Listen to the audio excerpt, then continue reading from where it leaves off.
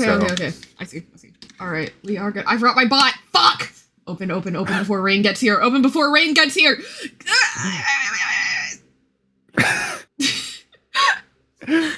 Pray.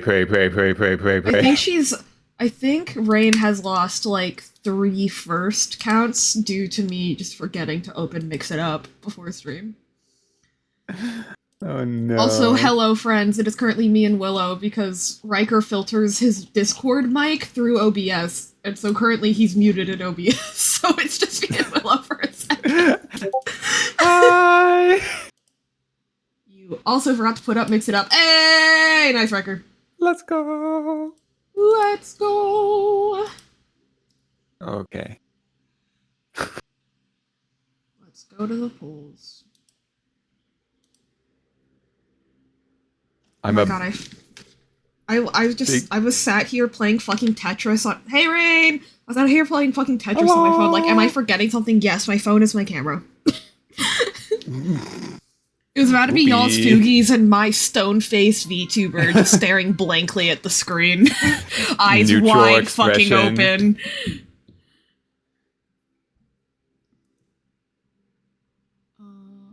PC connection. USB. Connect.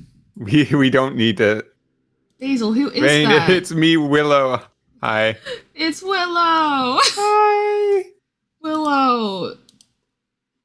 The guy. The guy. That thing. The dude. Whoa. You. You. Soldier boy, tell him. We've already reached full brain rot velocity, and we haven't even started, bro. It's been approximately 2 minutes. It's been approximately Hell yeah. 2 minutes. And we're already just. So let me officially do the Rain. Soldier boy, tell him. Okay, Riker's about to unmute. Are you ready? In 3, 2, 1. Okay. Yeah! Yeah! Let's go! Perfectly timed. Perfectly timed. Everything is working properly. My ads have 45 seconds left. Damn, that's crazy. That's so crazy. Oh my goodness. All right, How are y'all? We're good. So welcome. Yeah. Well. Welcome, babies, to the Fruity Pebbles Castle of Terror. A place filled with 1,000 yappers. Fruity Pebbles cow.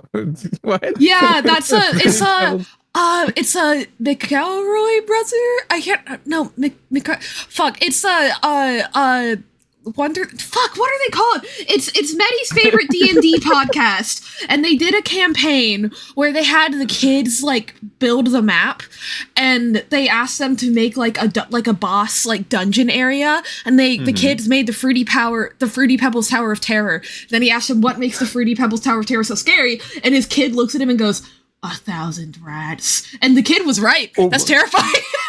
That is terrifying. Oh my goodness. Hey, Steven. Welcome to the Yappening! Yeah, welcome in. Welcome to the Yappening. Why is Willow above everything else? Now you don't look like you're sitting in Riker's lap. No. There we go. Fuck your commissions. Oh, I love how your I'm like inside of the socials. art screen. Oh, there we go. I was gonna say I was inside of the art screen for a moment there. Oh yeah, no, that's normal. Like you're. Oh yeah, you are supposed on to top be of my there. lap. I see now. I see. Yeah. So Willow, what do you want Although for y'all Christmas? are kind of big. I want Nintendo Wii. We'll make it happen, Sonny. Oh god. Oh, I got half cloned. Yippee! Oh, there we go. Oh, oops. Wait. Sorry, there's half, Yeah, of no, your we're mangled, like- half your mangled body is showing there. It's my bad. Combine the corpses together. Hey guys, welcome to my very put together Yappening stream. Okay, so for anyone who's like, what the fuck are we talking about? The 3 of us, have prepared talking points, and we are just going to sit here and yap till the cows come home. Or till we get tired, whichever comes first. Or till we get tired. Well, Yeah. till the cows come home usually means till we get tired. Oh. I Where know the the cows- cow's going? had a home. Where they going? Because the cows come home in the afternoon. Fucking. Where are they going? All right, yappening No, point because- number one. no, Can we because- analyze okay. this? No, because the cows go in the morning to go grazing and get their exercise and stuff, and then the cowboys bring them home in the afternoon / at night. It's not even Southern slang. They have cows in California. They do. Y'all got cream corn and Where'd the grits, cows but go? you don't know the cows coming home and God. Where the cows going? I have no Southern They're patriotism migrating. until I'm talking to somebody from the West Coast. And then I'm like, guys! The cows, they need to migrate back to Virginia. Because every The now cows and are then, homeless. We need to give their homes back quickly, Right. quickly. every now and then my partner's like, yeah, on Nextdoor, my neighbor was blah blah blah, and like they have like an app for their neighborhood. Mm-hmm. And like they were like beefing with their neighbor about something, and I'm like, wow, I don't know if that's like a white person thing or a West Coast thing, but the Venn diagram is definitely way closer to a circle than probably anyone thinks it is. It could be either because my mom's on that too. I mean, maybe Well, to me- all the old people in my because my neighborhood is like a lot of old people. Mhm. So I'm like, maybe everybody else has next door and my family just doesn't. Although also, can I tell the story without doxing myself? You know what? If somebody goes out of their way to dox me this way, then like more power to them. Okay, so one time my HOA was like, "Hey, who wants street lights?" And everybody said no except for my parents. And so you'd think, back when we had an HOA, we don't anymore. So you'd think that upon hearing that nobody wants street lamps except for my parents, they would opt to have no street lamps, right? Yeah. No. Instead, there is one street lamp on my entire street, not my entire neighborhood, but on my entire street, and it's in my front yard. Just for you. It's just for us. They weren't like, It okay, you wasn't, guys want should we it? get You street guys are lights? the It's only one who get wants a it. street light? So they just gave you like a singular street light just So for they you gave guys. they gave just my parents a street light, which really came in handy when I was getting dropped off from like after school or like book club or some shit in like in elementary school, and I couldn't remember my way home. It's like, how do you get home? It's like, well, follow the light. It's like the North Star. Which house is yours? Oh, the one with the street light. The one Yeah. with the actual street light, yeah. And the crazy, That's but funny. also, I'm not the only house in my neighborhood that's been done to. I know I've seen 3 others where there's no street lamps except for in front of that one house. And I'm like, who in the fuck? You know, that's funny because our first home, me and Shit, I Chaos's didn't take first my mic. home, You're right. like here, Uh-huh. here where we live, it only had one street light, and it was like on our cul-de-sac. Like it was on our house around the cul-de-sac. So that's kind of funny. And there's a parallel of like, oh yeah, we also had one street lamp on our cul-de-sac, and it was at our house, and the rest of the cul-de-sac didn't have any street lamps. That's But it so was only, funny. like, in front of our home, and then like Were you at the end of even the at, street, like- they had some. Were you even at like the apex of the cul-de-sac, or was it just like that? No. We were on like one of the corners. We're like one of the sides of the So it cul-de-sac. didn't even You make see sense. That's so It funny. being on the Well, apex would have made sense. I guess a cul-de-sac is like a circle, so I guess it doesn't really matter at what point. You know what I mean, though. Oh wait, no. I think actually maybe if they put it at the apex, then anyone driving into the cul-de-sac would just get a huge mouthful of like blah light, you know. So actually putting True. it off center makes sense. Sorry, I've never taken a civil engineering class. Ignore me. I don't know what I'm talking about. Okay. Well, Okay, urban planning is not America's strong suit, anyways. So, Yeah. Okay, also, Yeah. guys, I had a dumbass way of deciding who goes first when we're gonna play rock, paper, scissors. Robert scissors. Okay. Okay, so think in your head rock, Oh, paper, no. scissors, and then when Okay. I count down, which won't be in sync, but when I count down, we'll all yell what we were thinking. Gotcha. And I'm we down, trust I'm down. each other not to cheat. Okay. Okay, has everyone have their thing ready? Yeah, I got my idea ready. Okay, Willow? Yes. All right. By the way, I'm a 3. lot less prepared for this than you guys are mentally. Okay. Are we ready? Yes. 3, 2, 1. Rock. Rock.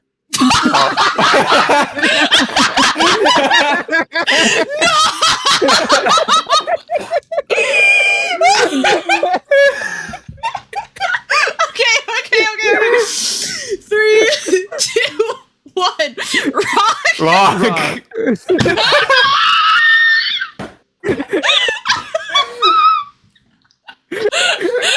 Oh my god. 3, Oh 2, my god. 1. Paper. Rock. Oh. Scissors. Okay. Great. Wait, then we just threw away tied. Okay, guys, it's Riker's turn. Oh my god. We suck at this. Yeah, we're terrible at this. We're so bad at this. don't think that Autism could have gone Neuralink any is crazy. That was Oh the my God, worst it possibly could have gone. Also, Oh, Riker, shit. you never joined shared chat. Riker, What? by Shayla. I sent the link. Click on the link. It's in our DMs.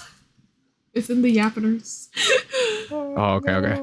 Oh my god, I'm fucking crying. Oh my god. Something went wrong and we couldn't find that clip, bro. We were so fucking stupid that Twitch has just rejected us. I think it still works. Let me check. I think sometimes it just doesn't generate like the title and Oh, the thing quick embed. enough. Okay. Okay, it does. It does Oh work. my Slay. god, I'm fucking crying. That was so funny. Yeah, it was. Dude, that shit No, was crazy. it's so funny because I started counting on the second time and I was like, we have an opportunity to do something really funny here. And we all did it. Oh no. Yeah, I was gonna. Yeah, no, we were asking. Riker, do you know what Sorry, link I'm talking one about? sec. Okay, you take it. Oh. Oh, he got muted. Oh boy. Uh-oh. Okay, my friends. Oh, sorry, For we're all good. anyone. Oh, Oh, okay. okay. Slay. Oh shit. I need Okay. this water. Hold on. One moment. Oh. I'm getting it. It's just like it's not wanting to listen for some reason. You have to open it in like a Chromium-based browser. I know. That's why I'm like, I need to like log in to my shit. I'm like, ah, shit. Back to Really Edge. It's really annoying. Back to Microsoft Edge. Oh my god, Yeah, I guys. hate- Guys, he's edging. I'm edging. Maybe also I shouldn't say back to Edge. He makes me need Microsoft Edge, aka actually, unfortunately, legitimately improved Internet Explorer, but they improved it too late. Yeah. That's the problem, is that they fixed it too late. Which is very unfortunate for our friends at Microsoft. Cause is it a good browser now? Yeah, you can pay me to use it.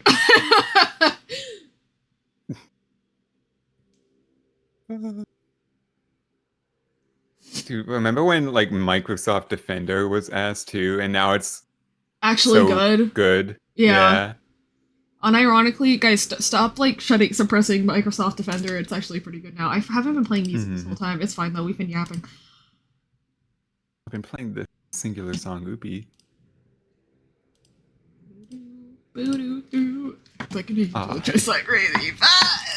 Let me go back to Millie hyperfixation. Hell yeah, brother. Yeah, There we go. Okay. Hello. Hello.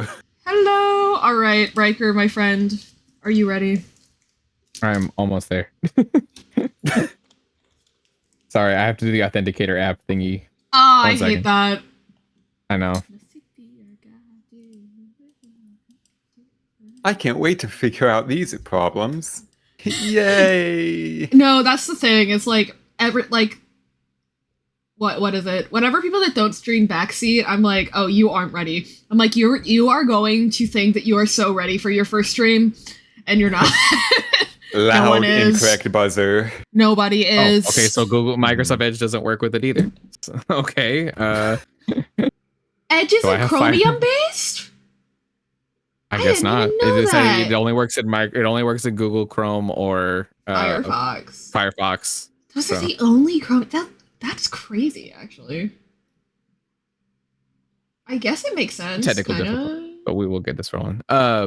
Yeah, funny enough, I don't actually have a ton of topics for today anyways. I actually only have one that I've written down. Oh but no. I have a couple of ideas that I didn't write them down, but I do have ideas. But guys, I filled up like Avocado. my like notes app list couldn't fit in one screenshot.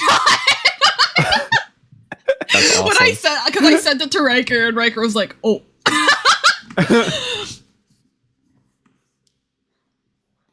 I was like, maybe I kind of have some ideas swirling about there.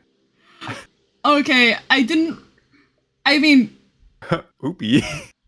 I could just start ranting and then y'all can interrupt whatever you want, that kind of thing. Well, yeah, I do have one. Well, I have a couple off the top of my head that I was going to talk about, but nothing crazy. Yeah. The one I had off the top of my head was like, of course, like this came to me in like the middle of the night, of course, where I'm like, oh, I should write this down. And you know, like the hear me out cakes? Yeah. My idea was like, what if you did like an autism hear me out cake? Like, but it's like a hear me out cake, but it's for your like weird niche things that you like. Wait, that'd be so smart. Way too many white people would be putting the Holocaust on that shit. Share chat, let's go. Oh my god. Am I wrong? Are you gonna look at me and tell me that I'm wrong?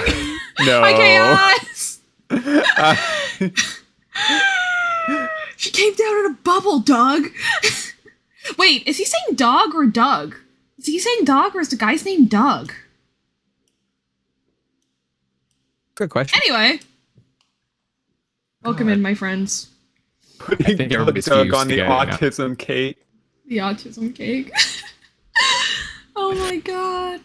Yeah, no, the autism cake was just like, okay, so you get together and you're like, okay, this is my autistic random thing I like, and you put it on the cake, and then like you all can talk about it and like, oh, why do you like this? And like it kind of gets, it's kind of like the same idea of like hear me out cake, only like, why are you autistic about this one random thing? You know what I mean? Right. Oh, although I guess here's my problem, and it's ironic that I'm pointing this out, but I always come into conversations with the assumption that like people know the things I know, and so repeatedly I've said like, hey, you guys know that thing, and then no one's known it, and eventually in my freshman year of college, my friend Luke just turned to me and was like, Aaron, every time you start a phrase with you guys know that thing, that the answer is no. Stop it. We don't know the thing. And then he was like, okay, now what was the thing? And I was like, you know that meme where Sonic's in jail and he's like, whose cock do I gotta suck to get a chili dog around here? And he was like, no, Aaron, I don't know that. That's so real though. There's so many times where it's just like I bring something up and I like, you know that, and like Chaos or Wilt will just look at me and just be like, no, I don't know what that means or what that is. The difference is for me, I don't know anything. you bring up so many like movies like, have you seen this? Have you seen this? It's like, no. No. How have you not seen I this? have not. Oh no, I watch YouTube. Oh boy. It was the worst when I went to a like CD store with Mocha and another friend of mine. And they kept going around. Yeah, well, it was music and also movies. It was like hello, Z. 75% movies. Hi, Z. Welcome to my I bully people from the West Coast stream. You're next, bitch. And the other friend that wasn't Mocha kept asking like, "Oh, have you seen this movie? Have you seen this movie? Have you seen this movie?" Every single time, without fail, it was a no. At a CD store. Interesting. Yeah. Push his glasses up. Well, it's a movies and CD stuff. Yeah. Well, it was like movie CDs. I'm joking. It was like old CDs. I was joking. Okay. That's my bad.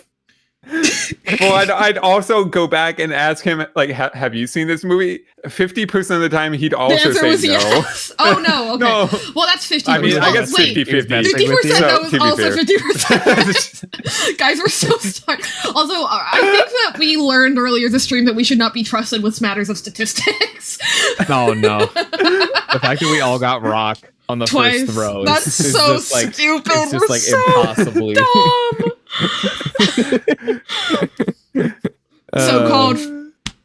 So-called free thinkers win rock. Well, it's funny because like that specific person, I know who it is too, and like the 100% they would just ask you if you've seen something, whether or not they've seen it or not. Either they'd be like, "Oh, have you seen this?" and they don't even know what it is. And it'd be like either shitty movies, and then most of the time, like if it's a shitty movie, he'd say yes too. If that he'd seen it. Does this person's name start with Ja? No. Oh, okay. I'm trying to think of what friends of yours I know. Anyway. I think that's the only one whose name I recall. You wouldn't know them. They're not on stream with us, and we don't talk about them very much. Oh, okay. We've talked about him. Oh, we have. Ignore me. There you go. We've talked about him and why they are not involved with things. So then I'm like, well, what would I put on my autism cake? Because I guess the reason that I come into conversations assuming that everyone knows what I know is because I'm terrified of the day that I go, wow, guys, I'm into this niche thing, and somebody's like, you stupid motherfucker. The slow slinger. Would we instead want to do a hyperfixation cake then? Oh, that might be a good one too. I thought we were talking about a hyperfixation cake. I see. I mean, that's kind of that's what I kind of saw it as in my head, where it's like, what are these random things that you know or do that you like that are just like super niche? Yeah. And like, it would be really fun to be like, this is like stuff I like. Oh yeah, like you can like actually find people. At some point in high school, I learned that Gerard Way, the lead singer of My Chemical Romance and writer of The Umbrella Academy, is 97% deaf in his left ear. And then from then on, every time I saw the number 97, I thought of that, and that happened a lot in high school. Because of my teacher's grading system, we always got 90s. Like, everyone always got 97s, not 100s or 90s for some reason. Because our assignments were easy, but she didn't want people to get straight A, like 100s. So every time I saw that, I was like, wow, Gerard Way's left ear.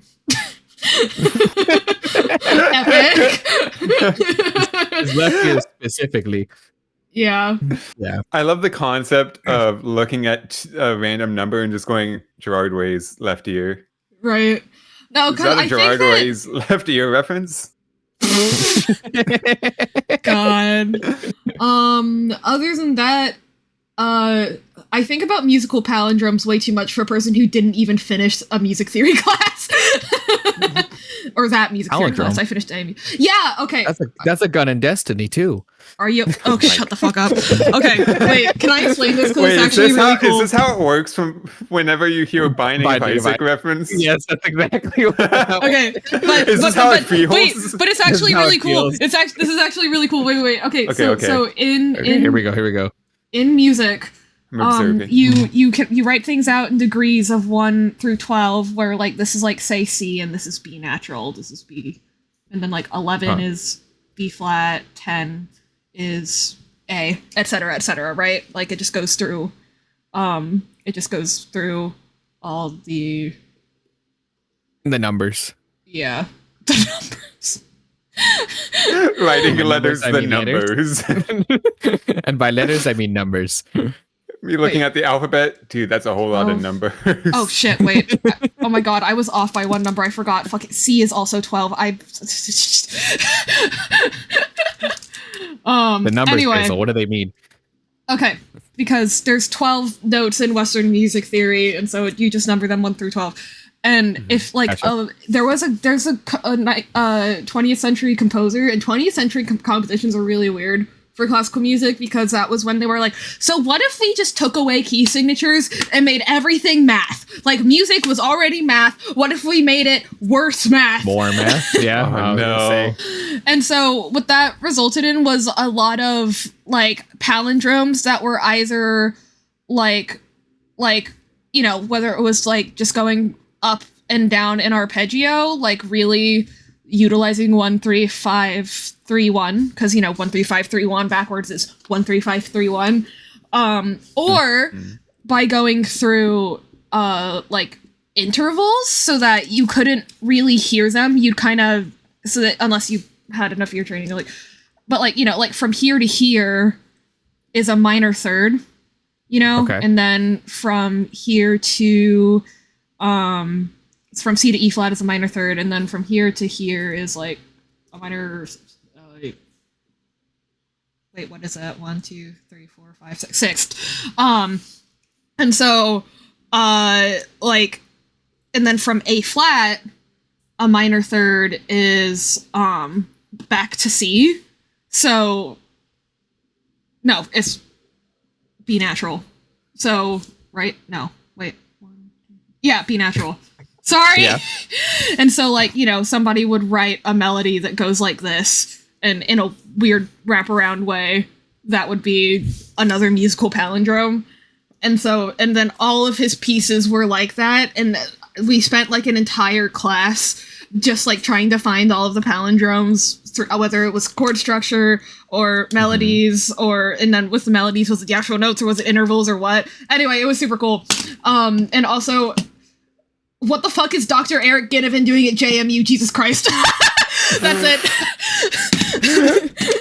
I think about that sometimes. Sometimes I look at the faculty that's at JMU and I'm like, what the fuck are you doing in Virginia? You have mentioned so many like notable names. This is like, why are you here? Anyway. I'm still obsessed with the person that told someone about your teacher on Twitter that they were talking shit. Okay, guys, this is a really funny story. Yeah. Okay, so there's a composer who's currently alive, and he's a cool guy. His name is John Mackey, and his thing is that he's never played an instrument. He's just really interested in music composition. Like, it's not pure mathematics, but since he's never played an instrument, like, it's the way that he writes his scores is very mathematics based. Not as much as like some French asshole from the 20th century, but like enough that you can hear it. And because of that, his music isn't my favorite to listen to. It's interesting to like look at and like analyze, because it's like, okay, like, it's kind of a similar, not saying that he's like Beethoven, because some people will be like, what the fuck are you talking about? But like, because Beethoven was deaf, so a lot of his scores were written from a very specific point of view. So they're interesting to analyze, both from kind of that sound point of like, oh, these are people who have a sort of disadvantage when it comes to writing their music compared to people that like play piano, let's say, or something, or who can hear. Yeah, because you can't just play it back and listen. Oh, does this sound good? No. Yeah, and so in 10th grade, the guy who became my band director in college, Scott Rickers, was the guest director at our district band event. And that can't dox me, because when the way that Voboda does it is they have the same director at every district band event. So good luck guessing which one I'm talking about, bitch. Not the first one, because the first time we played. No, we didn't play Thunderfield. That was the next year. We played a John Mackey piece, and he goes, "Okay, everybody put your phones away." And we're all like, "Huh?" He's like, just put your phone in your pocket, sit on it, don't take it out until I'm done." And he goes, and then he says what I said, where he's like, John Mackey, like he says, what instrument do you think John Mackey plays? Has us raise our hands. Everyone guesses piano. He goes, no, he doesn't play any instrument. And because of that, his music is this unique point of view. And it's not my favorite kind of music, but like to listen to, but I think it's really fascinating. And I think it's important to play and direct it conduct it, because like you can learn a lot of things from sort of going from that technical point of view. And he goes, now, why I said you can't have your phones out, because last time I said that, or the first time I said that at one of these events, a kid pulled his phone out and tweeted at John Mackey and said, "Hey bro, Scott Rickers from James Madison University hates you." Damn. And Scott was like, "Please don't do that again." I also tried. I went through like all of John Mackey's Twitter replies, trying really hard to find what specifically was said, and I couldn't find it, unfortunately. No, I don't. really? Oh, like, did you go through his mentions or? Yeah. Okay, because I was gonna say I don't think he responded to it. I think he emailed Scott. Okay.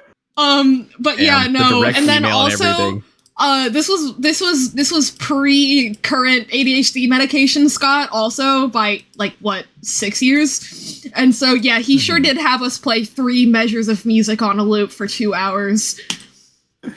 Damn. Oh my. Except, well, I say us. It was actually just a brass player, so everybody else was just sitting there listening to that same measure for like 3 hours. That's crazy. Right. Sounds terrible. Yeah, it sounds literally awful. Just POV, your conductor has unmedicated ADHD. Gosh. Oh, Scott. The man that you are. Thank you, Scott. Thank you, Scott. Yeah, thank you very much, Scott. I should text him. Anyway. Okay. Yeah, you had asked about Nikocado Avocado. Oh, fuck, yeah. In the group chat. Yeah, no, and it was... Oh, okay, I knew it wasn't because you were mad at me, though, but I replied, like, how dare you help your family member be alive and not info dump to me about problematic YouTubers, and no one responded, and I was like, this is it. No. This is the moment. I couldn't respond. I literally was, like, so busy. Because you were busy? This week has been crazy. Like, I've had to, I've tried to fix a car this week. I've had to, like, put up a hospital bed. I've done so much this week. Holy shit. It's been a lot, so I'm very happy to, like, Thanksgiving is over. 3 separate people that I know's cars have just like spontaneously combusted this year. Luckily, it wasn't anything that severe, but their alternator was out, and when I had to jack up the car, pull the alternator out, and then when I pulled it out, I found a broken bolt inside of part of the engine, and I'm like, that's not good. Oh boy, that should not be bent. And then I can't put it back on because the bolt is bent. I'm like, whoever put your car back together last time was trying to kill you. Like, they should not have been allowed back on the road. So they're like, oh really? Like, yeah, so I'm gonna order the part and then they'll mail it to me and then I'll put it back together. But I'm like, I'm not letting you drive this until this part is put back on, because like, holy shit, that is extremely dangerous to say the least. Very scary. Yeah. Because it's like the bolt was like bent at like a 45-degree, and it should be a straight bolt. And I was like, this could have been rattling around. This could have been hitting other things in the engine. This is not okay. Yeah. And I'm like, whoever allowed you to drive my coax cable. Not the coax cable. Let me see if I can find a picture. So I've been having internet issues. This is separate for a while, like beforehand. This helped a lot. I've noticed like tiny bit, but it's not happening as often at all. Let me see if I can find the picture of just the angle the coax cable at, which is the cable that like connects from the router to your router. Wall. Yeah. Ethernet cable? Here you go. No, the coax is the white cable that goes from a router into the wall, or it's sometimes black. It goes directly from your router to the wall. Yeah. Well, I replaced Ellie's coax cable because it was like 10 years old and it had cracks in it, and like the signal will actually leak out of it. Willow's was literally like bent. I sent a picture. Basil. Oh, you did? Lord. Okay. Can I show it? It was you can literally bent to shit. Oh my god. It was bad. Okay, wait. I think I saw that. I texted Riker. I think I found the problem. Guys, this is giving like 6th graders headphone jack. You know what I mean? Like, I was thinking like when someone tries to tickle your neck and you just like do the like your ear to shoulder maneuver. You know what I mean? Yeah. I know what the nose neck, the shrimp neck. It ain't got no gas in it. Gas. I think I literally said something similar. Yeah, you did. That's so funny. Because you guys have the same fucking brain. Yeah, we do. But no, like I was like, that's probably part of the issue, because when I did it, my the Wi-Fi speed increased from like 200 megabits up and down to like 400 up and down. So the cable was causing like a lot of like drainage, and also the longer the cables are, the more it tends to like lose its signal power over distance. Yeah. So. it's just good to replace it every couple of years. And you said, oh, I don't think they've ever replaced it. I'm like, that's probably part of the problem. That cable there had paint from when they painted the room, and I've lived in this house my whole life. That's epic. That's so epic. Yeah. Well, and like the people replace the modems, they replace all this other stuff, but they don't actually replace the cables usually. So that's usually one of the things where, like, if you have internet issues, make sure you check that your cable. Hardware. Yeah. Because you're still going to have signal loss in general, especially with like Wi-Fi 6, because it doesn't pass through walls as easier. Which is bullshit, by the way. Yeah. But like, just more Wi-Fi better. So like, just increase your cable boost or whatever. But yeah, I was just like, no, this should not be this bad. Yeah. Especially because you were like, it's like dropping, because Willow would like talk to us and he would just drop completely. Like he just completely robot out of a call, then pop back in. Like it's like his Wi-Fi was dropping completely and then popping back up. Hi, Saul. Hello, Saul. My name is Basil. I'm a certified yapper. And welcome to the Yappening. Wahahaha. I think I've seen it drop twice still, but that's twice within like 2 weeks as compared to like as opposed to like yeah. And I think part of that too is like your area also plays a role in it, where it's like sometimes the area just has issues with signal and stuff going in and out. Oh yeah, and then in historic areas, I had a job in like downtown historic Fredericksburg for a while, and when it rained, the internet just went to shit. So there's also that.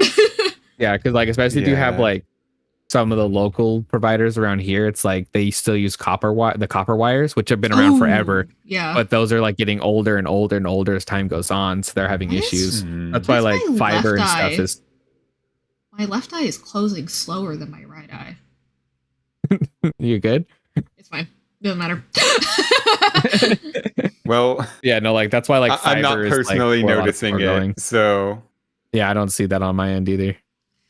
It's not the normal one. It's just sometimes I widen my eyes and my left eye goes really big and my right eye stays like that. Oh wait! Yeah. There, yeah. I think that's a lighting problem, not a tracking issue, though. So I'm just gonna ignore it for now. Gotcha.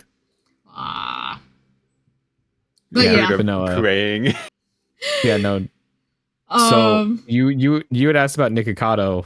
Yes. And I was like, and you were like, isn't he a bad guy? I'm like, kinda, but also he's one of those figures where it's like.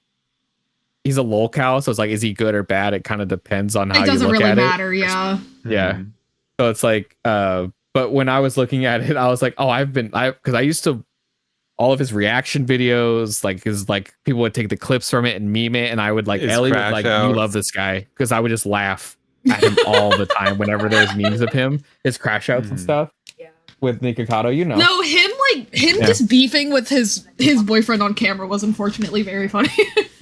Well, yeah, and like that was the other thing too. It's like a lot of that was dramatized. Apparently, like they did that intentionally to make it look worse than it was. I mean, but anytime somebody has a fight like that on camera, and you know that they are the ones posting it, they're not having like a production team or something. I'm like, okay, that's not real. That's somewhat produced, yeah, for sure. Like, with the exception of like. I don't know, like there was that time that Ethan fucking sensory overloaded Markiplier into punching a wall during Unis Honest, and because they were posting one video and filming and releasing one video a day, they just didn't have time to do anything else, so they just posted that shit. Right. Yeah.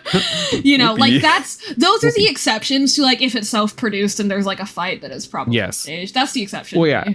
And like there's so many clips like that just like killed me. Like one of my favorite ones is it's terrible, but he goes like, oh yeah, I have OCD, and his husband goes, yeah, OBCD, and I just was like, god damn it, like shit like that was like, it's just so many clips of stuff like that where it just had me rolling. I'm like, what is this? That is awesome. I hope that wasn't scripted because that's really funny. It's really fucking funny. Yeah, like there were so many clips like that where it just had me rolling. And like I looked into it further to find out like what is this guy's deal. I never actually watched a single one of his videos. I would just watch people talk about it, or I'd watch like clips of it and like find stuff here and there. And I watched like, oh my god, I watched like, what's his name? It's like the Spiffing Brit or something. That's not right. That's the wrong channel. There's another channel where he does like, the right opinion. Yeah, okay, I've seen that video. Yeah. And he's got like a 4-hour, and I watched it like over the course of a couple days, and Ellie's like, "Are you watching that still after like a week?" I'm like, "Yeah, I'm getting chunking away at it." I would do this like I actually watched that as my background noise when I was designing Medi. Yeah, like no, I just let them play, and I would just listen to them, and I would just like absorb sponge style the information. But I just was laughing because like Ellie would ask me things about it. I'm like, oh yeah, this happened. It's like, how do you know this? I'm like, because I watched a 3-hour video on it and I paid attention to it. This isn't just about a YouTuber, it's lore. It's lore. Yeah, and that's how it kind of became where like it's I understood internet the lore. history in the making, Ellie. I mean, yeah, the biggest thing that like came of it toward the end was the whole like I'm always 2 steps ahead. 5 steps which ahead. Was like that's always his big yeah. It's like that's the big thing that all came out of it, because essentially I was like, Ellie, you don't understand, this is biblical. And she's like, what do you mean? This is biblical level. And I'm like, it is literally biblical. He literally recorded videos, enough footage for 2 years, and then lost weight over the course of 2 years. Yeah, that's crazy. While still posting so consistently. Genuinely impressive. Like posting on TikTok, and like not people talk about the YouTube, like he was still posting on YouTube, but he was posting on TikTok and Instagram and like all this other stuff consistently for 2 years with enough footage that after 2 years he got on camera and be like, I lost all the weight. And like it's insane. I thought some people thought he did it the opposite way. Some people thought he recorded footage from like when he was skinny beforehand. Yeah, that was what people assumed originally. But now we've kind of like he's made more recent posts and where so he's people like are like, still, well, shit. So no, he legitimately lost all that weight and then intentionally led people on saying that he was still overweight, stirring up the drama, making dumb stuff, like doing stuff on purpose to like draw people in. Yeah. And then he posted his big video showing, oh, I lost everything. That's crazy. And then, like I'm always 3 steps ahead. Like it's just legendary. That's so funny. Yeah. Yeah, when I found out about that, it was so insane. Like, what you could do this much ahead of time, right? Which it kind of got into basically like, a whole different person as compared to your character, essentially from before. Well, and like me and Ellie talked about it too, of like what you perceive. You know, like what we like visually. We're only watching what he's putting out, so we assume that's the truth, and then versus what the actual reality was. Yeah, like that's such an essential part of understanding, like how to conduct yourself online. You know? Yeah. Also, I'm gonna be right back. My cat is screaming. You guys keep chatting. Release me. Yes, yeah, I got it. But yeah, no, But I was like, we talked about it a lot where it was like the perception. Like we perceived him as being this thing for so long, and people harassed him, made fun of him, like were like rude to him. And some of it is like, I understand like the content is not always that appealing to that many people either. Very polarizing too. On purpose, like, yeah, on purpose. I mean, it's dramatized to get like not likes, but like attention. Yeah. So it's sort of like clickbaity ass news headlines too, and the same kind of thing, where it's like the content is clickbait itself. Right. It's like intentionally dramatic, intentionally controversial, polarizing to draw people on things. And even if you don't like know anything about what's it called? Him, you'll see that stuff and you'll be like, oh, what is going on with him? Like I had known nothing about him until people were making videos on it. You know what I mean? Yeah. Otherwise, I definitely wouldn't know about him because, like, bro, me being in the mukbang side of YouTube, just like, huh? No. Yeah. I'm a gamer. I need to watch The Binding of Isaac. Yeah. No, exactly. Like this only on that side, and also like the perception of it too, where it's like, oh, we all think he's still overweight. Like our reality of what he is already presumed from the videos. And then he shatters that reality by being like, nope, I've lost all that weight. That was just me recording stuff for 2 years. And like that just like, it kind of made me realize how easy it can be to like deceive people. Like, I mean, obviously I know, but to have someone that large of a creator do it and like completely. And at such a big scale as well. Yeah, and not only just on like YouTube, but TikTok and other places too. Mm-hmm. It really like shook it up of like, oh, this is like crazy. Like this is legitimately like insane what he's able to do. Yeah, but it also goes to show like the mentality of someone who can change for the better. Because I assume he didn't get to this point just like, oh yeah, I'm totally gonna get skinny within 5 years afterwards. Right. Like he did it because he had the mentality to change. It was like, you know what if I also did this? Right. Yeah, and that's where it's so crazy to me that like it's genuinely impressive. I don't know if he's probably not the best person, but it's like no. Yeah, I agree. Well, I mean, I can still admire it nonetheless. Yeah, I admire the hustle. Like the fact that they managed to do this and it worked and it was such a big spectacle to me is like I can admire the planning and the preparation and the execution of it. The following through on all of it. Still kind of fucked up, but I do think it is impressive. Oh, my sound alert's not working? Oh no. What the hell? Oh yeah, he redeemed the beast. It didn't go off.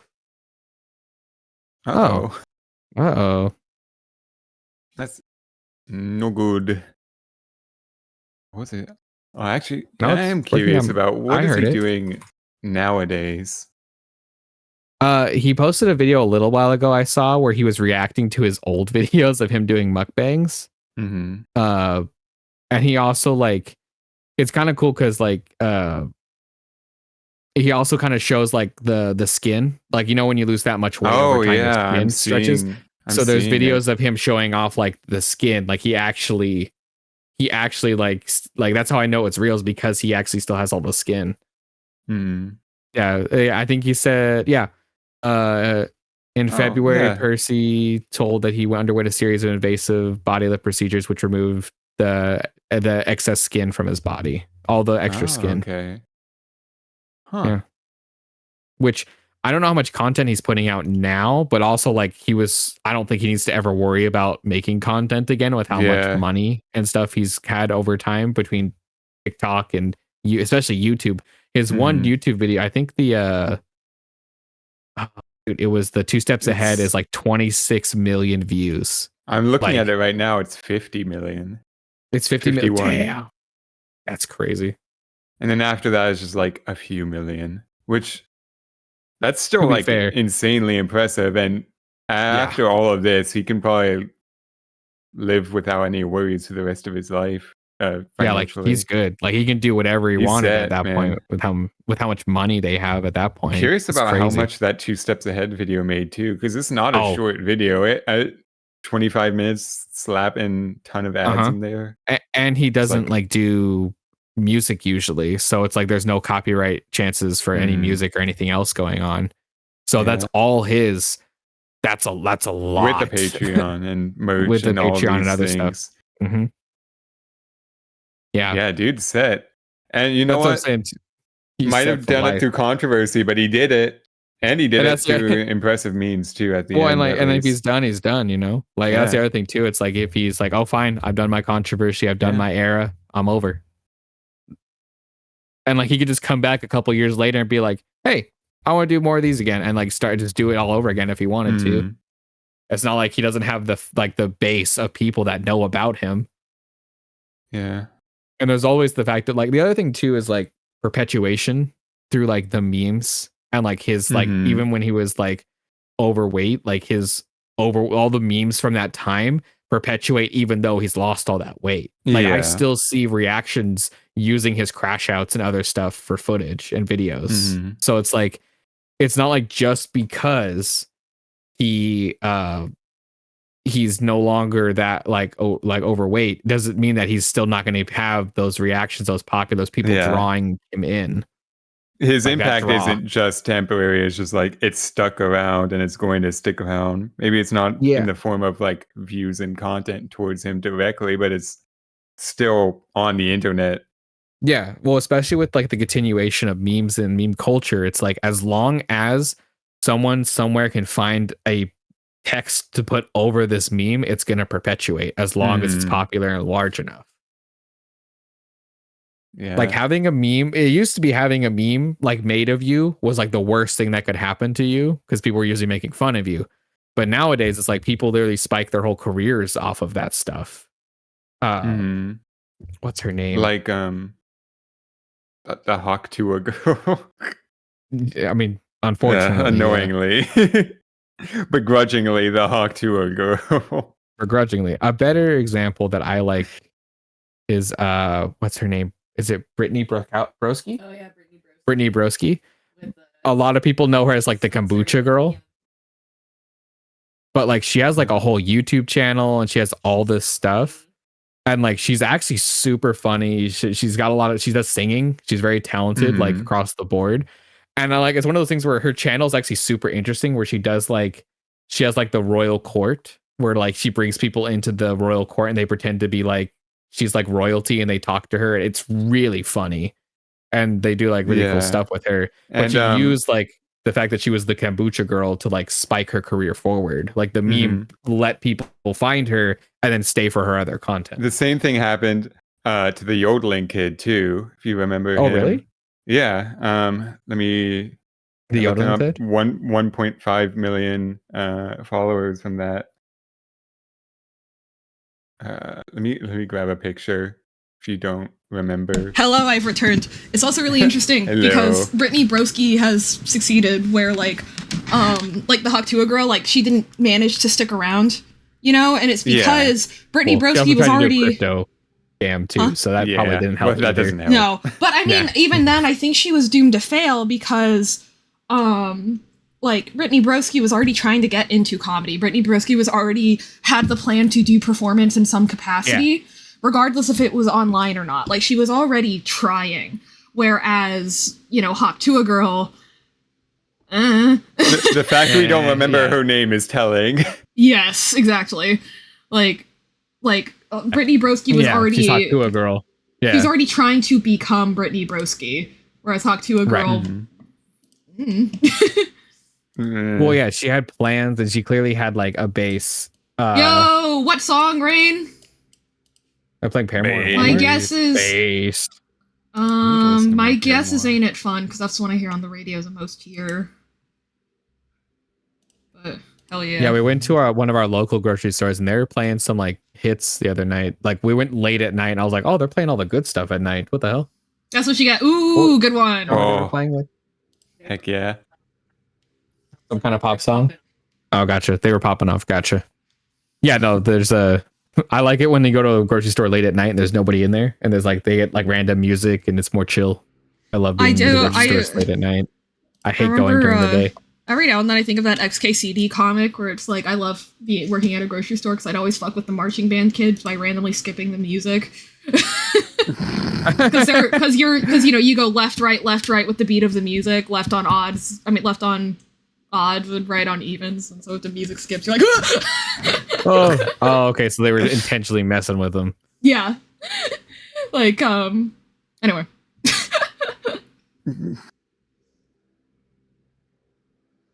Very cool. Oh, hey, did you guys? Oh, you guys are running? Yeah. Where's it going? Haha. All right. That joke is funny. But yeah, Smosh is going to be on Royal Court soon, and I'm very excited to see what that dynamic is like. I think that Cole Sprouse... What's going on there? Yeah. Yeah, Royal Court's the Broski show. Yeah, okay. That's her show that she does, her Royal Court. Gotcha. Yeah. She had like Superman's actor on there too at one point. Yeah, I want to see if anyone manages to match her freak as much as Cole Sprouse did, though. I don't think they will. There's no way. That was insane. Yeah, it was so funny. Like actually hilarious. So it was so crazy because she's like, so when I was 19, I wrote fan fiction about you because you were active on Tumblr and posting like cosplay photos and shit. She hands it to him. He starts reading it, not out loud, just reading it. And then eventually he turns to her and just goes, well, now I'm horny. It was so funny. It's crazy. It was so funny. Wait, no, it's actually impressive. music podcast. No, her channel is really cool, and her like fun little interviews are very fun. I really like her content.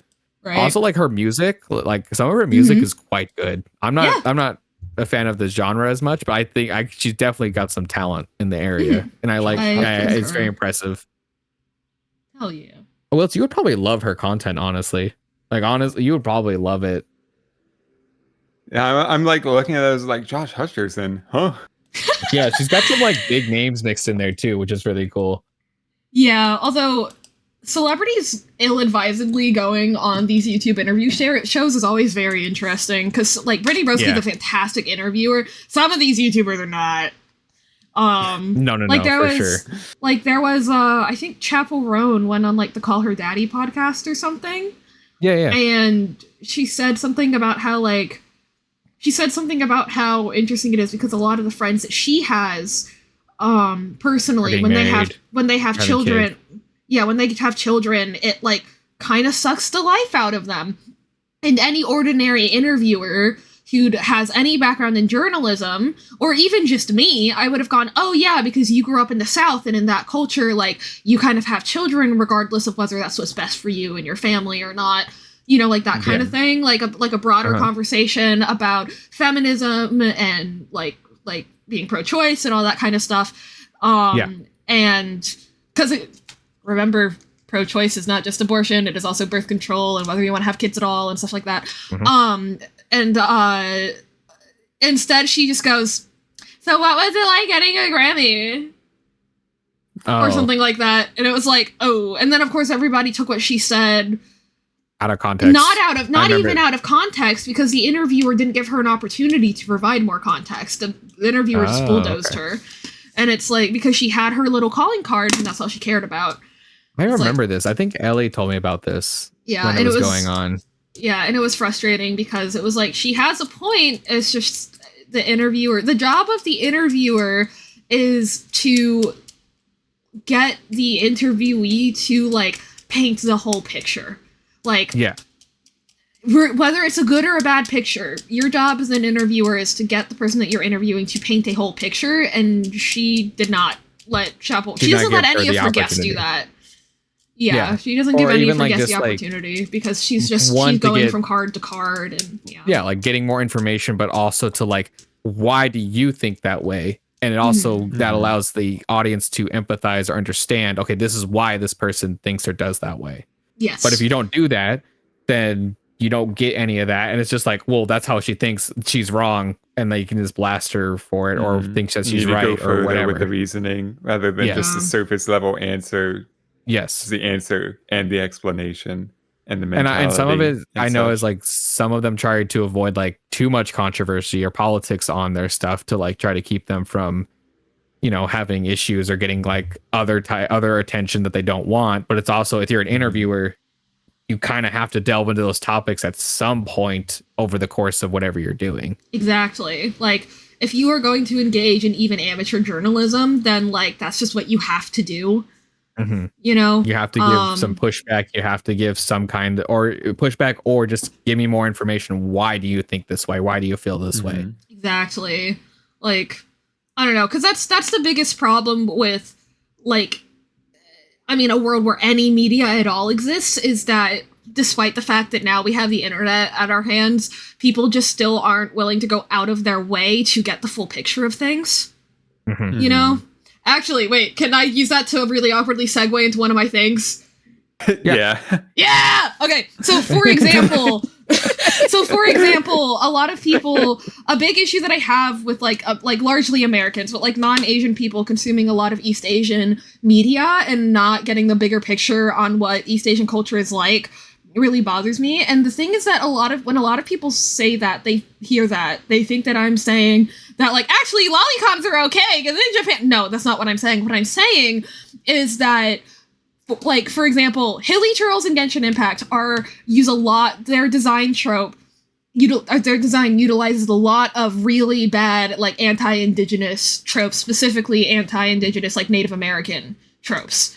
Okay. And so a lot of Americans were calling to boycott the game because they thought that it was racist towards Native American people. And it is, but not in the way that people think it is. So, for example, like, a Chinese game developer did not go to the United States, meet a Native American person, and then just, like, redo the European colonialism route where they just decided that they were disgusting and primitive and blah, blah, blah, and then decide to design these creatures based off of them.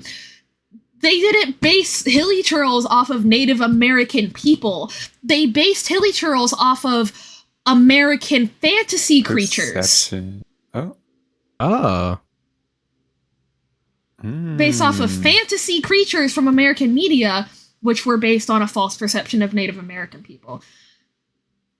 Same thing with, like, a lot off of incorrect interpretation already, basically. Yes, like, but the thing is, like, a lot of people are kind of like, oh, well, we got this racism out of nowhere, so they must have gotten this racism out of nowhere. But it's like, no, this is what happens when you let racism become so embedded in your culture and therefore your media.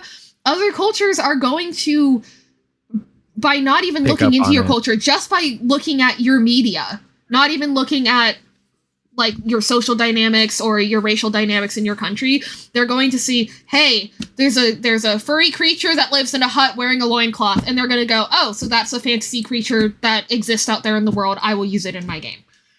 You know?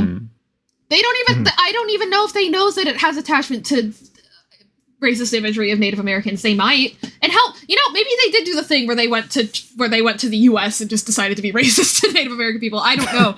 But, like, the problem is that, like, people making the assumption that these people even have, like, the connection or the POV when they don't have a reason to. It's like, do you know how far out of your way you have to go to learn about another country's politics? You know?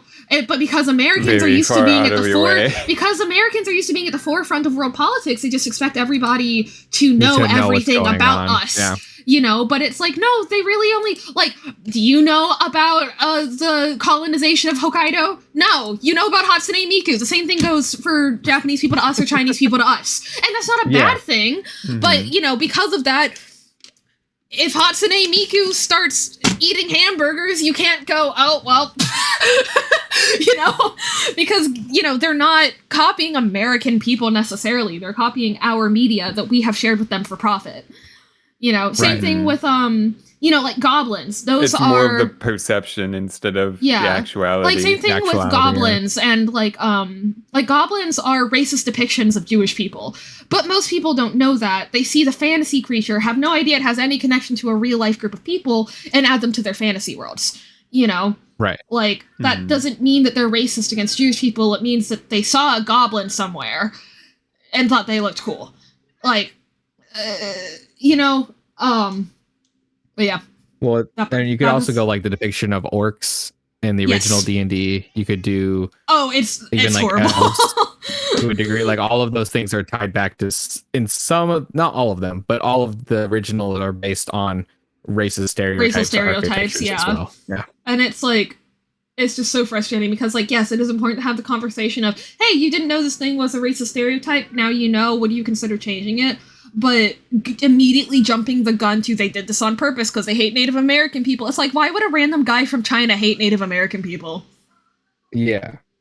Explain this dynamic to me, wherein the United States is so important to fucking Hoyoverse that, you know, like, I get what you're saying, where it's like, it's more about, like, this random person probably doesn't know this, but they're basing their interpretation of these things, they're basing their game in this case off of things that we have, and that's perpetuating a stereotype that goes back even further than that, or a racial archetype even further than that. That, and like, it's also because a lot of people, they kind of want to scapegoat it. It's like, well, look at how much more developed we are as a society because we've moved past these, like, racist stereotypes and stuff, and they haven't. And it's like, no, you haven't, because clearly these things were prevalent enough in your media that's, again, some random guy from China, like, was like, hey, that's a cool aesthetic that Americans seem to like, you know? Because it's not even like the Hilichurls are like an American thing. They're literally everywhere in all regions too. So it's like, Yeah. It's not specifically for the quote unquote American area or anything. I know, I can hear them through your mic. Yeah, that too. Also again, that was the other thing where it was like there are some specific things that do call to like quote unquote Native Americans, but again, it's like that's like the very caricaturized, like caricature of a caricature of a caricature, quote unquote Native American stereotype that like colonizers made up. You could not trace a single aspect of like the Hilly Turtles design things to like a specific culture within America. Like you couldn't. And you know, it's just a very like unique topic that I see come up with a lot of like, and then or like same thing like I want to just try to use the other day actually where, you know, like people that are like, oh, anime as a whole does this thing. And it's like, you as an English speaker don't even have access to half of the anime and manga that exists. That's true. Like, not even There's so half. much more out there. There's so much out there that has not been even remotely translated. Yep. And I remember I said that to somebody and they were like, well, at least 50 to 60% of it has to have at least subtitles. And I'm like, do you know how expensive that is? Do you think people give a shit? Do you think Japanese people give a fuck about you? They don't. Like, this isn't for you, bro. Right, yeah. You know, like, oh, then why do they only push shonen anime? Because they know that men are very easy to market to, and they are correct. No, it is easy. Just throw a dinosaur and some like heavy music over it, and I'm like, I'm in. I don't care what it is. And tits. Don't forget those. Literally just and tits. Yeah, fair enough. Yeah. 50% of men are locked in. Yeah, and it's like the word. You know that and like you know that like merch like men being into like merchandising is more accepted than women is because like, you know, like nerd culture is quote unquote men's culture in a lot of spaces, you know, that's not true, but that's the stereotype. And that is unfortunately what a lot of marketing data will show because the system is set up against women. Surprise, motherfucker. What? It all ties back to the patriarchy. What? I know, I can hear Twilight just going crazy back there. I gave you your socks. I unlocked the closet. My parents are going to be very upset at me. And you're still yelling. Wow. Would you guys like to see the baby girl? Yes. Yeah, sure. We love Twilight. Hang on, why isn't this working? This one. Hello? Is it not working? Hello? No camera? Oh, wait. It's black now? Why the fuck isn't it working? Hang on. All this to use my crusty laptop camera because I'm too lazy to change my phone. Honestly, I've thought about using my laptop camera as a joke. Hello. Like, just like put it up somewhere. Hey, come here. Come say hi. You're screaming. Oh, there we go. Hey. Meow. Meow.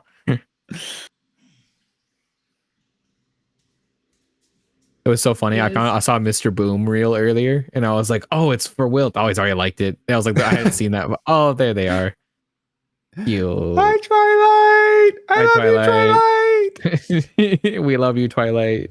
She's like a human baby. It is. I'm curious. I like how now they're calm.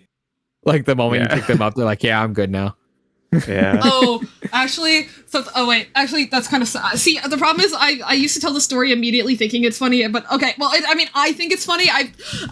When I was an infant, when I was a baby, I had not been like picked up because the orphanage I was in was so overcrowded. They had like 6 babies to 1 employee. And so when my God. You know, like normally when you pick up like a almost 1-year-old baby, they like carry their own weight a little bit or grab onto you. I just fucking ragdolled for like months. Oh my God. I was like a year and a half old and they'd pick me up and I'd be like, oh. Oh, like you haven't gotten you hadn't built up the muscles for like being picked up and like because I'd never been picked up. Oh my God, that's so sad. Jesus.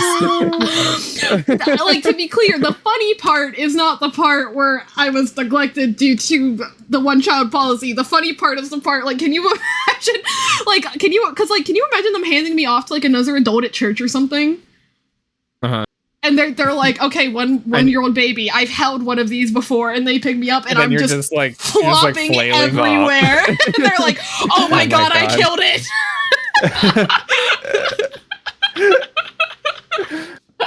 Oh my god. Oh my gosh. That's so funny. But terrible. Also, Riker, if you want the update, I have 168 saved posts for Mr. Boom. Let's go. The collection continues. Oh god. I kind of wonder what some of them are at this point, because it's like, it's just the same video that people are just making art or other things of, correct? Like, I'm wondering like how much variety is in those posts at this point. Not that much. For those of you who don't know, Mr. Boom is a cat on Instagram, TikTok, etc. Where like all he goes is boom, boom, and that's what he does. And like Willow has a collection of all the reels she could find of Mr. Boom. Every single one is crazy. It's gotten down to only about 2 accounts posting Mr. Boom consistently. Oh, Willow, that's so sad. Yeah. But you know what? Boom Cat with 2 zeros instead of the O's, they're going strong. Yeah. Are you guys ready for another shitty segue? Yes. A boom is a sound effect. Did you guys know that digital audio is actually physically pixelated the same way that screens are? Because I was literally calling someone and I was like, yeah, in high school somebody did this project. And he was like, yeah, digital sound's pixelated. I was like, no, it's not. And then literally during that call, I was like, wait, yeah, it is. And my partner was like, the fuck are you talking about? And I tried to explain it. I don't know if I managed to explain it, but I'll try again. Okay. So that kind of makes sense though. Yeah, so when you when you draw something on a screen, like when you draw something on a paper, no matter how far you zoom in on this line, you'll never see pixels. Like, things do not come down to pixels in real life, but if you zoom in close enough on a screen, then you do. And this is a 1080p canvas, but if I change this to be like, I don't know, like 256 by 256 maybe. Smaller, yeah.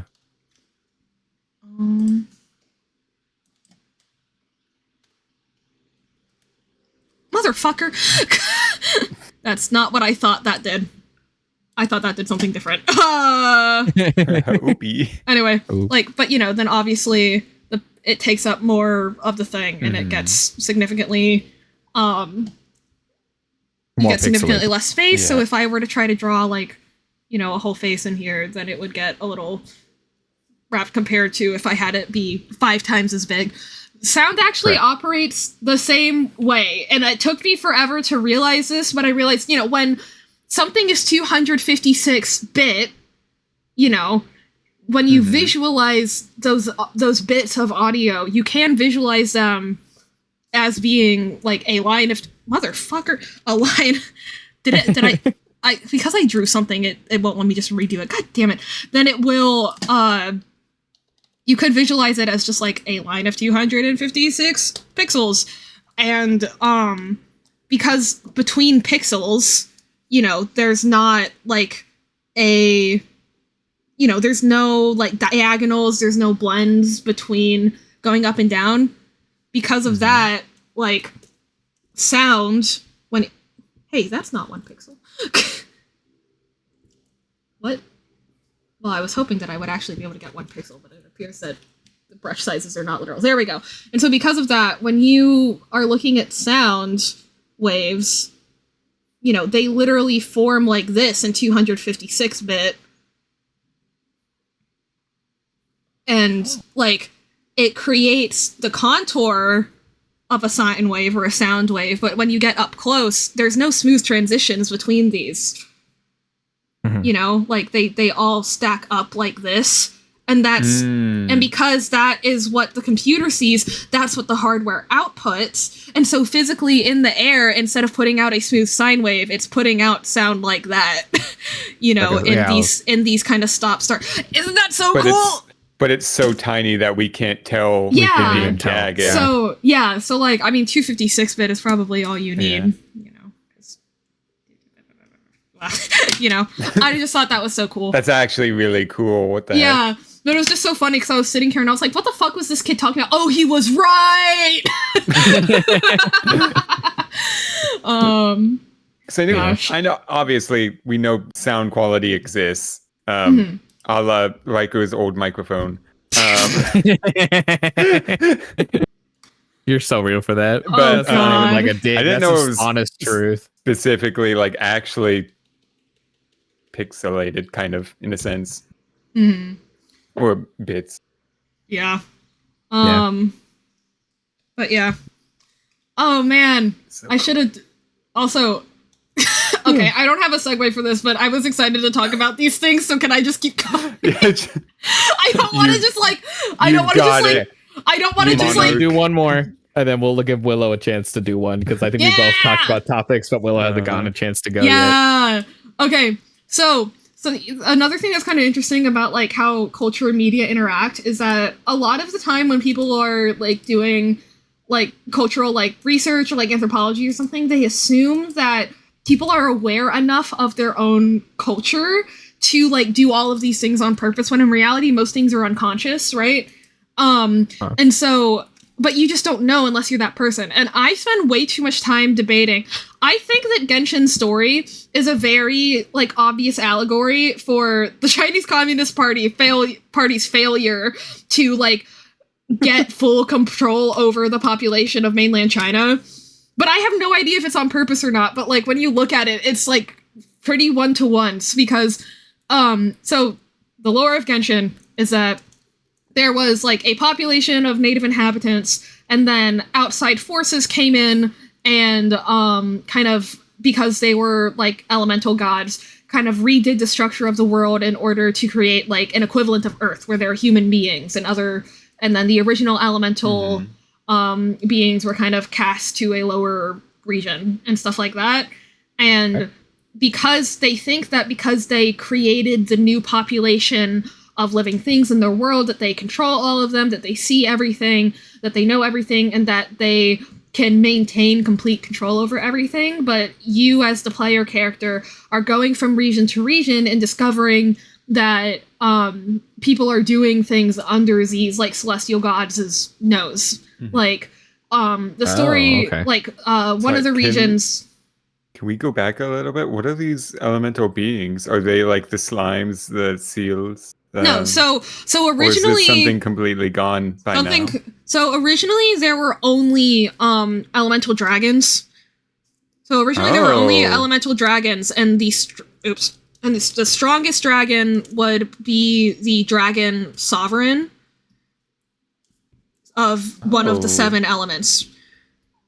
And then the first descender came down. And the first descender came down and then took these and then kind of put them inside of Tevat. Or actually, hang on. The first, second, and third came and they fought against the dragons and the dragon sovereigns. And they managed to get half of the dragon sovereign's control. And so the dragon sovereign's control became the Archon's power, or the Gnosis. Okay. So that's what Fontaine's story about is. You follow you follow the Archon who has the Gnosis, and you follow the dragon sovereign of Hydro, Neuvillette. He only has half of the power over his elements that he is supposed to, because these celestial gods who came from another world took it from him. And gave half of it to their own false god that they installed to maintain control over Tevat. And so, and I'm guessing the dragon in Mondstadt is one of these. I forgot his name. Dvalin actually isn't, to our knowledge. We don't. Okay. We like Neuvillette is the only dragon sovereign that we have officially met, that we know is a dragon sovereign. Okay. We don't like, because Zhongli isn't even a dragon sovereign. Because he's an Adeptus. He's not from the original like dragon. Oh, sorry. He's an Adeptus. He's not from the original like dragon. I mean, and even then, Neuvillette is a reincarnation of a dragon sovereign. Also, he's lived a life before this that he doesn't fully recall. Okay. So we technically haven't met any of the original beings. And that's because most Archons did not make contact with their original Dragon Sovereigns, but the original Hydro Archon did, or the Hydro Archon before the current one did. And this is where I think the allegory for like real life politics really like comes in strong. So the entire time that you're going through this region, everybody seems to be following like Celestia's rules and doing things based off of, everything is centered around the Archon's power and the specific attribute of humanity that has been sort of assigned to the element of hydro or water, which is justice and like keeping things in order, But it turns out that they are turning Celestia's power against them. They've turned the fact that Celestia gives its Archons power through its people believing in its principles to store that power over time in order to destroy the Hydronosis to give the power back to the Dragon Sovereign so that he can be fully in control of his element again. Which is crazy. Okay, so they're trying to reinstate the Dragon Sovereign. Mm-hmm. And the entire time, they managed to do this in a way that manages to still fulfill a prophecy, or a curse that Celestia placed on their population. So they fulfill the prophecy where the entire country drowns and is returned to being Hydro. But then they give, through that process, that activates the machine that gives the Hydro Sovereign his power again, and he's able to bring the people back because it's his element again. Celestia has no control over it. So this is where the real life politics comes back. So the interesting thing that China did, that North Korea did quote unquote better if you're trying to be a tyrannical government, is China made the mistake of prioritizing money and globalization over actual power. Like, and then you can make the argument that the same thing happens with Celestia, right? Like, if they really wanted full control, then they could have made beings that didn't have free will to just do what they wanted to, but they still gave these people free will because, I don't know, Meanwhile, and then, similar thing. And the reason that that's relevant is because you see a lot of stories about like China's censorship and stuff, but you also see a lot of stories about how easily Chinese censorship, especially over social media, completely fails. And that's because and this happens in English too, language evolves over the internet so quickly, it is inconceivable for any governing body to keep up or to anticipate. It is literally impossible. Yeah. Like, the invention of the internet has made 1984 essentially an impossible outcome, because to wrest complete control over language, you would have to fully be able to prevent language from evolving on its own, and you just can't do that now. The internet in place as it is, yeah. Yeah. So, and not only that, but the entire Mandarin language is puns. Like, there are there's like 15 kajillion characters that are all pronounced the same way. So, a big way that people get around censorship, they don't even change what it fucking sounds like, they just change what it looks like. And it's impossible for them to guess every possible combination of characters that they could be using to refer to this thing through using homophones and stuff like that. But, like, there are, though, like, in the cities, people fall for, like, state propaganda a lot more than, like, out in more rural regions and stuff like that. And, because of that, like, if you are a government official and you're living in the city, you probably think you're doing a great job.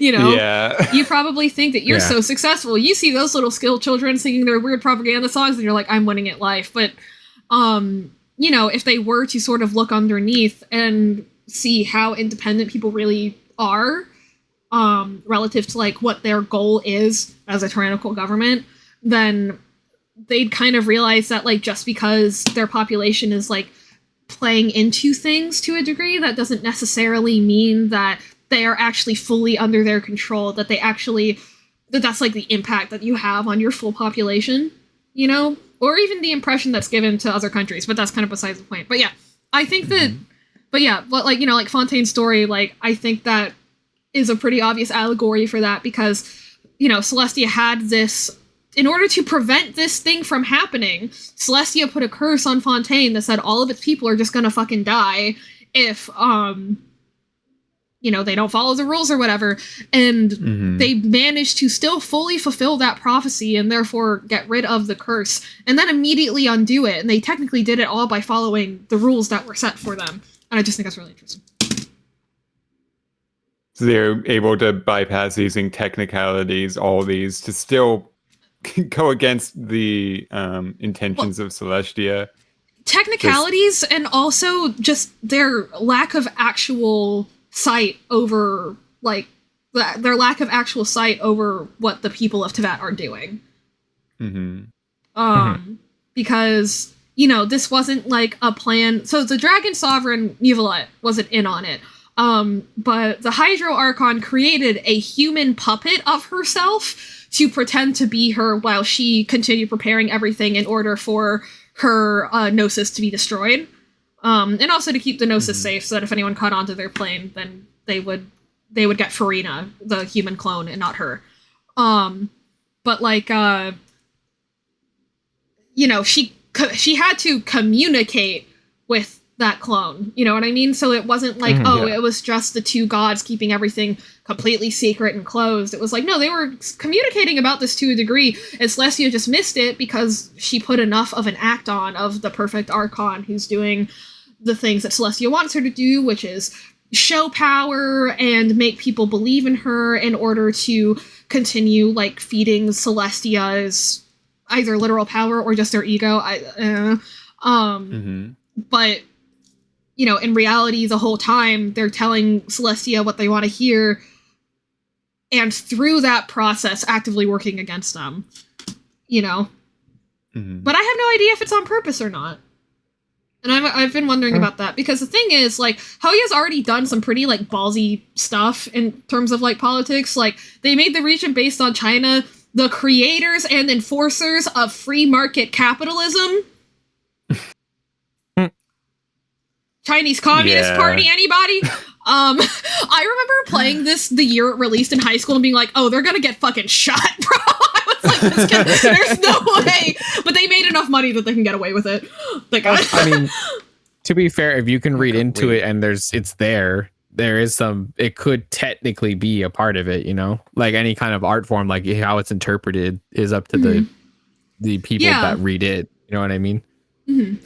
That's cool. And then, but yeah, it's also just really interesting seeing a company sort of being able to leverage just its, like, financial status over the government. Like, like, Hoyo has so many, like, gay and lesbian characters in their games that the Chinese government had a meeting with them where they were like, okay, these are the words that you're allowed to use when people of the same gender are talking about each other. And they proceeded to publish that list and then use those words way too often. You know what I mean? So they're like, hey guys, update. These are the words we're allowed to use. You know what I mean? And it's just when referring to these types of people, here are the words we're going to use, and they just use those words, like you said, all the time. Yeah, like the very first, and it's even funnier because obviously those translations still make it into the English dub, you know? And it's like, hello, my name's Tignari. This is my best friend, Sino. My best friend, my greatest pal, my same-sex platonic partner, partner in crime. That's awesome. You know what I mean? It's like, bro. Well, I always wondered about that too, because like there's so many times where I've seen these characters, or I've seen people talk about these characters. I'm like, well, how do you? It doesn't say anything in the game, but then hearing that, I'm like, oh, that makes so much more sense why people like know this about these characters, or like also it's implied. It's a very Western thing to need the character to explicitly say that they're gay for you to know that they are. Because if you think about it, or for romance in general, because if you think about it, even in straight romance anime, they don't really do the thing that American and British shows do, where they hold hands through the camera, go, we are a romantic couple, and kiss. You know what I mean? That's true. And it's that's a good like point. It applies to straight romance as well. Not as much because there's no actual laws against straight romance. But like Chinese media relies on a lot of like specific visual tropes as well. Like the dragon and the phoenix are symbols of marriage in China. The phoenix typically representing the woman and the dragon typically representing the man. You don't see it in the actual game, but there is a side trailer where these two characters, Zhongli, who is a Chinese native, and Tartaglia, who's a character from Genshin equivalent of Russia, but has immigrated to China for work. And they spend a lot of time together, and Zhongli buys him a pair of dragon and phoenix chopsticks, which is a very common, like, proposal gift in China. And everyone was like, okay, so these bitches gay. These bitches awesome. gay. You know? I see. It's just enough plausible deniability that, like, you know, when the government comes directly, when the government comes to knocking, they can be like, I don't know, maybe Zhongli wanted him to give it to his future wife. I don't fucking know. You know, but like everybody knows these bitches gay. Gotcha. Yeah, so they rely on a lot of like visual tropes like that as opposed to outright saying it or like announcing it. The most obvious one was also with Zhongli and his old friend / his ex that drove himself insane, Azdaha. He wrote Azdaha, his last words before he like goes completely insane and totally loses himself to erosion, or in Honkai it's called the abundance, which is basically just when a species physically lives longer than its mind can handle. In Genshin it's called erosion. So before he completely loses himself to erosion, he says the gayest poem I've heard in my life, and I've read a lot of gay Chinese literature. It's really fucking gay, and it's really funny because it was so gay that in English they just kind of didn't know what to do. And they were like, well, and so they watered it down a lot. But I don't even think it was because of censorship, because they kept gayer shit. I think it's just because it was so much that they were like, what do we do to translate this into English? Somebody on Reddit posted like a full like analysis, because he's like, okay, English speakers, you are missing out. I'm so sorry. Also, during this ad break, I'm gonna go to the restroom. Hell yeah. Oh, okay. When you come back, it is your turn, bitch. Yippee! Yippee! Yeah, I was woefully underprepared. Woefully underprepared? Well, not woefully. I had a couple ideas in my head, but I like did not like. I've been so slammed that I did not write a bunch of them down, and I was like, I should have written so much more down while I was remembering it. But yeah. To be fair, I just wrote down that one note. Other than that, I just had that shit loaded in my brain. That's what I thought I would do too. Is like I'll just load up whatever I got in my head and just roll with it. But like, yeah, no, this week was so slammed. I was like, it's just not happening. Like I sit down and try to think of something, and my brain's like, go to sleep. So I was like, okay, yeah, no. The Genshin stuff has always been interesting to me because I was like, when I did play. I played like an hour of Genshin. I was like, this isn't for me. But I was like, because I was also like, I don't want to play another open world game and explore when I've already done that so many times. I'm like, okay, that's fair. I see why people like it, but I've always wondered about the lore because the opening intro for that sequence is like, what was going on? Like, I was just so confused. I'm like, it was intriguing me to like, what is going on there? Yeah. And it sounds like there's a breadth of lore involved. Yeah. With So the in game. that first cutscene, you see the first, fourth, and fifth descender. The Sustainer of Heavenly Principles. The Sustainer of Heavenly Principles is either the first or the second descender. I can't remember, but she's not from Teyvat. She's one of the people that took down the original dragon sovereigns and made humans for her to rule over. And the other descenders are the twins that you see. Okay. But the interesting thing is that, and the reason that that's relevant is because something that, Celestia itself obviously couldn't, like... Came back. Oh, hello! Basically, there's a tree of life that also sort of acts like the database of what the world is, and that connects to Honkai lore because Honkai has oh shit, what are they called? Is it proxies? No, it's not proxies. XVs. XVs, which is for exports, because basically the way that they think of it is that the universe is like a computer database, and in between universes, they're all parallel because the universe just kind of exports another the computer just exports another parallel universe and exports another parallel universe, which is how and then sometimes over time the data gets so mixed up that sometimes you end up with multiple XVs of one entity in the same world. So that's why Bronya and Silver Wolf exist at the same time, even though they're clearly XVs of each other. You know, okay, I know what you're talking about. Like D-Luke is an obvious, D-Luke's an obvious XP of Herta. Zhongli is an obvious XP of Welt. Let's see, who else am I missing? And then there's actually Welt. Yeah. And then Welt has 75 canon XPs that are all relevant to the lore of Honkai and stuff like that. It's but I don't know. It's interesting because I thought XP was a fan-made term. I think that it's from the Japanese dub. I know that it has a different word in the original Chinese, but I think it's from the Japanese and English dub. Interesting. Okay. Yeah, because I was like, there's so much there that I just had no idea about. But because the world tree in Genshin connects to that computer database that is kind of what combines all of Hoyo's lore together, but the branch of, the multiverses world tree that shows up in Genshin is called Irminsul, or it's a tree of life. And only went to the Walmart to get cauliflower, broccoli, ranch dip seasoning, and sour cream. Any guesses of how much I spent knowing I didn't just get those few things? $90. Let's see, cauliflower, broccoli, ranch dip seasoning, sour cream. But she got more than that, so my guess is it's definitely like 30 to 40 at least. Yeah. Then I'll do the midpoint. How about 60, 65? Yeah. Price is right. Let's Price is Right her. Let's fucking go. We didn't just get those things. Oh, it's definitely higher than. Yeah, that's why I guess 90. But yeah, and because the world tree is actively being manipulated by Celestia to not contain not to hold memories of the Descenders so that they can maintain external control of it. Oh, Riker, you were right. Let's go. Let's go. Hey.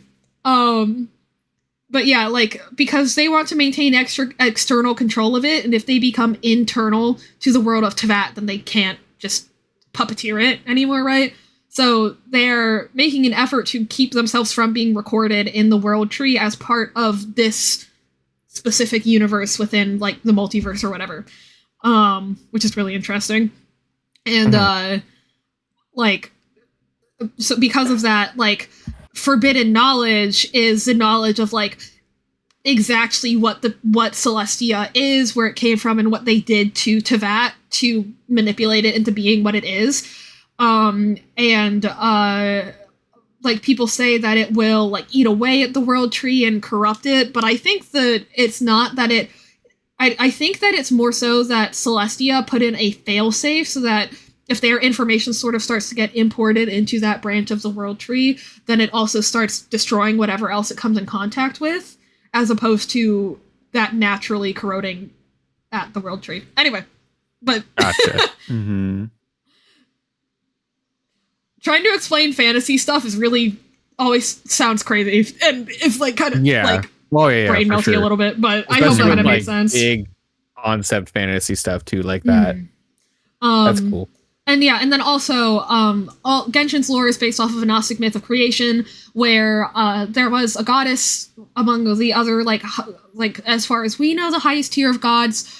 Sophia, who got bored one day, decided to create another god named Demiurge. Decided she didn't want to deal with him anymore and completely isolated him. He had no idea that anyone created him. He thought he was the only entity in the universe and therefore was the most powerful one. So he created Earth and created humans, but those humans kept reaching a state called Gnosis. And ascending to a plane above him, to the place where the other gods that he didn't know existed were. And he was really angry because he didn't understand how things he created were becoming better than him. And so he created 6 archons, himself being the 7th, in order to release temptation and sin onto the human population so that they would be unable to achieve a state of gnosis. And then in some stories, there are 2 descenders who come down to undo the reign of the archons and set the people free. And so obviously in Genshin, Demiurge is the sustainer of heavenly principles. The humans are the non-elemental dragon citizens of Teyvat. The 2 descenders are the twins, the main character and their twin. And the archons are still the archons. Except the archons in this case are more on the people side because, yeah. The archons are in Genshin. The archons are actively working against the Demiurge equivalent, which is very interesting. Celestia doesn't seem to be the nicest people, to be fair. Yeah. Or the because the way like the visions, the thing that give people elemental power work, is it's essentially their way to bookmark people that have potential to ascend past them, and become more powerful than them, by inherently linking the thing that gives them the potential for that to Celestia. So that when they start to ascend, they get stopped in Celestia because their power is linked to it. And therefore they can't ascend past it, which is very interesting. Ties that bind kind of thing. Yeah, and that's because when you take away somebody's vision, they like straight up forget who they are. Yeah. That's like the one point that I actually do remember about Inazuma. Yeah. Oh, Inazuma was boring as fuck, dude. Oh. Inazuma. You want to unlock more of the island? Bake Ayaka a pizza. Right. It's like, okay, fine. Yeah, because there were a lot of there's a lot of things because the area was really pretty to explore and to just like look around, look at all these pretty things. And then it was incredibly difficult to actually walk across Inazuma. Yes, it was hard to move anywhere, and a lot of it was story locked too. Yeah, I think they could technically get me in trouble for this, but bro, I did the beta for that, and we were like begging them to fix the topology of the cliffs. We were like, we cannot climb this shit. Change it. And they were like, it's too late. This is not. Yeah. So that sucks. Yeah. But yeah. It's pretty to look at though. No, it's gorgeous. But yeah, okay, Willow, it is your turn. Willow turn. So do you remember how earlier you were talking about how not the archons, but the dragons kind of with Celestia lost their power, didn't lose its power, but had their power abused because they weren't paying enough attention to everything that was going on, even though they were, taking power away from the people. They didn't take away enough. So that kind of reminds me of, like I mentioned before, Morgan from Fate, specifically Fate Grand Order. Not Morgan from Fate Apocrypha, because that's technically a different person. Thank you, Fate. It's definitely a different person? Oh, okay. We're out of my realm of knowledge. Essentially, in Fate Grand Orders, one is that there's a fairy Britain rather than normal Britain, because there's alternate universes, essentially, where these ones were imprinted over a successful plot to bleach the entire world. Earlier I said D-Luke is an XP of Herda. I meant Lisa as an XP of Herda. I don't know why I said D-Luke. Okay. Ignore me. That's it. that makes way more sense. I was like, how? Oops. But yeah. Essentially, 6 people from a security organization trying to save the Earth against weird spatial threats had traitors inside that were working for an alien god, and essentially managed to bleach the entire Earth.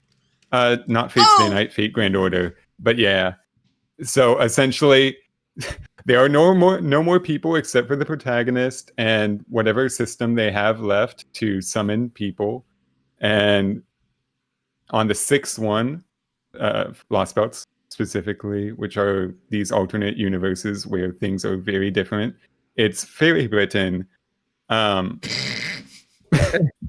where essentially instead of just normal Britain, it's Britain. But what if Fae were the predominant My intelligent therapist, species gay over Britain can't hurt you, gay Britain. gay Britain? If fairies were the predominant species over humans. Interesting. Okay. So they are still humans. They're just essentially in slave camps. Thank you, humans. Epic.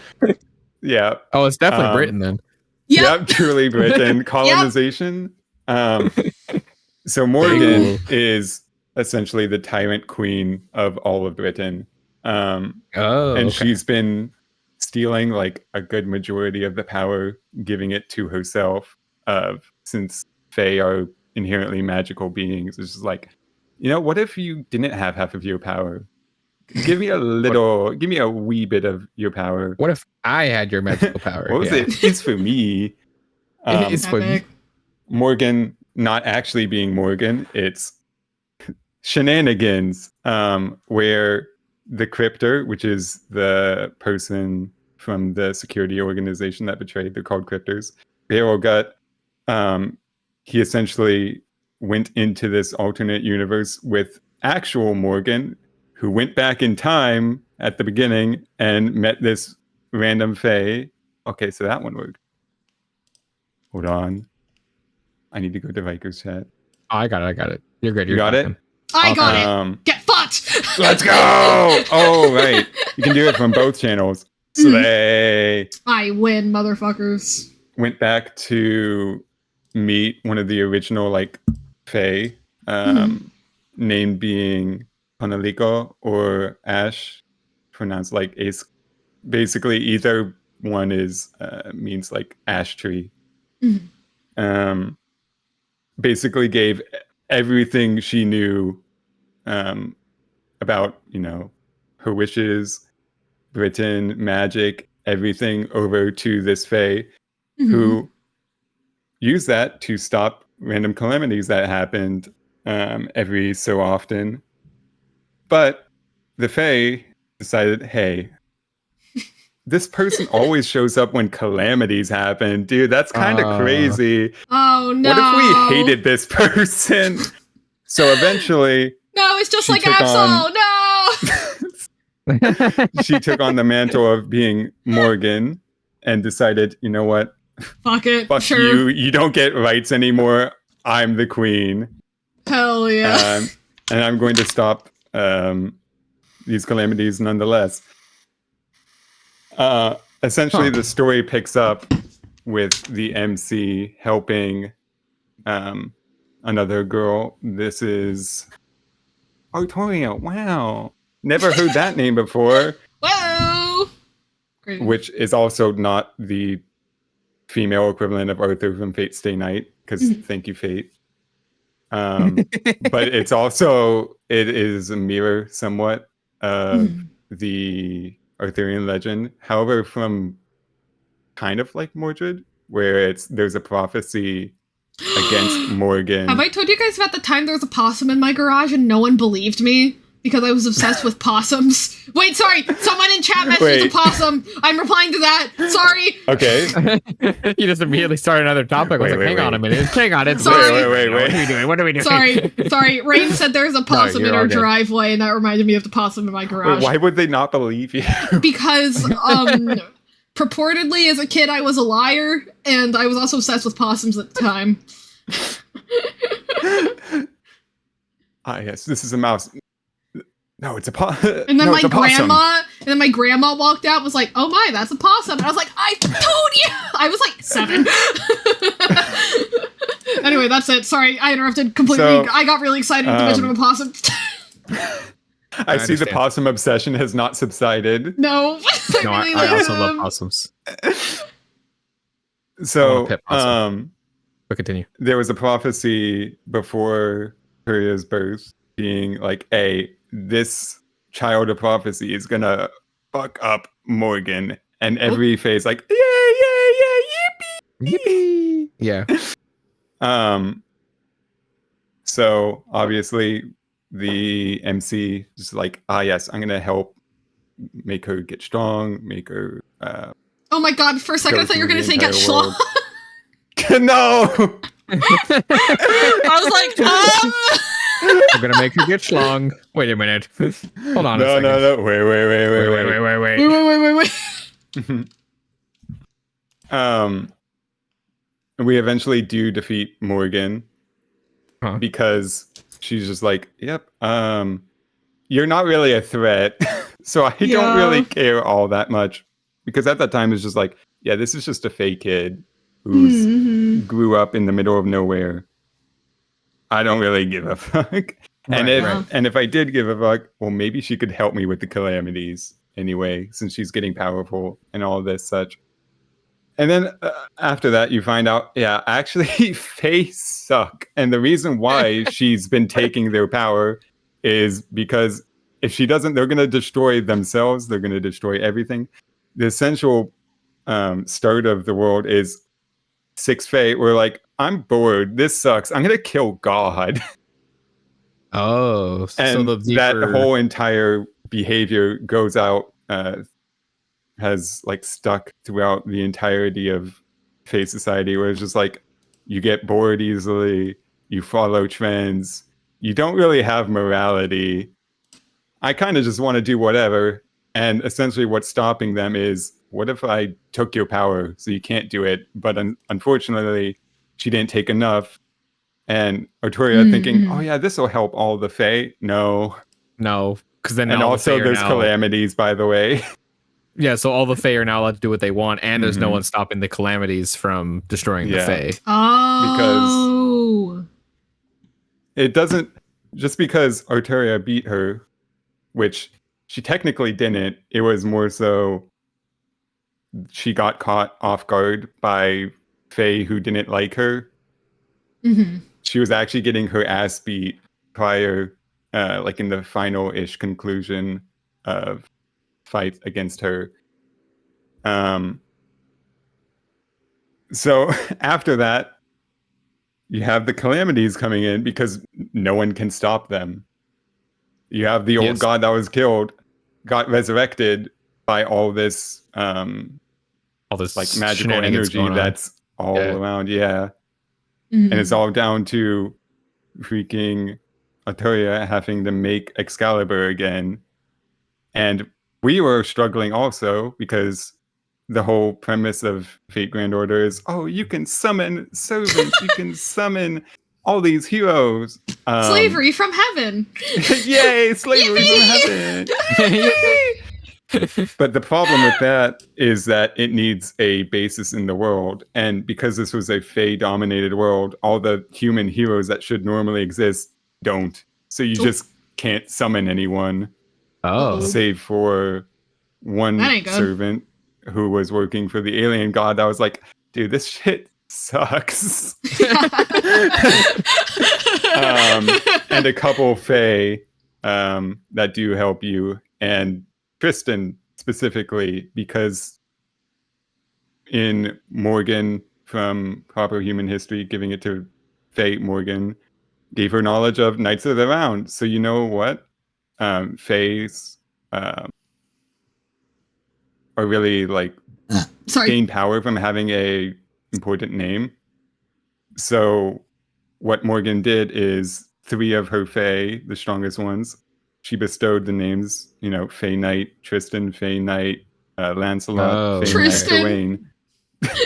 It was Tristan and Fae. I know it's spelled differently in other ones. You get the name Gawain, you get the name Lancelot, you get the name Arthur, you Dylan.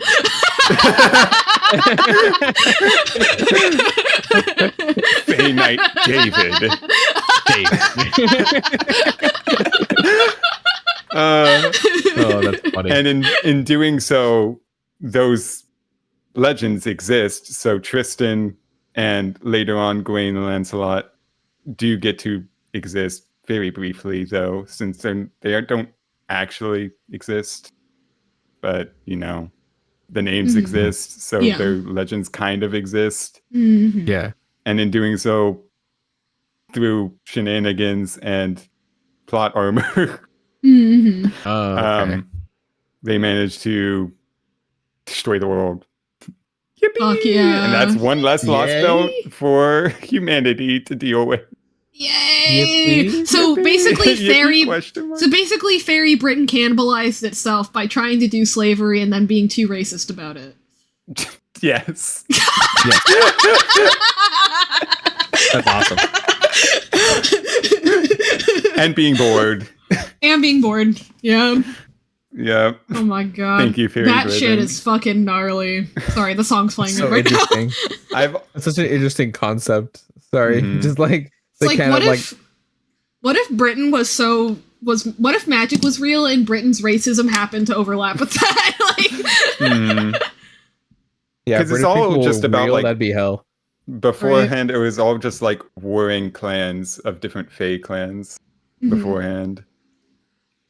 I've also. How far am Oh, I into yeah. Merlin? I think I'm season 3, episode 10. What episode is that? Let's see. The last one I just watched was Arthur Goes to the Perilous Lands. Ooh. And that was a really good one. Oh yeah, Gwaine Yeah. was introduced rather Yeah! recently too. Fucking love Gwaine. Yeah. Oh, episode 9. Love in the Time of Dragons. Gaius's old mentor, Piers. Was not a friend of Gaius appears or something along those lines. Oh, I meant to tell you, I have watched a couple episodes of Merlin. I had this like Oh. memory revive from me, like because you were talking about it, and I like woke up one night. I was like, I have watched Merlin before, and then I remember watching a couple episodes, and this is like middle school Riker, okay? Middle school Mhm. Riker was like, this is kind of gay, and I turned it off. And legitimately, middle school Riker was like, this is kind of weird and gay. I'm going to turn it off, and I never watched it again. I was like, I have watched that before somewhere. My therapist, homophobic Riker can't hurt you.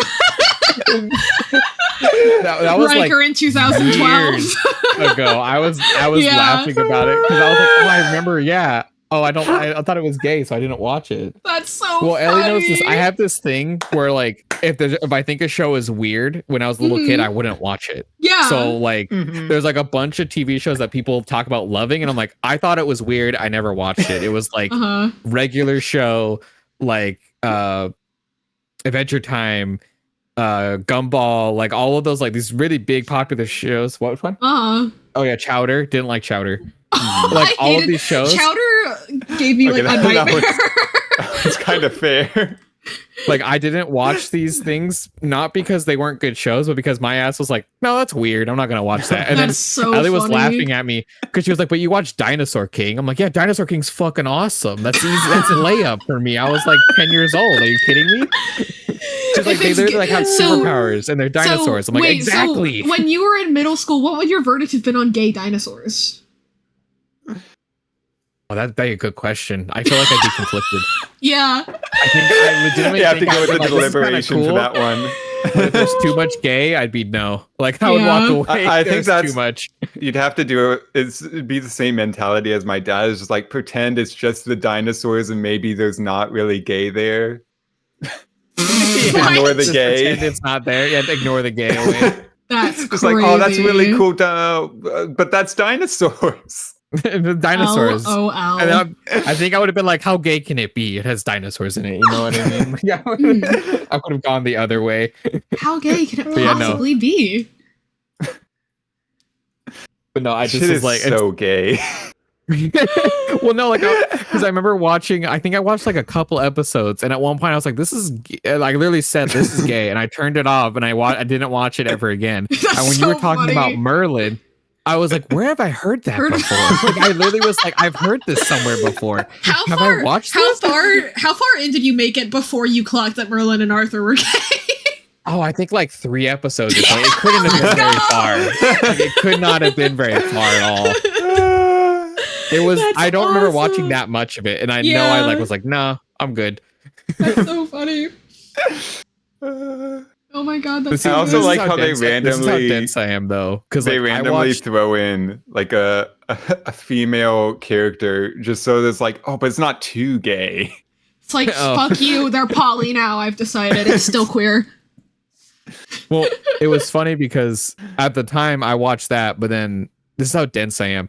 Someone at my church was talking about like Black Butler, and I was like, oh, okay, I'll watch it. And I watched like a good chunk of the episodes in, and I was like, is this gay? Bro. I was like, I was like, maybe I shouldn't be watching this.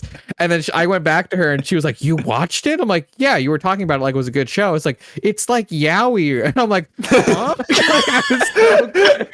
I was like, Miss Justin, Merlin and Arthur from BBC Merlin are more gay than literal yaoi. Than literal Shotokan yaoi. It's funny because I think the episode, I remember stopping on the episode where like he dresses up like in a dress or like pretend he's a girl, and I was like, no, this is gay. I gotta get out of here. Like, that's crazy. But like 3 episodes into Merlin, I clocked it with anime. I was like, no, this is fine. This is just anime stuff. That's so funny. No, that's the funniest thing with people that watch Black Butler and like or in High School Host Club in middle school, and then later become like anti-pro shippers or whatever, because you tell them like, okay, but you like Black Butler, where the 500-year-old demon literally hooks up with a 13-year-old boy, and they're like, no, they didn't. Yeah. No, they didn't, because if they did, then I wouldn't have watched it, because I'm a good person. And I'm like, girl, you were in middle school, you just didn't know, it's okay. Like, it's okay, yeah. Well, no, and I fully admit. I'm just letting like, you know that the 13-year-old and the demon fuck. Like, also, Riker, like, so unbelievably fun true, though. Side fact, the person responsible for Black Butler is the same person responsible for Twisted Wonderland. Yeah. No way. Yeah. For the Disney show. That's fucking awesome. Or like the number of people that are like, oh, the twins in Orin High School Host Club aren't actually like that. They do it for the bit. I'm like, do they? Watch it again as an adult. They? And then they do, and they're like, okay. No, that was like, but like the middle school stuff is like, it's so true though, where you're like, oh, yeah, I just was a middle schooler. Like, yeah, I fucked up. I was it's a like middle you just school kid. I didn't didn't know any know better. because you're a middle. Yeah. Same thing with like, you know, like I think every middle schooler went through a phase where they got to, like for people who got to the internet before they started really having puberty, were like, I must be asexual, and it's like, no, you just are not a teenager. Well, you're also like, you aren't at the age where you should be.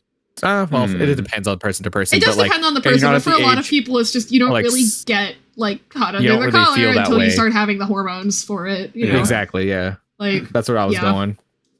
So, you know, it's a very classic thing of like, but yeah, it's just funny, like the whole top-down thinking of like, well, no, because if Black Butler had pedophilia in it, then I wouldn't have watched it when I was 12 because I'm inherently a good person who can detect that shit. I'm like, how?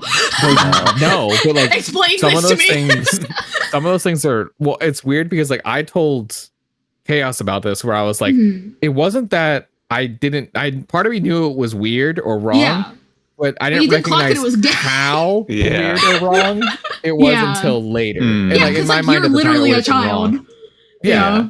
And especially at a time where it's like I wasn't exposed to that much media with like with like people with like different couples, like especially my family, they would not they turned when Elton John performed at the Grammys, they changed the channel. Yeah, like they changed the channel to something else. Like they literally like tried to expose us as little as possible, that stuff. So I didn't know anything was gay until I was like, oh no, this is gay. Like I didn't know what it was. I somehow didn't know knew what lesbians were before I know that men could be gay. I thought only women could be gay. Yeah. Sorry, for a really long time. Yeah, I think my first exposure to gay was Kids React to homos. I shouldn't be laughing. Kids React? Oh, Kids React to homosexual marriage being legalized. That episode where the little brown kid is like, no, I think that's wrong. And then like years later, he's like, oh my God, I love RuPaul's Drag Race. And everyone's like, wow, character development. I'm like, guys, that is a literal 6-year-old. Like that little gay kid was like, that's gay, that's wrong. Yeah. Like when he was like literally I know what they're 5. talking about. Where like there's like that little kid was like, that's gay. Like, and I was like, yeah, no, from Kids React.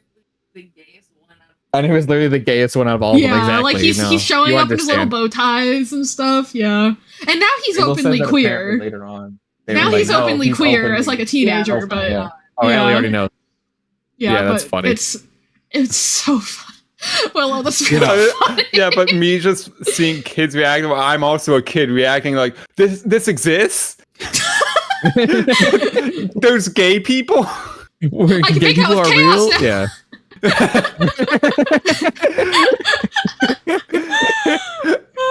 That's so real though. That's But so no, like, real. What do you mean that's so real? Okay. Oh, so it's not. But like, Sorry, before what was it? Before this, we were joking like Riker's the dad and Chaos is the mom, and I was like, do we want to make them the dad and the mom? And they were like, oh no, their characters aren't siblings. And I was like, oh okay. I also didn't realize the siblings part until you said it too. Yeah, and then Riker was like, fuck you, on siblings, your brothers. And I was like, me at English speakers playing Genshin Impact. Because that's another like censorship thing, is they use specific, like, because there's like 5 different words for types of like brother-like relationships in Mandarin. And what some of them don't mean familial siblings or even that they see each other as anything close at all. They're code word for gay. Diluc and Kaya call each other that, but it got translated into English as them being stepbrothers somehow, which isn't even how that works.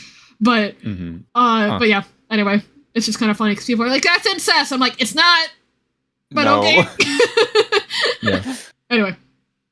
But sorry to completely derail the Merlin talk. I was just like, yeah, no, I have seen this. It just was like little kid me being like, oh, that's wrong. I don't know. I don't know if there's much more to currently it's to kind be of funny talking about because for Merlin. Besides, like, recently Morgana's been kind of a bitch, and instead of a bad bitch. Yeah, no, she's very like not. She's a sympathetic villain, but she's not a likable one. Does that make sense? She's a sympathetic villain, but not a likable one. You know what's also kind of funny? We have an alter in our system named Freya, and it wasn't until we saw like a Merlin clip come up on our YouTube like a few months ago that we were like, oh, you're a fictive of the Lady of the Lake. That's why you're named that. None of us clocked that for like a whole year, which is really funny. It just didn't occur to us. You're like, yeah, you just picked that name. And to be fair, so was she. I mean, yeah. But hey, it's almost like we have a memory disorder or something. Yeah. At least it's personally, when I think of Lady of the Lake, I'm also more likely to think of Vivian, or older versions of Morgan, too. Yeah, because, I mean, the Lady of the Lake is very, like, flexible in variations of Arthurian legend, so... Yeah. Yahoo. Love that Arthurian legend is just fanfic on fanfic.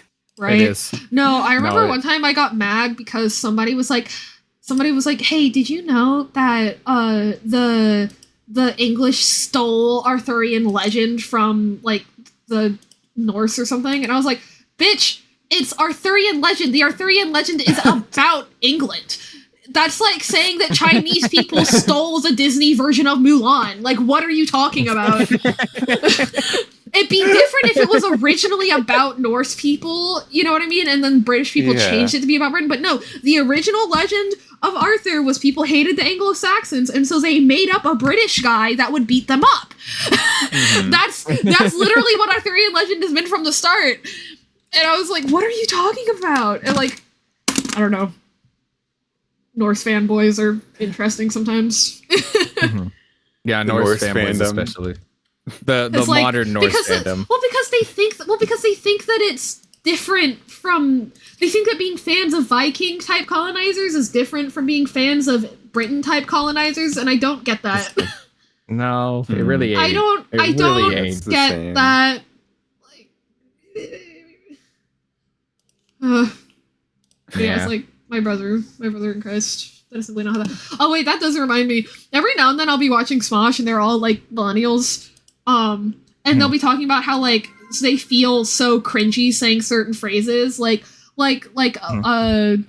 floofy, or like, oh, the dog's such a good boyo, or like my brother in Christ and stuff. And I'm like, the interesting thing is though that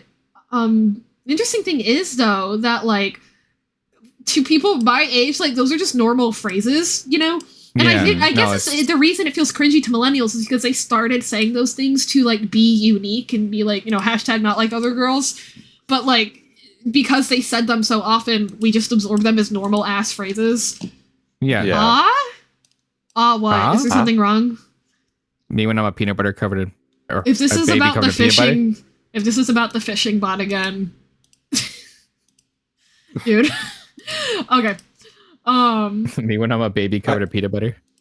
Oh my god, that's another cool thing is people pointing out that like babies use the same people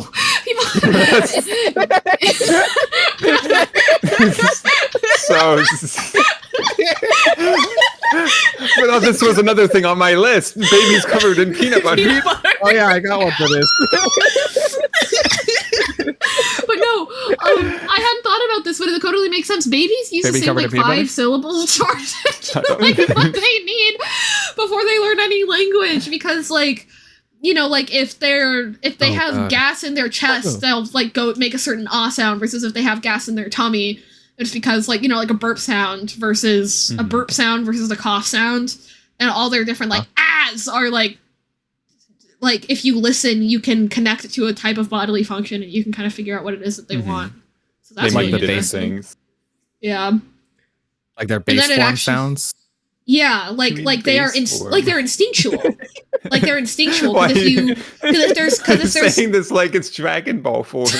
Yeah, it's like base form, like toddler, but like or like it's universal. It's universal because it's instinctive. If there's gas in your chest, you're gonna make a sound from your chest. If there's gas in your stomach, you're gonna make sound that comes from your stomach. If you know, are in pain, then your voice is gonna sound more shrill. You know, like I just thought that was so interesting, because it never occurred to me, but it makes way more sense. Right.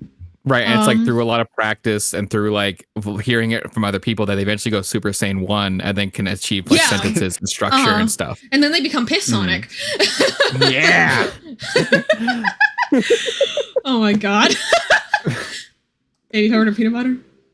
Yeah, they just gotta cover themselves in peanut butter enough times, and they get strong. Yeah, and then they can figure out like, wait, that reminds me. When I was in middle school, like I met a guy. Maybe covered in peanut butter. I went to a summer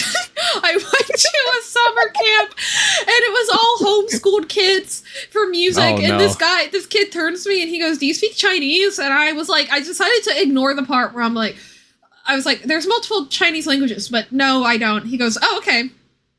You have brain damage or something?" And I was like, and I managed to calm myself down. I was like, okay, clearly there's something happening here. So I decided to take a second and ask. I was like, why would you ask that? And he goes, because you're born like knowing a language. So if you were born in China and you don't know Chinese and you knew English instead, then that must be a birth defect of some kind. I'm sure that guy's doing numbers replying to comments on TikTok. Not Basil being born at Super Saiyan 3, able to read. And then I asked him, how do you think this works? How do you think this works? And unironically, guys, his answer was that you are born with a language loaded into your noggin. No. And but the reason that babies only speak in gibberish is because your mouth doesn't have the muscles for it. Oh my god. And you have to develop the facial musculature to speak your language.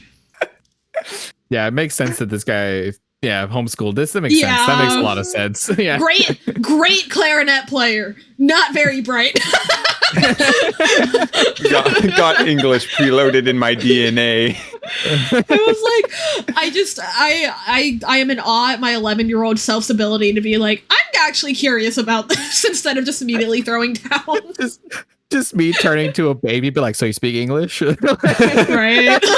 I know you know what I'm saying. Right? Like, this is America. You just speak English, right? Like yelling at my baby. God. Oh god, that's so fucked up. We all could be the boss baby, but we haven't unlocked our potential yet. Yeah, we haven't had Super Saiyan 2 yet. With either my or my older sister's adoption group, my parent and the adoption agency send like large groups of parents, so you're not just alone in China with no other like English speakers and stuff. And this one couple was talking about they're going to name their kid Lily, and that's a very cute name. And then this other set of parents again, they're physically in China on their way to the orphanage to meet the baby that they've been matched with through their adoption agency. And they go, well, that's not very nice. What? And the parents who were going to name their baby Lily were like, what do you mean? It's a beautiful name. It's a gorgeous flower. It's pretty common. Like, we're going to spell it normal. Like, what are you talking about? And she goes, she's not going to be able to pronounce that. And you know it. She's a baby. But the thing is, Riker, Chinese people can't pronounce L's. Oh.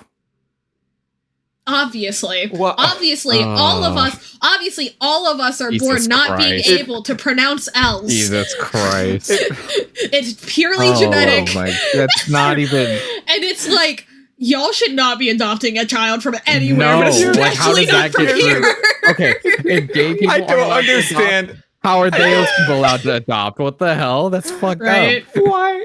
That's what I'm saying. I'm like, hello. Yeah, no. Like, I've heard horror they ended stories up- of what it's like If to you're like gonna be try to racist adopt a and not child. understand like- basic concepts. Why are you adopting from China? Yeah, exactly. Like, Well, I've heard, I don't but here's the thing, it's a Willow. nightmare to Here's like the thing, adopt. Willow. To them, that was a very complex topic. So, Oh my god. Fair enough.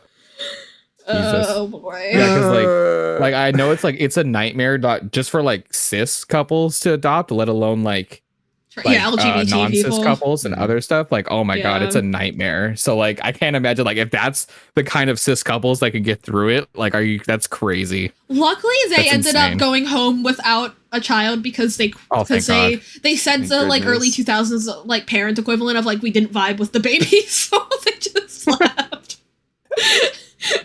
The baby gave off a lot of Chinese aura and we just couldn't handle it.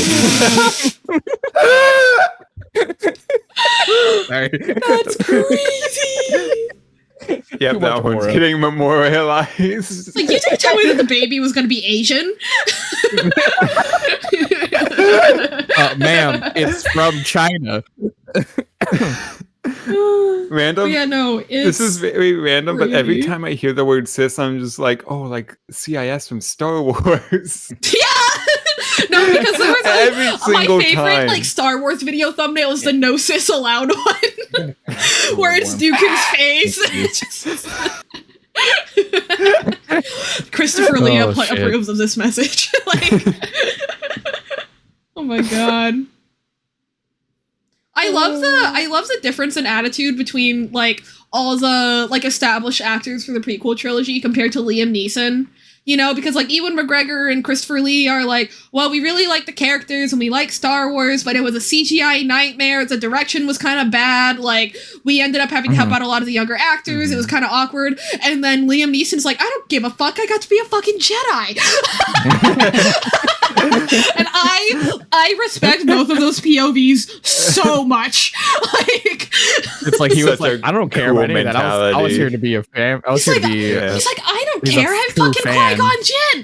Like, Yeah, I don't give a fuck. I wanted to be a Jedi. Yeah, exactly. I'm like, and he's so right for that. Like, God. That's awesome. Yeah.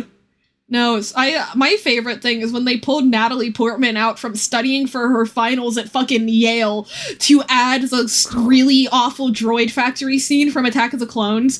And there's a behind the scenes where she literally stops and looks at George Lucas while he's trying to guide her through the choreography over, you know, like the blue boxes and like the dowels that they laid out. And she's like, she literally she's like bent over laughing. And she goes, this isn't part of the movie. This is a joke. This is a mean joke. You know you fucked up when Natalie Portman starts losing it on you. Like, That's awesome. Natalie Portman, who's been in the industry since she was like 9, like Yeah. losing her shit. Like, This is insane. Oh my she's like, god. you can't be serious. This is stupid. Like, God. I also think all the time about the bits in the Revenge of the Sith Mustafar scene where they just start brawling. They're not even fighting with lightsabers anymore. There's a point where Obi-Wan just trips Anakin.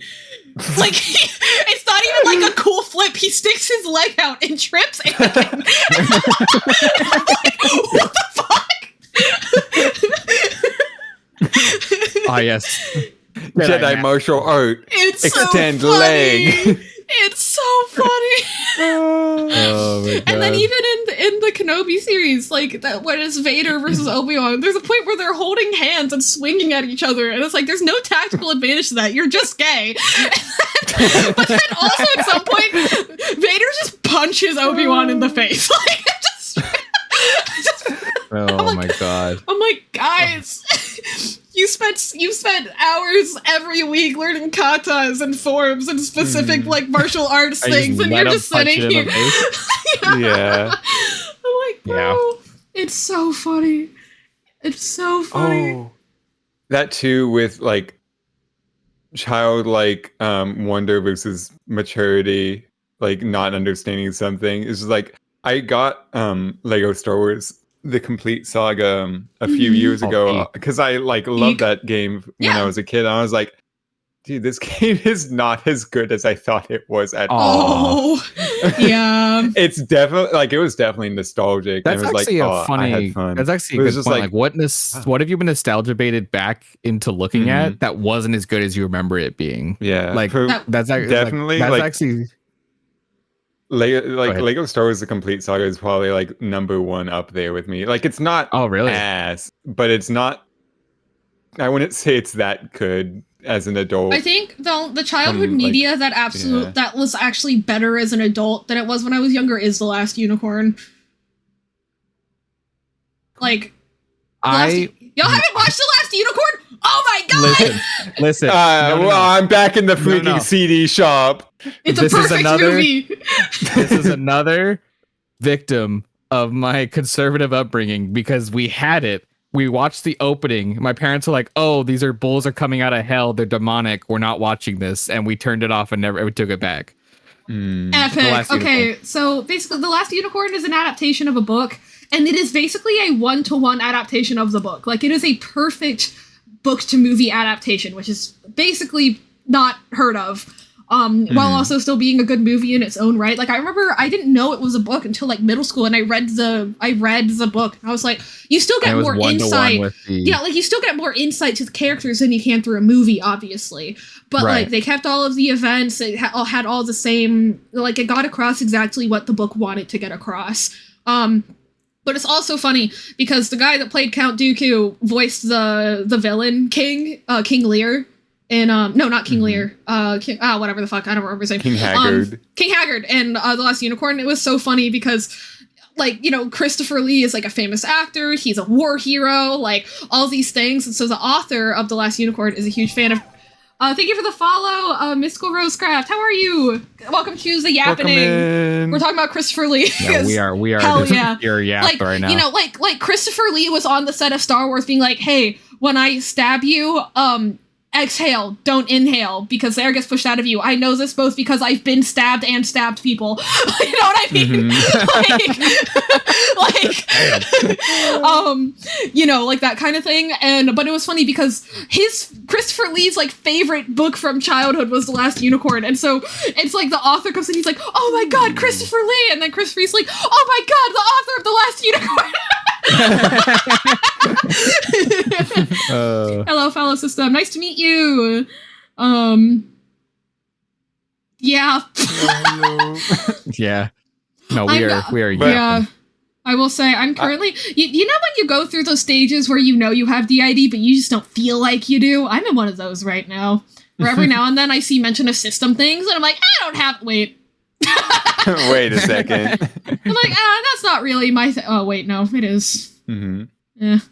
Whatever. Like, on the other hand, like, a lot of the other old Star Wars games, because, like, they ported all of those to Steam, so you can just play you those played a and bunch get of them, didn't you? You went through a couple of them, I remember. Republic Commando and stuff? Yeah, oh my God, I absolutely adore Republic Commando and wish it got a sequel. Like, all of those got ported over, like Jedi Academy, all those things, over to Steam. So, and those are still, like, super solid as compared to, like, when I played them in my childhood, because I did have a computer, family computer, like, really early on. Because I'm pretty sure Lego Star Wars was, like, one of the first, like, Lego parody games they did. So like they were still. I think it was Indiana Jones before. Indiana Jones was the first one. So like they were still figuring out like the humor versus formula. like but they do have really good individual bits. But yeah. Yeah, now we have like Lego Batman, which is shaping up to be absolutely insane. Got diagnosed in 2019. Nice. Yeah, I got diagnosed this year or last year. One of those. Yeah, I think so. Yeah. Well, it has to be last year. Yeah, no, it was last year. We've right for like a year-ish. Right now, I started. Yeah. Right, I started with my current therapist before I started streaming. So yeah. So it would have been a little bit more than a year ago. Yeah, so it would have been last year. You're right. Shout outs. My therapist. Shout outs my therapist. I've been on a break from therapy because it was kind of like you seem to be able to get yourself through the thought processes that like you had been doing in therapy before then. So let's see how you do on your own for a while. And it's actually been going okay. So they're like they told you like just to keep practicing what you've already been doing and that kind of thing. Like because it's the thing of like I know what I need to do. It's just actually doing it. So it was like, do you need to be spending money on sitting here for an hour every week actually doing it, or can you do that yourself? And I was like, I think I can do it myself. Although I might want to consistency. Yeah, that's honestly how I've been feeling about my film class right now. Because instead, I was like, oh, I can't wait to analyze these films, and, learn all these different things about filmmaking techniques. No, we're just watching movies, and I'm just like, this is kind of pissing me off because we're not doing anything productive. It's like, bro, I could do this at home. Yeah, I could just watch the movie, and I wouldn't have to be there for 3 hours per week. You're not even writing an essay on it or something, or like going over. Like we've done 4 assignments so far. One was write your own little screenplay based off instructions I gave you. So it wasn't related to class stuff, instructions given online. 2 were like actual discussions about the film that she didn't tell us about. And then 1 was a scene analysis. So it's like over, let's see, it's been like a few months, 4 months or so. And it's just like we've done 1 assignment per month on average. It's like, oh, damn, that's crazy for like a class. Yeah, for a class. That was the same one that Ellie had too. Film appreciation? Not appreciation, just film. Or yeah. Because I remember Ellie like writing essays and like talking about like different art appreciation. Ellie had art appreciation. Oh, yeah. You took film? I took film. Remember, we had the same professor. Remember? Oh, that's right. You did take film. Oh man. So did you guys write essays and do other stuff, or did you guys? Oh yeah, I think there was one or two. 1 or 2 essays. Oh wait. Okay. Oh, I thought you did really more funny? than that. When I dropped the music major, I then had to take. Yeah. When I dropped the music major, despite already having like 20 music credits, I still had to take like a music appreciation class. And when I got there, the professor was one of my old professors, and I just walked up to him and I was like, do I have to show up to this class, or can I just do the assignments on campus? And he was like, you're fine. Well, especially if it's like you've already taken all those other things. It's like, I don't need this. I was like, I'm fine. Yeah, I guess Ellie took film before she met me, and it was like occasional, like 1 or 2 like essays she said, but it wasn't a ton. I thought I couldn't remember. I could have swore she did more work than that, but maybe it wasn't that bad. I don't know. I do remember her saying she was bored though. Yeah. And it's frustrating because a lot of the time it's because like other students that come in for the gen ed are really uninterested, and I don't blame professors. I don't blame professors for getting worn down by that, but at the same time, it's like, why am I getting fucked over because these other kids aren't trying? Because other kids don't want it. Like I remember I took a creative writing gen ed, and the professor posted for our final project was like, okay, there's very little guidelines for this, so you can actually try for once in your life, or you can just submit more like gen ed bullshit. And And I literally just submitted a 6-page, because it was a 6-page like zine assignment. I submitted a 6-page tirade about how like you cannot expect students to respect you in your class and therefore give you more motivation to teach if this is how you treat us, because you don't know if the reason that we're unmotivated to do your class is because we're going through other shit, or if it's because our majors are really difficult, or because of what. You have to meet your students where they're at, and if you want to act like a piece of shit over it, then you can, but don't call the stuff that they do bullshit to their face. Or they're going to submit bullshit like I'm doing right now. And then he just responded, "My bad," over his Canvas. And I was like, damn. I got an A+ though, so. Hey, well, at least he like gave it to you. And then I also got really mad because you know that it was a J-pop song that went viral, like pom pom that one, because pom pom is the like Japanese equivalent of like pop. You know what I mean? Like pop pop pop pop pop pom pom pom pom pom pom pom. And like I got really mad because the whole time he was like, let's talk about how weird this is and why it's so weird and the writing techniques they make this weird. And I was like, first of all, this is not any more weird than a Lady Gaga music video. So I don't know why you guys keep making this. I don't know why you guys keep making this about Japan does this, Japan does that. The music industry does this. And then also the teacher was like, oh yeah, it's also interesting that she just says gibberish. And I said, it's not gibberish, it's the onomatopoeia for pop, and if you Google it, then you would know that. Didn't you say you've been teaching this but had this like module in your curriculum for 3 years? How do you not know this? Like, I got mad in class.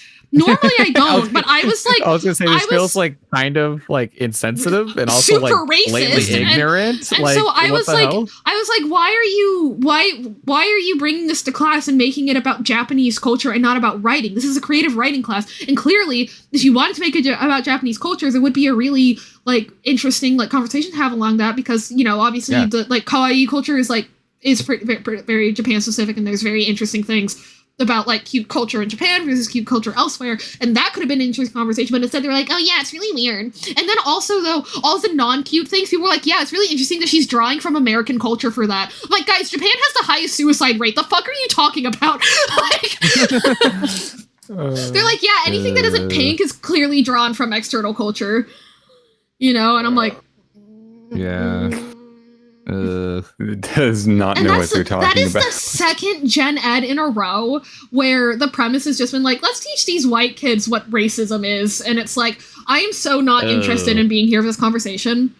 Like one time I asked, I was like, I have a hard time when my whole life has been like this, listening to a bunch of white kids go, wow, I didn't realize this was a thing. That's so crazy. Like, oh my God, like them going through that discovery in their own time is valid, but I don't have empathy for it. You know what I mean? I have sympathy for it, in that like, I logically understand that it's not your fault that you've been privileged and that you haven't been exposed to those kinds of things. But like, it pisses me off. So I don't want to be there. And then she's like, actually, I was really hoping that you'd be there because I think that you talking to other students could be a really good learning opportunity for them. And I was like, stop. Not my job. Your job, white lady. Yeah, I was gonna say teacher's job. You know, like, what are you doing here? Oh my God. And then, my on a student who is like, my world music history class. Okay, so for people who don't know who Yang Yang is according to most like Chinese classical music experts, the best Chinese opera singer in written history. Do you have any idea how much written history China has? That's a big deal. And she's also a historian in her own right. There's a character in Genshin based off of her, Yunjin, and which I don't know. She's a fantastic singer. She's still alive. It's like her technique is literally perfect. It's amazing. And we watched a recorder. Hey Nina, we watched a recording of her performing, and then my white professor goes, yeah, listen to the strained quality of her voice. And I was like, oh, I actually gave a side eye to my monitor. I was like, so how about we don't? Because the thing is, like, when Chinese opera, hi, okay, hello, thank you for the lurk, Nina. But like, because you know, Chinese opera, you know, one of the things is that like my lurk command isn't working, but yours is, so it's all good. But like, you don't want to move your mouth a whole lot, and in order to achieve that, you're really in your head voice, and so your tone is nasally, but it's not fucking strained. What are you talking about? And then we didn't go over Chinese pop music at all. And I was like, you know what? Maybe we're gonna do that for every region. Maybe for every region, we're only gonna go over their like old traditional music, and maybe praying that they're, instead of calling everything, all the Asian stuff traditional and all the European stuff classical, maybe everything's just going to get called traditional in this class. Nope. First thing we go over for Bulgaria is Bulgaria's pop music, and then we go over their classical music. And I was like, motherfucker! And then I stopped showing up to that class. Yeah. Because I got honestly so mad. Stop showing up because it was like... And then even poorly disguised racism. No, and then even worse, somebody was like, yeah, so if China hates the US so much, then how come they Americanize their orchestras? I'm like, first of all, they Europeanize their orchestras, and our orchestras are European. Americans haven't invented anything. Shut the fuck up. Second of all, the actual musicians, Chinese musicians that were implementing these European like orchestral instruments into their writing, they weren't doing it with the premise of, yeah, we're going to be more European. The Chinese government fucking lied to them and said, hey, a Chinese person made this Chinese instrument, put it into your Chinese music, thanks.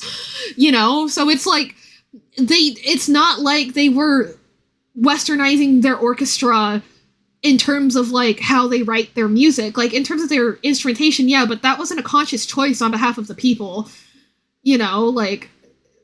Like that's an important distinction. Hey, Emerald! Mm-hmm. Hi, I'm ranting about racism and classical music again. But yeah, like I hate when only old European music is classical and everything else is traditional. It's all classical. Mm-hmm. Shut up. Right. Well, it's funny because like I've been on the other side of that, where like it's funny because where you live and where we live is kind of like an interesting parallel, because like I live in a very conservative area in a very liberal state, but but like when I went to college, I was exposed to so much that I had never thought about or like been shown. Yeah. Where it was like, oh, it opened my mind to like, oh, I was just ignorant of so many things. And then I took all that and I went back and I started talking to Chaos about it, because I was like, you need to know these things. So I started telling him that while he was still in high school. Yeah. And then his views started shifting before he got into college. And then once he got into college, it also shifted his views. But I just was like, I noticed from even like in my ignorant self, I knew like, oh no, I'm learning things here that are very important that he needs to know as well. So I took that home with me. But like I've been in that shoe where I go into a classroom and I'm like kind of ignorant to like all these things, and then they sit there and they question me, and I'm like, I actually don't know what I think about these things. Or I don't like what I know what my family knows, but what do I actually feel about these things? And it changed my outlook, which I've always been open to listen to the other side. Yes. Rather than just now, see, I have empathy for that kind of process. When I have empathy for that kind of process. When I say I don't have empathy for other people, I'm talking about the people that hear about racism for the first time in college and they're like, no, that doesn't sound right. Right, exactly. Well, and it's like, and the thing too, I'm not going to sit here and listen to you figure that out. Like, no, yeah, and that's also valid too. Of like, if you personally like no, then like understandable. Like you're not going to do it. And when like I've been in those situations where like I've been ignorant and like been upset and like, why am I mad about this? I don't understand these guys' plight, but I've always been super empathetic, and my family has always taught me to be that way. Yeah. So suddenly my family's like, why do you say these things, or why do you care about these things? I'm like, well, because you taught me to be empathetic and understanding.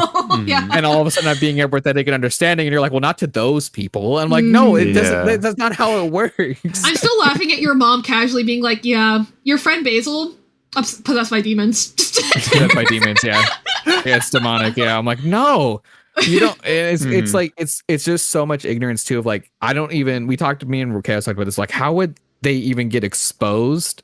To another person with this thing, so they can understand that there's nothing. Like they're just the person. Like you're demonizing something that is nothing. It's like a natural process. You know what I mean?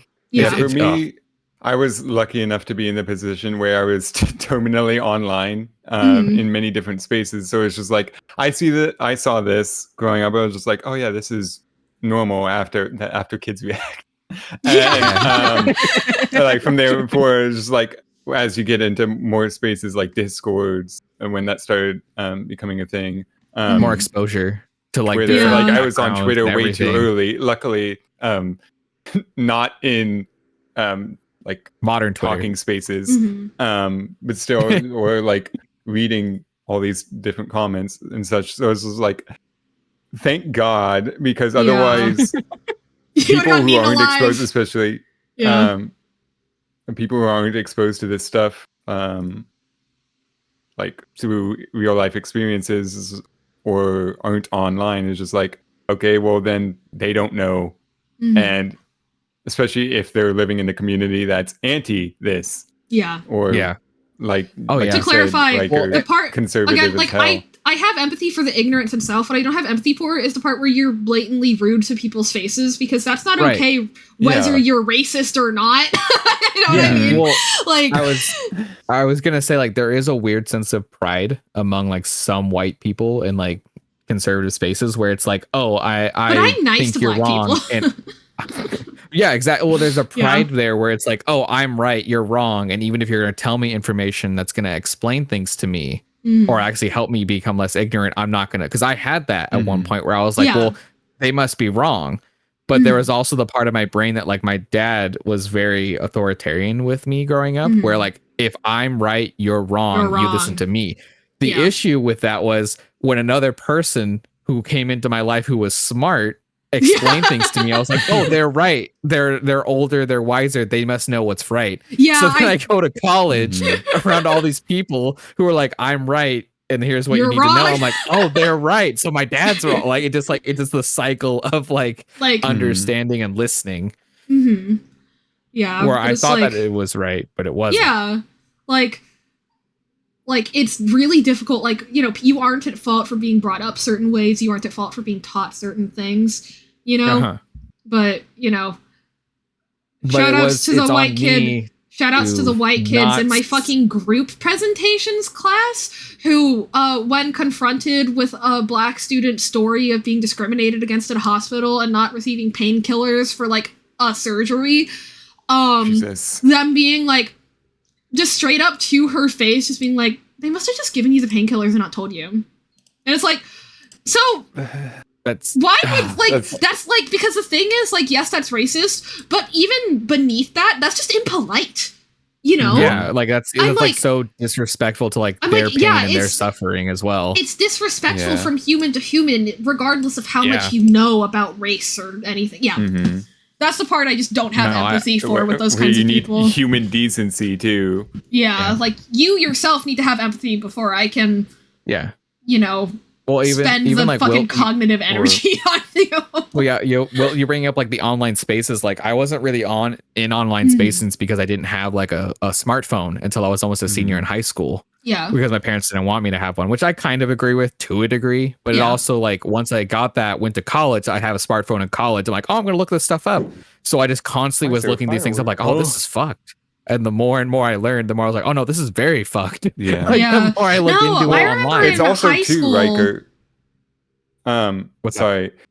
It's also too, Riker, where it's like you weren't on or actively talking in a lot of these spaces. Like I don't even think you were in a Discord with like more than just the IRL friends or maybe a few buddies from like Destiny or and even then I didn't really ever engage with them even when I was in the Discord.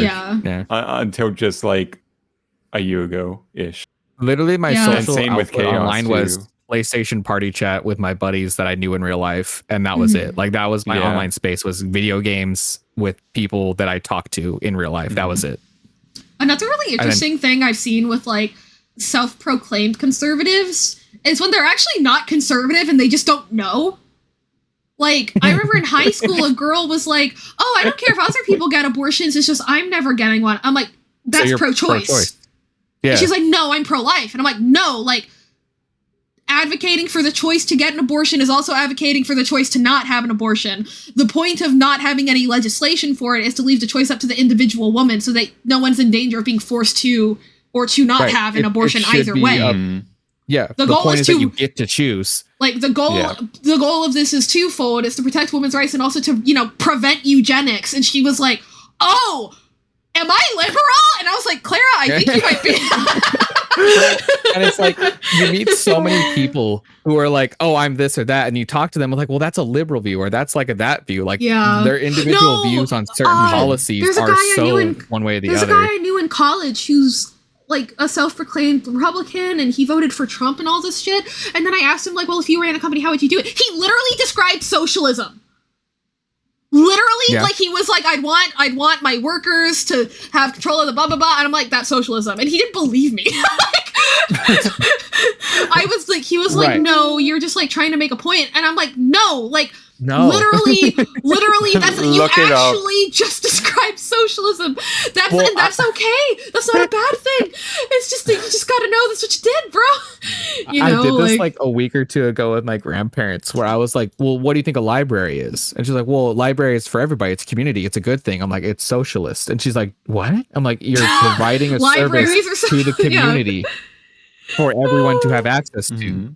And they're like, well, isn't that socialism? I'm like, well, is it? I kind of looked at my mom, because my mom gets really argumentative. And she was like, is that socialist? And I was like, well, I don't know. Is it socialist? I'm like, I think it is, but it's also like, wouldn't you rather have a company run by the people than by all these like one or two people who get to control the whole thing? And she's like, I never thought about it that way. And then she's like, but that sounds socialist. Is that bad? I'm like, yeah, see, that's the other thing, is that like people don't realize that like the governments that claim to be socialist or communist weren't actually socialist or communist. Or communist, exactly. Like yes, the USSR was bad, but that wasn't because of the socialism. It was because of the everything else. Like because they weren't socialist. They directly went against the values of socialism. Well, and not to mention like the interference from other nations to try to sabotage it and make it look worse than it actually was as well. And like like any like type of like society setup in theory should work, including capitalism. Capitalism in theory is a great idea. You temporarily introduce like a fake currency to get people to learn how to coexist and trade with each other, and then eventually you can get rid of the capitalism part and we're all back to being a trade society and everything's okay. Nope. That's the thing. I think people forget capitalism was supposed to be temporary. That's why us reaching late stage capitalism is such like a crazy thing. There's not supposed to be a late stage. Yeah. Hi, or Maddie. Even like I love you. Hi, Maddie.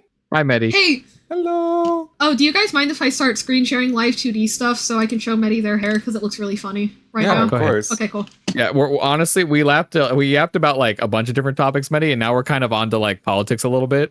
Yeah, well, Maddie, you missed my rant about Genshin and the Chinese Communist Party. I'm sorry, but you've already heard it like 5 times probably. Yeah, it's pretty good. Hell yeah. I love you too, Basil. But yeah, we were we were talking about like, like differences in POV and how different backgrounds are like totally justified, and like you're not at fault for being raised a certain way, but you are at fault for being fucking rude to people. Like my grandma was raised in Franklin County, Mississippi. Girl didn't wear shoes for like years, you know what I mean? Like on a farm, like very conservative upbringing. Like, but like literally any time I've seen her like maybe start to kind of go down a conservative pipeline, she stopped herself and just gone, but I guess it doesn't really affect me, does it? Okay. You know what I mean? Yep. Like I told her one of my roommates was a guy, and she was like, oh, you're allowed to do that? That I don't like that. And then she goes, oh, but I guess it doesn't matter if I don't like it or not, as long as people living there feel safe. And I was like, yeah. Exactly. Like my grandma's so raised. That's the wrong Medi. Hang on. Oopie. Stop doing at me, Windows. Fuck you. But yeah. No, like I totally get it though. Like it's just one of those things where it's like you can. I think for staying ignorant when you have the ability to not be is the biggest like sign of like, no, you're choosing to be this way. Especially with nowadays, where there's so much information available to you all the time at any moment. Like it's completely up to you to be responsible to look into things. Like regardless of like, just look into it. On the other hand, with some exceptions, I do get frustrated sometimes when people are like, Google's free. The exceptions to that being when, as part of answering a question, I've shown a person a resource and then they keep not using the resource I showed them. That's when I start being like, please just Google it. But I hate that so much. But yeah, look at how cursed this is right now. Oh, but his hair. Oh, but his hair. He's got that paper file folder hair. No, he's got the file folder hair. Look at what happens. Look at what happens to this piece too. Like, why is it folding back like that? I legitimately don't know. That. Oh wait, no, I do know why. It's because it's the layer orders wrong. Okay, hang on. I just need to move. You're giving him the free rent lookup. Hey, the head turn looks good. I just have to make the line art. I just have to make the line art for the chin invisible. Hang on, I'll show you in a sec. No, it looks really good. It's just that in motion, it looks very silly right now. Okay, that's what. Okay, yeah, no, hang on, because if the the way that the reason it looks weird this exact second is because the art on this is really cool. I like the design a lot. Thank you. Hang on. I never make a separate mask for the line art cover. I always just use the iris. It's kind of funny. I was not drooling over your OC at all. Right? I keep doing that. This is the Basil cycle with making VTuber models. Oh shit, I made them hot, and hey guy, hey client, I have this great idea for a unique feature. Fuck, I have to draw it.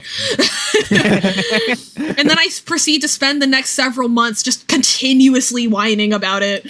I'm like, oh my god, this is so hard. And they're like... Well, I remember when last time I was in here, you were doing the medallion, and you were like, oh, it looks like a vagina, and you went back in and like changed it, because like the light, the shading on it. It literally just, it looks like a vag. It was very unfortunate. Oh. So, you know, and that makes the line art disappear, so it looks a little less crazy when the head turns. Oh, okay. Yeah. Anyway. Cool. Where are you? Except. Yeah. I love male OCs because with female OCs, I'm like worried always like, oh, or like self-insert OCs. I'm worried like, oh, I can't call them hot because that's weird male calling female on the internet hot. That could be creepy. And then with male OCs, I'm just like, hot. No, that's so valid. Yeah. Then, you know, down here you don't want it to be like that. The chain is unleashed. Where Yippee. Yeah. Yeah, no. What were we talking about going back? So, we started on like nostalgia, things that are nostalgic that you've revisited that you were like, oh, this is good, or oh, this is bad. Like, because you said the Lego Star Wars, the original Lego Star Wars. The complete saga, yeah. The complete saga. And then I don't know if there was anything else. Do you think there's anything else that you've revisited that you're like, this is good or this is bad? Because like a lot of the older games that I revisit, I'm like, yeah, this still goes hard. Like Plants vs. Zombies, Insane Aquarium, like PopCap games are great. The original ones. Portal back then. Did I play on the GameCube? I didn't. Oh, I barely played on the GameCube. Like He's not in here.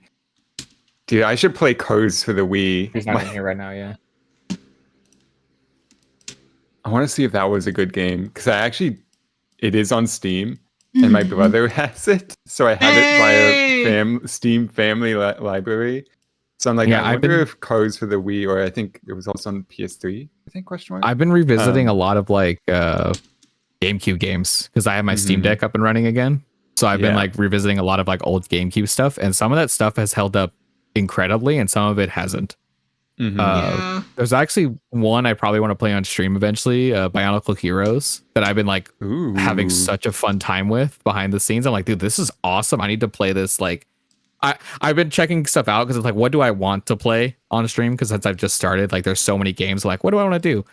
And like, that's one of the ones where I'm like, dude, I need to replay this. What I did is you can make collections on Steam. Okay. So you can like add them to a folder. I mean, I know this is there's also like Switch or PlayStation 5, etc. games, but yeah, you can do that too. That's what I did. I should do that. Yeah, because I don't have any way to stream my PS5 games right now, so it's just like everything I'm streaming is coming from what I own on Steam, and like I have a ton of emulated games, or I have games that I own that I've emulated on my Steam Deck that I've been like trying, because I'm like, I played this forever ago. I want to remember, like, does this feel the same? Is it as good as I remember it being? And some of them have been hitting and some of them haven't. Like I tried playing Pokemon Darkness, XD or Darkness or whatever it was. Yeah. That one was actually pretty good. I remembered it very differently, but I played it, I was like, this is good. And I just, as I played, I was like, no, this is very solid. Yeah, a lot of like Pokemon Mystery Dungeon games I know hit pretty hard still. I've heard those are fantastic. I played one forever ago, but I've never.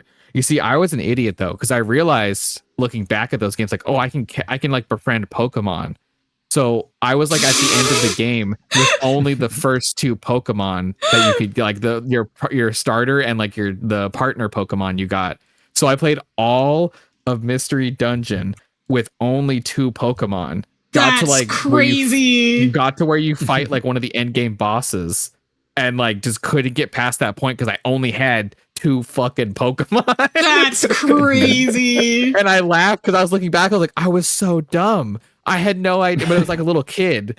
Because like I also played like one of the ones I want to revisit that got remastered that I have on the Switch is Mega Man NT Warrior, which is like an RTS like real-time strategy game, but it's like paneled and like it's hard to explain. It's a very unique combat system. Yeah, but it's one of those games that like me and Chaos loved growing up, and we replayed it. Like this hits hard. Like this is still fantastic. Yeah. And I look back, I'm like, how did my like 10-year-old ass figure half of this shit out when I'm looking it up now? And Chaos was like, we just kept trying things until something worked. Like that's how we did it, like brute forcing the game. It's like that's the secret. We didn't. We couldn't look it up, so we just like, oh, I'll just keep going until I figure something out. And like little kid me was like nuts apparently because he figured all this shit out, and I'm like, I'm a grown ass man. I don't know how I did half of this shit. Right? Yeah.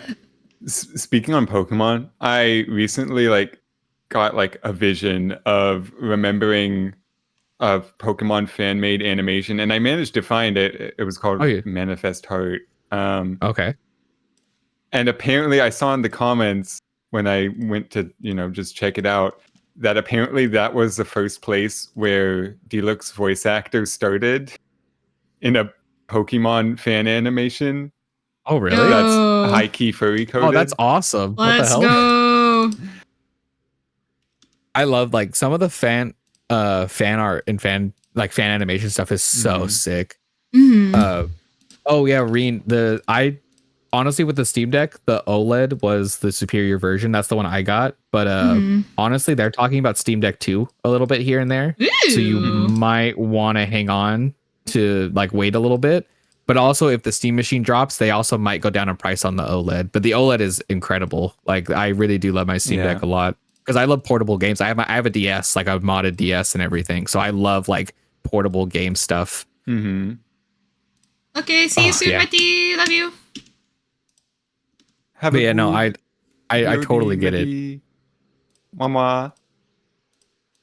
Yeah. Funny enough, like one of the topics I did want to bring up was like, it wasn't really a topic, just like I love open source software and open like fan animations and stuff. I feel like this falls in the same category of just like people sitting down and doing stuff because I think I've told Wilt this, the editing software I use, DaVinci Resolve, I was trying to figure out how to do all these things on it. I'm like, oh, I don't have this. I can't do that. Like, how does this work? And I realized that there were plugins to do almost everything I wanted to do because I was going to buy the studio version. And then there was like free plugins available that someone had coded where it's like, oh, auto subtitling. Oh, here's like auto cutting out of your like silence parts of your VODs and stuff. And I'm like, this is incredible. Like, it's just open source that someone just made. And I'm like, oh my God, I love DaVinci Resolve because it's like, it lets you use those plugins and it's completely free. Like there's a free version. It's incredible. Yeah. I also love DaVinci Resolve. It's the same thing that I have with, Paint.net is where that has a bunch of plugins too. That's just the other one I was going to bring up. Made my life so much better, like having feather object, outline object, Yes. Better hue. Like just have I just needed a way to do thumbnails, and you'd mentioned Paint, and I was like, that's awesome. So I put Paint on my system, and I've never looked back. Like Paint.net is anything I wanted to do, I could make it do through plugins or something else, which is awesome. It's just thank goodness for plugins. Thank goodness for open source stuff. And just like, and thank goodness for it being free. Yeah, no. Well, even like Godot and like game dev stuff. Like I was looking into that a while ago for like open source like game development stuff. And Godot is like getting to the point where it's actually competitive with other forms of like game development software, which is really cool. I never got that far with it because I was like, it's a lot of work and I just don't have the time to learn to code right now. But I think it's incredible how much is just free and available for anybody to use. Yeah. It's just all good. I love open source stuff. And then like right now with like there's all these fan animations going around of like One Punch Man, and then like I've seen a bunch of stuff with like Helldivers has like a whole like movie basically put online that's a completely fan made like 3D models and everything. Like there's all this stuff that's just people making stuff. I just realized that not only have I made your Fugi sit and made it so your Fugi's looks like Willow sitting in your lap, but also Willow's head is in front of a rainbow right now. Because of how I color my folders. Because of how I color my folders. Hey, to be fair, the average BBC Merlin enjoyer. The Wilt part in my name is a Merlin reference. Yeah. Hell yeah. Well, in a sense. That's awesome. Because Merlin is based off the Welsh bard. Yeah. Was it Welsh? It was Welsh. Yeah. Yeah. Myrddin Wish. So it's just like, and Wilt being like the same spelling pronounced different of wished. Because thank you Welsh. Very cool. Or thank you English, actually, to be fair. Yeah. It's just like there's so much lore to everything. That's just like there is. Yeah, hell yeah. It's really cool. My name is just my real name scattered around letters. That's how my name came into being. LOL. To be fair, Riker was my tag like going back years though, so. Yeah. Wait, does it go before Rangers? Yeah, Riker goes back to like it was actually my dad had a book where he named his characters based off of our names, me and Chaos's real names. And so I just scrambled the letters. Can't believe your dad would dox you like that. I know, crazy, right? It's not an exact like anagram of my name. Yeah. And also he's your dad. Yeah. So but like I was like, I'm taking this. This is mine now. And he got mad at me because I took it. And I'm like, well, it's That's mine. really funny. And he got mad at you for that? Yeah, he's like, you took the name. I'm like, yeah, it's my name. I would be ecstatic. Like, oh my son loves this name so much. He's taken it on for himself. Like, hello? No, my dad's a bitch. Oh, actually, I think that we've established that never mind. Chaos and Riker's father is a unique individual. Oh, how was today? Oh, fine. Thank God. Yay! Okay, it was fine. We didn't get into anything. We kept him. It's funny because he's like one of those where like you can keep his ADD or his like his like focus on like games and other stuff. He's fine, but the moment he skips over into anything political related, he'll like go on a tirade. But we managed to keep him like on topic today. Let's go. That's what we kind of do. We kind of like, let's talk about games. Let's talk about like stuff that he likes, but not like related to politics in any way. Then he's fine. Like as long as we can keep like, if we focus the autism onto like the proper topics, we're fine. If we get too far off topic, we lose him and it's over. Thank goodness. Thank goodness. Yeah. But yeah, no, I showed him a bunch of like my Ghost of Yote propaganda that I've been putting up in like the Discord. And I showed him stuff like that. And then I showed him some like Battlefield 6 videos of like the F-22 because I know he loves those things. Stuff like that. Just stuff that I know he likes. So I'm like, I'll save this so that he can watch this, that I can keep him on topic with something else. You're bringing your baby toys for him. Oh my God, Dad! Look at the Ghost of Yote screenshots. Oh my God, look at some F-22 you like. Oh rattle. That's I bring him like the dancing fruit videos, like yeah. Oh my God. That's so true. I didn't realize that. Yeah, that's definitely I do sometimes. I intentionally bring stuff where I'm like, this will distract him. And I'll bring it with me on purpose. God. Bring out the cat toys so my cat doesn't destroy the sofa. Or my bed, actually. Oh. Lord. That's so true, though. But no, that's literally accurate, though. Like, we bring stuff intentionally to try to, like, to divert him off of, like, those topics. Because once he gets on politics, we're just both sitting there like, I don't agree with anything you're saying, but I'm not going to fight you on it, so. Yeah, that's the best thing to do. Yeah. Well, and, like, I've learned... I learned through Instagram Reels. No, I learned through, like, I learned through Reels, and then, like, it sent me on, like, a search, because I was learning, like, the fawn response, which I didn't know was a thing. Yeah. Which is like where like you intentionally go silent or don't bring anything up because it's easier and better to just not respond to things. And I'm like, oh my God, I've done that my whole life. Oh no, I had no idea. That's freeze. Yeah. That's freeze. Oh, that's freeze? Yeah. Fawn? No, the one fawn is fawn is when you like kind of go out of your way to like you like kind of jump on the need to like comfort or like assuage a person.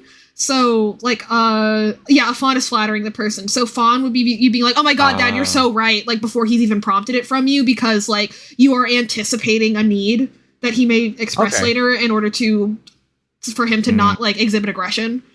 I think that's definitely what I used to do. More lately, I just go quiet. I just don't even bother. But like that, so maybe when I was younger, especially, I was doing that. Yeah. So fawning is like flattering to avoid an aggression response. Freezing is like going quiet, kind of being a little bit avoidant, and then fleeing is obviously like, I'm out. Nope. Well, me and Ellie have talked about like I'm super avoidant with him specifically. With other people, I'm okay, but like with other like male authority figures, I tend to do the same thing where I go like, well, if they know what's best, I'll just go with what they say. Like I don't even bother bringing up how I feel or think about things a lot of the time, because I just don't like, it's not worth it to me. Yeah, that makes sense. And it's like, I'd rather just be quiet. Like if you're so dead set on it, you must be right. I'll leave it be. Like I don't care. Like that's how I've kind of always been. Not my circus, not my monkeys type shit. Yeah. Kinda. Except it is kind of my circus. I'm in the circus, but I'm like in the back, like avoiding everything. Yeah. With my other monkey. My brother. I mean, I don't know. Now it's breaking down.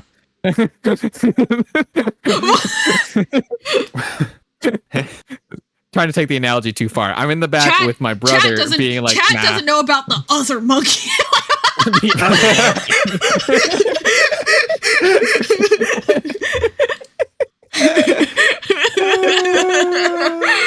Yeah, no, like I go very silent, which Rory and me have talked about. Like it sucks because I would love to be my normal self and joke. Oh, chaos. The other monkey.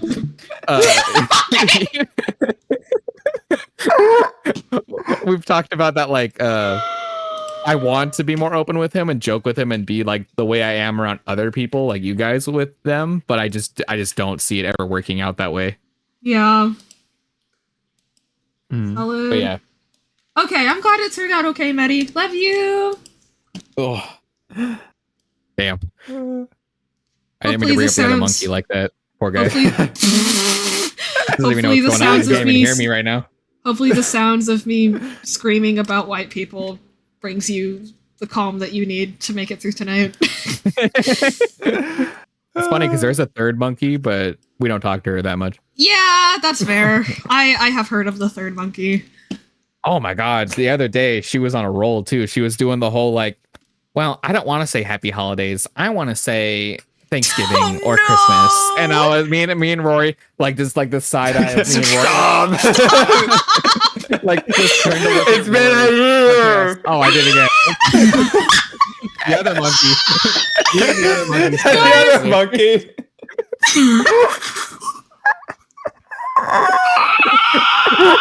Oh shit. Why don't you say my last name at this point? I don't know your last name yet, so there is still some hope for you, Willow. Yeah. I only know your first name. Although you self-doxed that one. That one was a I don't care. Yeah. Yeah, no. Which I'm trying to be respectful because Chaos doesn't want all that out, but I'm like, I could give a shit. Honestly, Yeah. I'll say it. I'll say my name regardless. But anyways, Yeah, that's fair. But I want to respect his wishes. I do appreciate the difference between some people being like, I'm not going to say my age on the internet, and then I'm like literally that. You know that one Tubbo clip that I sent in my Discord where it's like, "Hello, my name is Tobias blah blah blah the third. I went to this high school." And that level of doesn't care. Oh yeah. Yeah. Riker is Chaos's older brother, and then I'm just here. And then Willow's their real life friend from high school. Yep. Middle school. Middle school with Chaos, high school with Riker. Well, barely, a little bit, because I was already kind of almost out of high school by the time you guys were there. Yeah, I knew you for like a year in real life, and I was just waiting at the end of. Yeah, and then once we got into college and started chilling and talking a a bit more, that's when we started hanging out. And we mostly through Discord and ugly stuff. People, or at least like the high school friends that you didn't know. Really. Yeah. Well, Chaos told me some of that stuff, so I know some of it, but it's just like, just better to diff off if you guys weren't around them anymore. Yeah. Which it's different. Oh, the other monkey's in chat. Hey, Chaos. Hi, the other monkey. What's up? He's sorry. The older one. Accurate. No, but yeah, we totally like gave each other side eye. I was like, this is ridiculous. We didn't even bother going into it because my sister was like, like, oh, like everyone says you can't say it. It's politically incorrect. And I was like, everyone, where are you? What are you looking at online? I have not met a person that gets offended when somebody says Merry Christmas. I've only met people that, out of wanting to be inclusive to others, go out of their way to say Happy Holidays. I have not met a single person that expects another person to say Happy Holidays lest they lose their minds. Like, it's like, especially since at least here in most of our servers that we're in, it's like predominantly US based. So, I mean, fair enough. Like truly, like truly, truly, my favorite thing is conservatives making up problems. They're like, the liberals want this, and I'm like, I have not met a single human being on this planet that wants that. Oh, Hazel, did you cut off? Oh no, I just stopped talking. Oh, okay. Oh, I thought you were going somewhere. I thought you were going on a rant. I thought you were rolling. Nah. Talking about Thanksgiving with our sister. Yeah. Oh, yeah. The third monkey. The third monkey. God, I hate raking it like this. I don't know what to do. But it was just like me and Chaos looked at each other. We're like, okay, and then we would win about our day. But it was one of those things where it's like, oh, it's just like, oh, this is what I see online, and that must be true for everybody. It's like, or it's just true for you. And then she was like, it's company policy. I'm like, so you want to get fired? Customer service worker. I'm like, so you want to get fired? Like, is that the energy we're giving out today? Like, your job is to be palatable to as many people as humanly possible. Like, like your job is to serve other people. You should be at least somewhat empathetic, understanding of all the people that come into your store. Yeah, but whatever. Yeah, you could just, try. I agree. It's not like saying the Happy Thanksgiving in an area with people who don't celebrate it is like, fuck you. This is only for us. You aren't allowed any celebration. And like you said, most people will just be like, oh, thank you. Like, and return the like happy holiday, happy Christmas, whatever, you know, like most people just return it and it's no big polite deal. Like correction, just like, oh, I don't. Hell, most or of the a polite time, correction, but it's just like, hell, when I was a Christian and I saw like I don't know, like a Muslim person out, if I went out of my way to say happy like when I was like a kid and stuff, if I was wearing like a cross necklace or some shit, if I said happy holidays to them, they would say Merry Christmas to me. You know what I mean? Because it's polite. I'm like, you are wishing the other person a good time with their respective holiday. Yeah, exactly. Like, and it's just like they turned it turned from like, oh, just being somewhat courteous to other people and other people's holidays and stuff to being like, oh, well, you're anti this and all that if you say like you're anti Christmas if you don't say Merry Christmas. I was like, that's not how this works. That's not. That doesn't make any sense. Like, guys, Jesus wasn't even born this time of year. Like, not even close. Like, what are we doing? Yeah. No, exactly. Thank you. Hiccups. Crazy. Yeah, hiccups. Hiccups aren't real. They aren't real. Don't worry. Hiccups aren't real. They're not real. It looks so bad. Shit. I hate ringing hair like this. I hate it. Oh, hey, what's up? Just eating your pretzels? Oh, okay. Sorry, Ellie just came and sat next to me. I was like, oh, hey, what's up? Have fun gaming, Chaos. Thank you for the like. Oh my goodness. Yeah. But yeah, it's like... Is there... I wonder if there's a way you can do something similar like with the chin where it connects. No, there is. It's just I need to get the shape to look right before I can bother doing all that, you know? Ah, gotcha. Because otherwise, if I start obscuring things ahead of time, then I can fuck myself over later. Oh, yeah. You know? So it's like, gotcha. Gotta be mindful. Yeah. Just making sure everything's aligned then. Okay. Yeah. Oh. And shaped the one properly. Thing lately that I've nostalgia'd back into that I've been like absolutely loving has been the Animorph books. Right. You mentioned that. Shout out to my local library for being, as soon as I finish the previous set of books, they upload the next set of books so I can just continually read and listen to them over audiobook. Shout out to my local library. But shout out local library. Yeah, because literally like no problem. Being able to just like have the library card and get them for free. Like I would have spent like 150 bucks to get all of the books or to get all the audiobooks. Thank goodness. But like local library has them on the app, and I'm like, thank God, so I can just listen to whatever I want. And then I keep tagging stuff, and whoever's at the local library deserves the biggest shout out because like they just keep uploading. Yeah. As soon as I finish the set of books I'm reading, they upload the next like 5 or 10. I'm like, thank you. That's so how I can sweet. keep the pace going. It's so awesome. Yeah, I think the thing is like I'm not the only person that has this problem. Almost every rigger I've heard of has this thing where it's like every time you do an XY head turn, it's different than the other one. Like whatever strategy that you had last time is not gonna work with whatever you have right now, which is kind of funny. LOL. Yeah. My biggest worry when coming back to like the Animorph books was like it was gonna be cringy because I know like the books start when they're like in middle school, and there has been like some level of cringe, but none of it has been that bad. And I'm like, thank God, because I was worried this is gonna be like a middle school cringe stuff.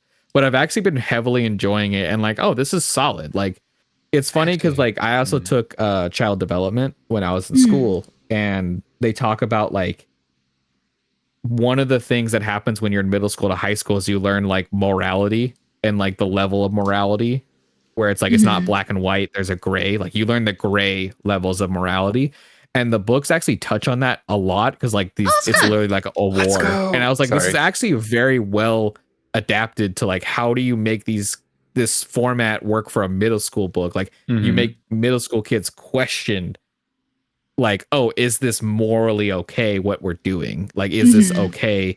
Even when it's like a very like, it's obviously super dramatized because it's like a war zone. Like they're shape-shifting into animals and fighting alien creatures. But it actually has a ton of like, oh, this is why the morals work here. This is what doesn't work. This is why like that's not okay. And they do a good, like each book, it has a different perspective, which is really cool. So you get like the female character's perspectives, you get like the male like righteous white knight character's perspective, you get like the male who's like a bit more not like a jerk but just like a whiny like I don't want to do this is like this is not cool. Like realistically like no, like I'd probably be that guy. I'd be like no, this is insane, we should not be doing this. You get that perspective. Like they do a good job of handling all of that, which I was genuinely like this is actually very well written.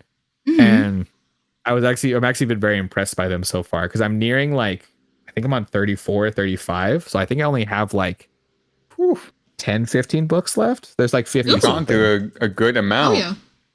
They're like 3 hours a piece, so like they're not like long reads at all, and some of them are like that's some of them are 4 hours, some of them are 3. 40 hours or so. Yeah, right about 40 45. Yeah. And like there's also like side books and all this other stuff that I had no idea was out there. There's like the one where they become dinosaurs. I'm like, you got me locked in. Like I'm locked in for the dinosaur book. Like give me in there. Of course. But like there's like, and I was like genuinely impressed by like the world building as well, because they have like actual alien species. Because like I've been swaying away from like a lot of the sci-fi that does like, oh, they're just two-legged humanoid aliens, and I like seeing aliens that are really weird and really different. And I think that they're probably one of the ones where I've done like they're so different that I really like it. Like one of the main aliens that you encounter in the series is literally like a four-legged, like it's like a horse, like a centaur, but with extra sets of eyes, and has like a scorpion like tail as well. That's like one of the main like groups in the books. I'm like, this is actually really cool sci-fi world building as well. Hell yeah. But genuinely, like, was going back into it, like, okay, it might be kind of cringe, it may not be that good. I started reading, I'm like, this is actually solid. Like, they're not 10 out of 10 books, but like, they're definitely like at least an 8. Like, I think they're very solid books. That's awesome. And 8 is really solid, to be fair. Some of them are a little less well written than others, because I know that like ghostwriting was a big. I was gonna say probably multiple authors. Don't get me started on fucking Warrior Cats. Oh my god. Oh yeah, Warrior Cats. I was literally about to say Warrior Cats did the same thing with like a lot of ghostwriters, so the quality of the book can vary. But the early books especially are very good, and the later books are also very solid. But yeah, because Scholastic was basically like, okay, we need this many books. Scholastic said, okay, we get to decide the titles, and we get to decide which and like the authors told them this is the ones we'll be able to write, and this is the ones we won't be able to write. Yeah. So it's really cool. I genuinely, and also like the authors doubled the pay for the ghostwriters because they were originally ghostwriters. So it's like, fuck yeah. The going rate was like $5,000 a book, whereas like the ghostwriters, they paid them 10. So they doubled the going rate for their ghostwriters. So you bet those ghostwriters worked hard. You know what I mean? Yeah. They put everything into that shit. Fuck yeah. Yeah, there's only been they really fucked themselves out. They really fucked themselves over with those covers, man. No, seriously though, like the covers are actually super interesting because like the first book's cover was by somebody else. It wasn't the actual author who did the rest of the covers, but they made it in like this weird program at the time, and like he's just become so known for those covers that like his entire art career took off from that point because those covers are so iconic. Yeah. One of the things that I do notice that gets kind of more annoying as you get later into the books is the recap fatigue, because each book is like they expect like kids to just be able to pick it up, and if you haven't read the previous books, they have to go over like, oh, what's an andalite? What is morphing? What does morphing do? Like they have to go over everything every time. So there's a little bit of like you get recap fatigue into the books where you're like, okay, I've been over this like 10, like 50 times a bunch of times. Any franchise should have like a I've done this before, set me free button. You know? Yeah. Which some of them do that where it's all right in the beginning and you could just skip like 3 or 4 minutes into the audiobook or like the first couple pages. Welcome back, Medi. I hope that is Code Green like a fire alarm pull or something? I can't remember. What is a code? Is that or is that a kid trying to run out the door? Medi works in pediatric healthcare, mental health care, by the way. Behavioral, right. Like you just need to go help a kid regulate. Gotcha. Yeah. Also, Riker, speaking of really old writing, I looked in my Google Docs. I have kept most of everything very old that I read too. Oh, cool. That's good. Epic. Cool. Yeah. Well, I guess old 2020. Dude, why is time so slow? How is that only 5 years ago? Yeah, crazy. I need to get back to writing, though. I was big into that, like 2023, 2024-ish. Yeah. And, I mean, I guess I got into it a bit more with the Project Sekai OCs. But, honestly, the lore stuff, like our lore was the main reason I started writing again in the first place. I haven't really done much sense, but the lore was like really fun to put together. That's such a good idea. Nice. Yeah. Well, I told Chaos this story on that too. Yeah, no, short story is perfect for like our lore too, where you can just do like snippets of stories and stuff. I told Chaos this too, where it's like when I write, I need to have big scale. Like I need there's something about when I write, like I want like little scale stuff is good, but like I have like big ideas, so when I need to write big scale stuff. Where and like, you have been. And And that's what I enjoy the most. Is like give me the big scale like world stuff, and that's what I love writing and doing. And I need to do more of that. Oh, thank you, Medi. I appreciate that. Yeah, no, it's been good. I just got a really cool looking build in Isaac. Do you want to see it? Hell yeah.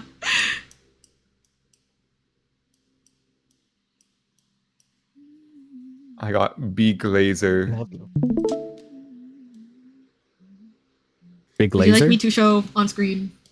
If you'd like to, it's not that much, and I just wanted to show like 5 seconds. Oh, okay. I don't know anything about the Binding of Isaac, so.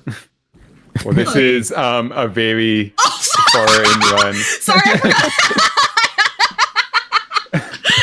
I don't even remember why Chaos said that. That's from January. I do be farting. What? I had the like VC text chat open and Chaos sent a reaction image on January 4th. Dude, that was forever ago. I be Look at farting. this. Look at this really cool laser. Just Oh my gosh. Of course you do that right when I take it off of my OBS scene. You're like, look at this is so cool. I'm like, okay. It's funny because like I this sent is still him, a clusterfuck, but it's a cool one. I sent Willow a Binding of Isaac meme, and now my feed is just filled with like Binding of Isaac memes. like for the last like day or so, it's been killing me because some of them are very funny, even though I know no context of anything that's happening. Hell yeah, brother. No, I managed to get like one of the most insane statistics one of my life. Like before I had to go help with like Christmas stuff, and then I had to pause midway through. Dang. Yeah, just like a really good set of circumstances led to I have 277 damage when like high damage is like 40. Oh, so you're cooking. And I have 25 tier rate, which is like fire rate, when normal max is 5. Ooh. Oh, so damn. Yeah. That's one of those that I probably will just play out of just like the meme from you. Like I might just play it just to like I need to know. I mean, to know. I feel like you might genuinely like it a lot too, especially like with how much you can unlock too. And I feel like you're a big I like unlocking stuff. I do like unlocking things. Where I've been kind of on a. I have 500 hours and I have 530 of 640 unlocks, so I still have 100 left. Well, it was killing me because like one of the posts had like the achievements, and they were talking about the achievements. He's like, "Oh, I have like some like so many 100 hours, and like I'm only halfway done." I'm like, "What?" Like looking at like the achievements of it, I'm like, "That's insane." But I do like unlocking things. I can like, I'll end my one. Whatever, that's fine. You don't need to show this. So Riker, if you look, you see every single one of those little icons on the top left. Okay, hold on. I gotta scroll down to the thing. Let me see. Oh, actually, I think if I just... I can see it. Can you see my cursor? I like your funny words, Magic Man. No, I can't see your cursor. Okay, that's fine. You see all of those icons on that paper on the top left? Yeah. Each one of those is an unlock. These are all the characters. Damn. These are all the other characters. Oh my god. These are all unlocks. Jesus. I don't think I can rush through. You get unlocks for doing. Oh, I can still continue. There's unlocks for doing like challenges, online modes. For doing random things in the game too. Like kill X boss 5 times, you unlock a new area. You unlock a new final boss. You unlock an alternate area. It's just like, oh my god. You see why there's 600 unlocks in this game? Jesus. Yeah, seriously. That's so much. Yeah, actually, I think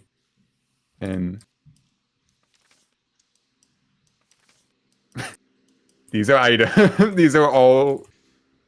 These are items. Idaho. Possible items. Yeah, that you can find on random item pedestals. And so you're 500 like hours, and there's still stuff you haven't seen. Mm-hmm. Holy shit! Like a ton of stuff. Yeah, that's so cool. Yeah, I've been kind of on like a. Oh yeah, they're 640. It says it's just like, bro. Yeah. How much shit can you do? Right. Okay, that is going to hurt my eyes. Never mind. Yeah, no, I've been like on like a Pokemon fix the last couple days. So like because I've been playing cassette beasts and stuff, but like roguelites and stuff. Because Isaac's a roguelike, right? Yeah.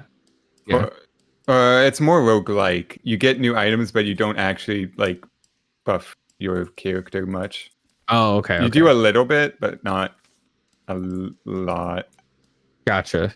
So like you unlock these alternate characters.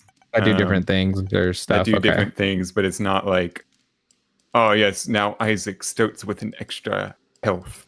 Gotcha. Or Isaac gets more quality for items. No, there's nothing like that. Like there was in Hades. So I think it is roguelike. Risk of Rainy, where it's like you have a base character, and then like I'd say yeah. Yeah, you get more stuff as you go. Very much so like that. Okay. Yeah, I've been like wondering about it too, because like I've been because there's also like Pokemon, like the fan, like because I brought up open source and like fan stuff, and like Pokemon is one of those areas where it's like there's so many amazing fan games, and I think like I played that Pokemon Gamma Emerald demo a while ago, and when I did that, I was like, oh my god, there's so much incredible fan stuff out here that I've been like completely have not looked at all. And like I do have a bunch that I want to look at, that I have like a list. It's like I'm playing Pokemon Infinite Fusion on my Steam Deck right now, and that has been incredible. Like just having the ability, like, hey, any Pokemon that's ever been, fuse it with any other Pokemon that's ever been, and like the Pokedex for the game is like 160,000 like sprites or something. Yeah, like it's insane. And they're really well done. They're really well done sprites because they like crowdsourced them. So they were made by a lot of different like individuals brought together, as opposed to like just one guy frantically making a cajillion sprites. Yeah. Well, like, that's what they talked about, was like their Discord is like you can suggest like descriptions of mons or like fusions, like you can put like Pokedex descriptions in, and then you can also like add like get art approved, and each Pokemon has like multiple sprites, either from different games or from different sprites people have made that you can access. Yeah, because like like some people I don't know, like I think Empoleon combined with another Pokemon is just straight up Club Penguin if you pick a certain sprite pack. Yeah, like there's some really cool like there's like Monster Hunter monsters like that are fusions as well, and I was like, this is so cool, and it's all just like completely free. Like even like the Steam Deck, they had like a whole setup specifically for the Steam Deck itself too, where I was like, oh, not only is it like available on like whatever like computer and stuff, but like, oh, we also have a specific installation for Steam Deck so you can play it on there as well. And I just like that attention to detail, where like even this like other platform that isn't as popular, we still have stuff so you can play it on there as well. It's really nice. They're a very good team. No, they are. And like I'm really impressed by the game so far. Like it's basically like the base game is still Pokemon, like the original Pokemon's basically like Fire. I think it's based on Fire Red or something. Yes, based on Fire Red. It's one of the early gens, but like all of the sprite works is really cool. All of the story changes slightly. They add like the fusion mechanic is like it's not like forced in it. It feels very natural. And Jesus Christ, your screen is just a blur of like explosions. Yeah. This is probably a very broken run. I've been like extremely impressed with like the amount of work put into it, because I was looking at like Pokemon Gamma Emerald, and that has like some incredible work being done, but it's very rough, and it's very clearly still like very early development when they released. Oh yeah, you mentioned there was like a ton of crashes and stuff too. Ton of crashes, glitches, stuff getting stuck. Like, but there's so many incredible Pokemon fan games out there where it's like I was playing one called Pokemon Reminiscence. That's like it's basically like a roguelike Pokemon, where like you get random Pokemon encounters, you capture them, and then you have like basically like little like competitive builds that you can make to fight each like encounter. and it's like very solid, and like you get like random items and stuff, so it's completely different from like it's a Pokemon roguelite with like actually good story stuff going on. Like I like this, but I didn't play it any further because I was like playing other stuff at the time. But that's not even like scratching the surface. Like there's so many incredible rogue game. Like I saw Rogue came out, which is like a full-on Pokemon roguelike, like endless battles to like see how far you can get with like crazy combinations, like anything and anything that's been in the game is in that game. Ooh. Which is just incredible amount of work. Yeah. And that's just like there's another one I'm trying to remember too that's just like insanity, like how much work they put in. Shoot, now I can't remember. Jesus Christ. Sorry, I'm watching Wilt play Binding of Isaac, and that shit is this is probably the most overwhelming first experience you could see is this run. But yeah, I just have been honestly, I can just start a new one. No, you're okay. You're good. But no, I mean, yeah. But it's been like there's so many incredible like fan made experiences out there that it's just like wow, like because we had talked about a little while ago with Basil, like the Pokemon stuff, the like they don't have to put in the work, but like and they clearly do have a passion for it, but it's just like how much is stifled from like yearly releases and other stuff as well. Like there's a lot, and they don't have to. That's the thing, they don't have to put in as much work because Pokemon will always be successful. It's the biggest franchise ever, so it's like, yeah. But we talked about that. Always sell. They don't really have to put in as much effort as like a newer release would have to, just because they have a cult following. They have so much money. Just like it makes so much money regardless. And like, but then I see the fan games. I'm like, no. This is where I think, for me especially, the future of Pokemon is in the fan games. Like, just there's so much incredible work that's been done in the fan games.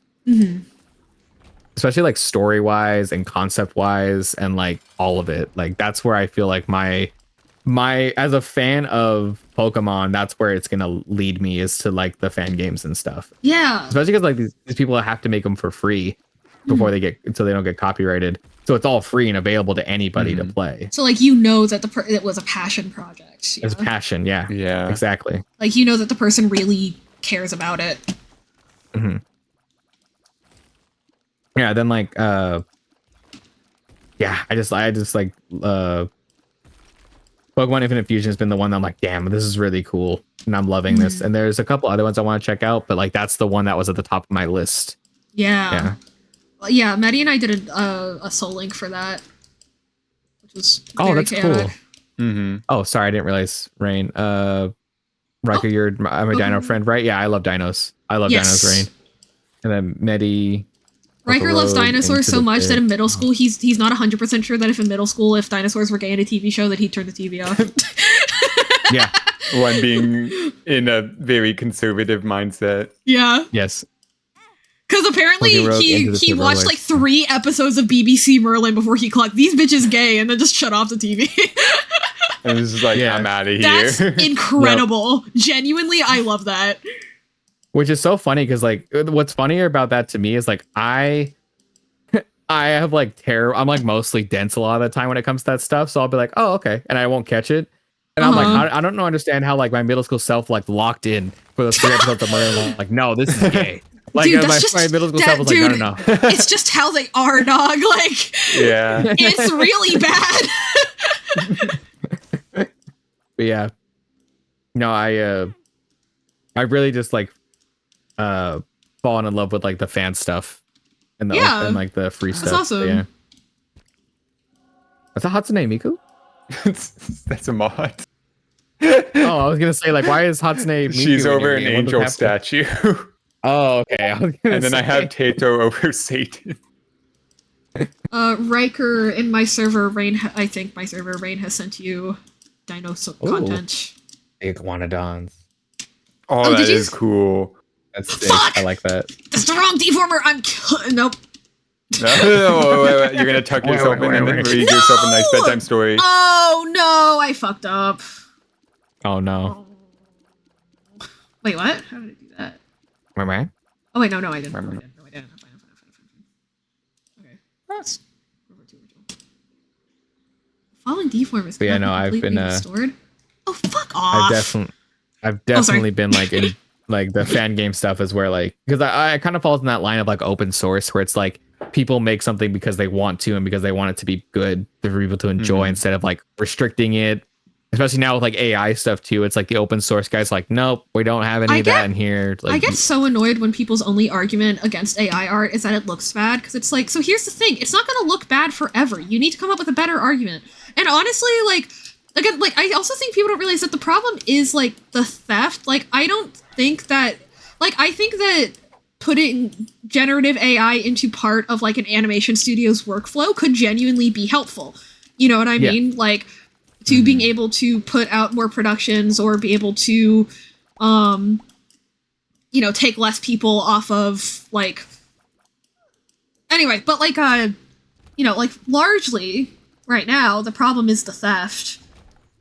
And I don't know, I think that a lot of people are way too fixated on, like, oh my god, guys, it looks like shit! And it's like, okay, it's not gonna look like shit forever, one. And two, like... That's just so besides the point. It's just so besides the point. It's so not relevant. Because, you know, but then also some people are like, oh, wow, like, how can you tell that it's AI art? And it's like, even when it looks good. And it's like, because, like, you know, the computer isn't actively drawing things. It is placing pixels based on an algorithm.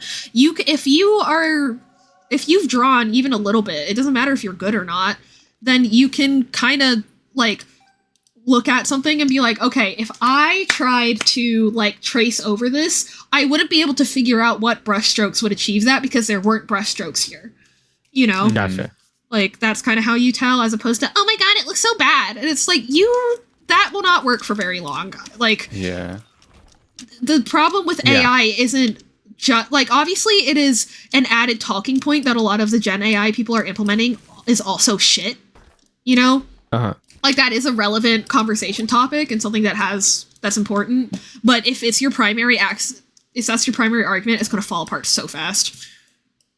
Yeah. It's like, because there are so many different facets as to. Like, have you seen the Aethermancer before? No, I have not seen that, Medi. Dino clothing line is having a Black Friday sale. Oh, cool. And then, hi, Nina. I feel like the name is familiar, but I don't know what it is specifically. Aethermancer.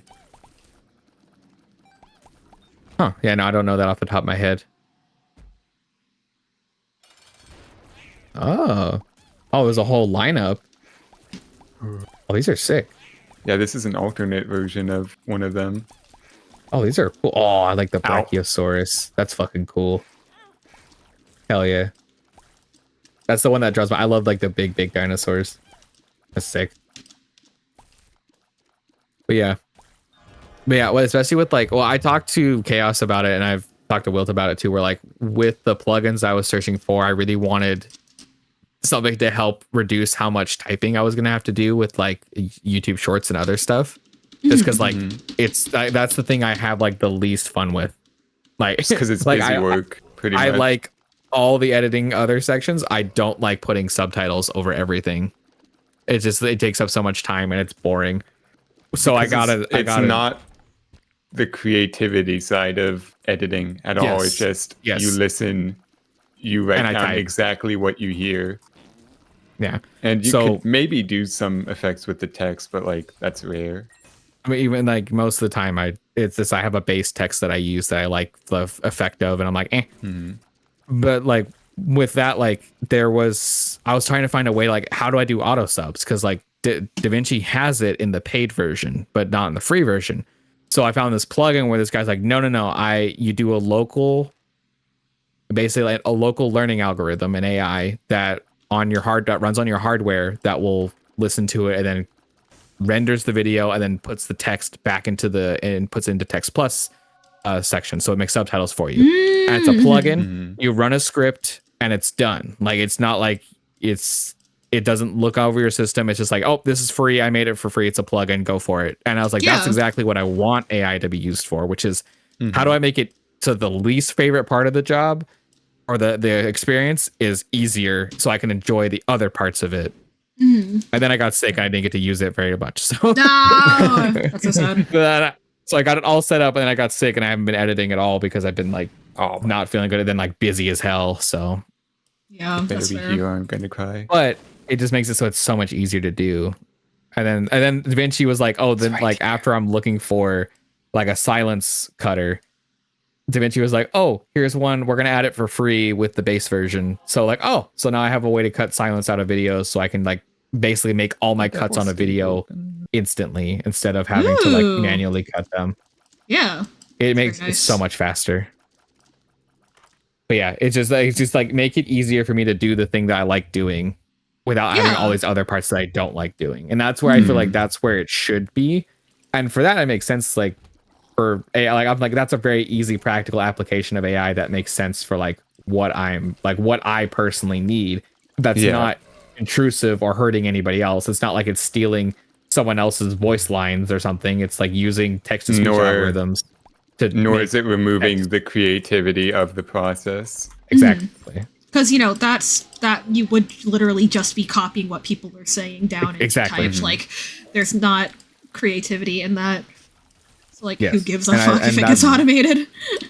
And that's where it's like I think that like there is a lot of really good uses, and generative AI is like me and I've talked about this. Like generative AI is the only one I have it's not the only one, but I have a lot of issues with the generative AI and the like ChatGPTs of the world because the rigors that I have with those is like environmentally, like those are awful.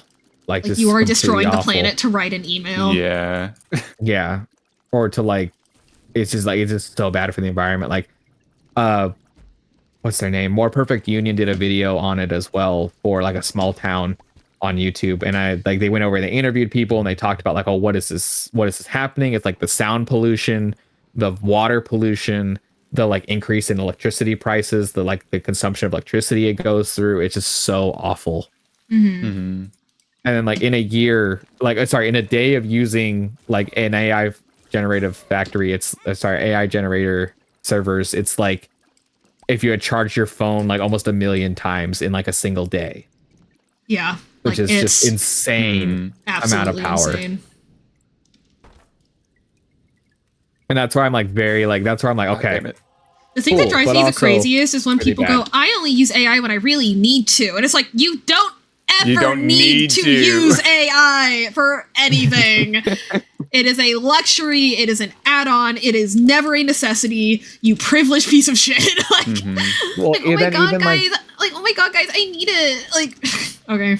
Well, even like them like pushing it into everything as well. Like, I hate going on Google and getting do you want to use AI mode? I'm like, no, I don't want to use AI mode. And it's and you can't turn off the AI I open either. Google, it pops up, and I'm like, I don't want this. Like, just give me an article I can read, or give me something I can read. Like, don't just keep saying, "Oh, do you want to use AI mode?" Like, no, I don't want to use fucking AI mode. I want to read, bro.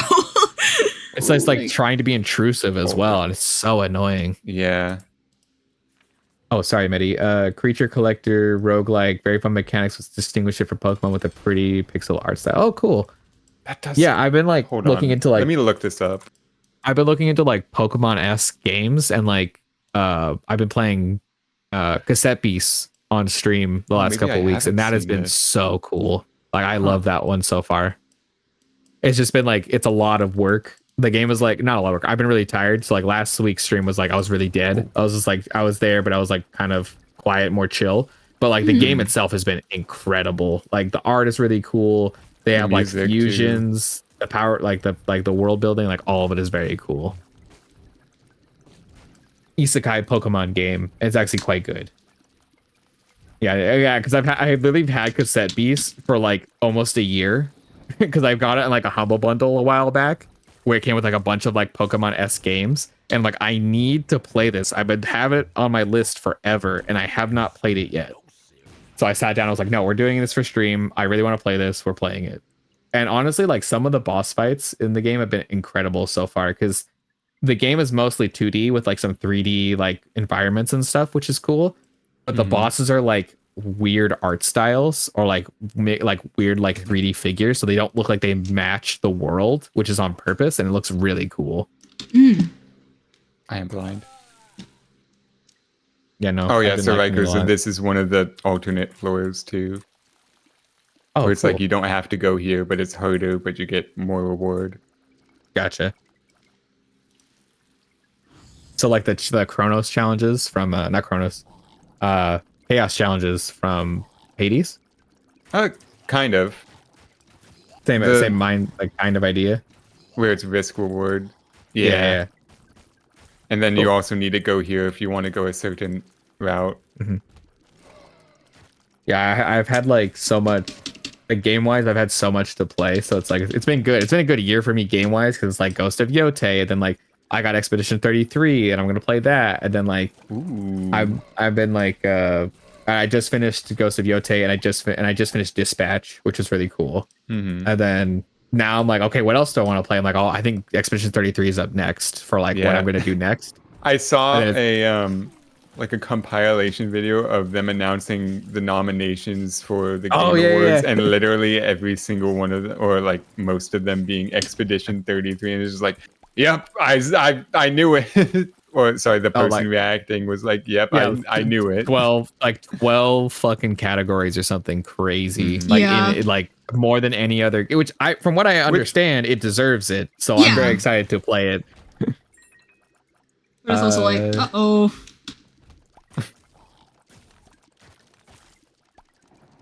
Well, that says more about No, I just said no. Because Silk Song. That's. I wanted Silk Song to win.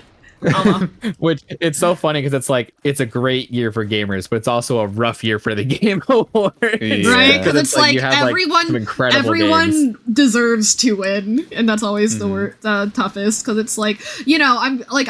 Because it's like, I don't want to be mad when Silk Song doesn't win because Expedition will deserve it, but also it's like, no! Yeah, which that's my game! I do think what kills me is I'm sick of everyone sending me AI videos. They're good. Keep telling people sending them, but they get at least one sent to you a day. Absolutely not. Yeah. I mean, like, my parents not knowing better either. Yeah. Like, my mom showed me the other day because like she has a friend who likes Miku, so she sent him a Miku picture, and it was Thanksgiving, but it was definitely AI, and I told her, she was just like, oh, oops. Yeah. Aww. I don't think my dad would care, but well, like I think it was Chaos saw our grandparents, and they were watching like some football game, and he came in and was like, wait a minute, that's not a football game. That's like an AI football game. Like they tried to. And it was like they were like, oh, we just wanted to put a game on. We didn't realize there was a game, and they put it on. It was on YouTube, and they just had a live stream of like this AI football game, and they thought it was like an actual football game. And and Rory's like, or Chaos is like, that's not real, right? And they were like, what? And like, no, that's an AI. That's not an actual football game. And they're like, but it says live football game. I'm like, they're lying. It's like, that's not. That's See, not. That's the other thing. I know this is a very cold like subject, but the thing where it's like, growing up, our parents were like, don't trust anything on the internet. Now they trust everything on the internet. It's You're like, cutting off a lot now. Hang on. It's like Here we go. Hello. Hello. Okay. I was saying, like, I know this is a very cold take, like, everyone says this, but, like, just also the frustration of, like, growing up, your parents being like, don't trust anything on the internet, don't trust anything on the internet, and now they trust everything on the internet, and it's like, oh my god. Blood puppy. Yeah. I like how it's even more frustrating when your parents are, like, it's even more frustrating when your parents are, like, intelligent people, you know? Because like my mom, I'm like, you have a master's in computer science. You not only should be better than this, you are better than this. What is going on? like I legitimately just don't understand. Oh no, I don't expect anything less from my parents. Oh no. And my parents are definitely on the older side. Wait, your mom too? Yeah. over AI art. Oh my god, when she was an art teacher. Oh, that's so sad. What? Right? Oh, that's crazy. No, guys, my mom is currently a librarian. She uses ChatGPT for fucking everything. That's crazy. I'm like, you're supporting the companies that want to like burn libraries down. Awesome. Yeah, literally. Like, especially because of like. Also, she started drinking Prime energy drinks. What the fuck is happening? Am I living with a 14-year-old boy? I don't understand what's going on in my house. That's crazy. That's so bizarre. No, living with my parents is legitimately like living with teenagers a lot of the time. I'm like, I don't understand you. Why won't you talk to me? What's happening at school? Well, like especially with like because of Animorphs, I've become so much more aware. Like, oh, like I've been using my library app for like a while now, but like Animorphs made me really appreciate like, oh no, like this is so cool that it's just free to everybody.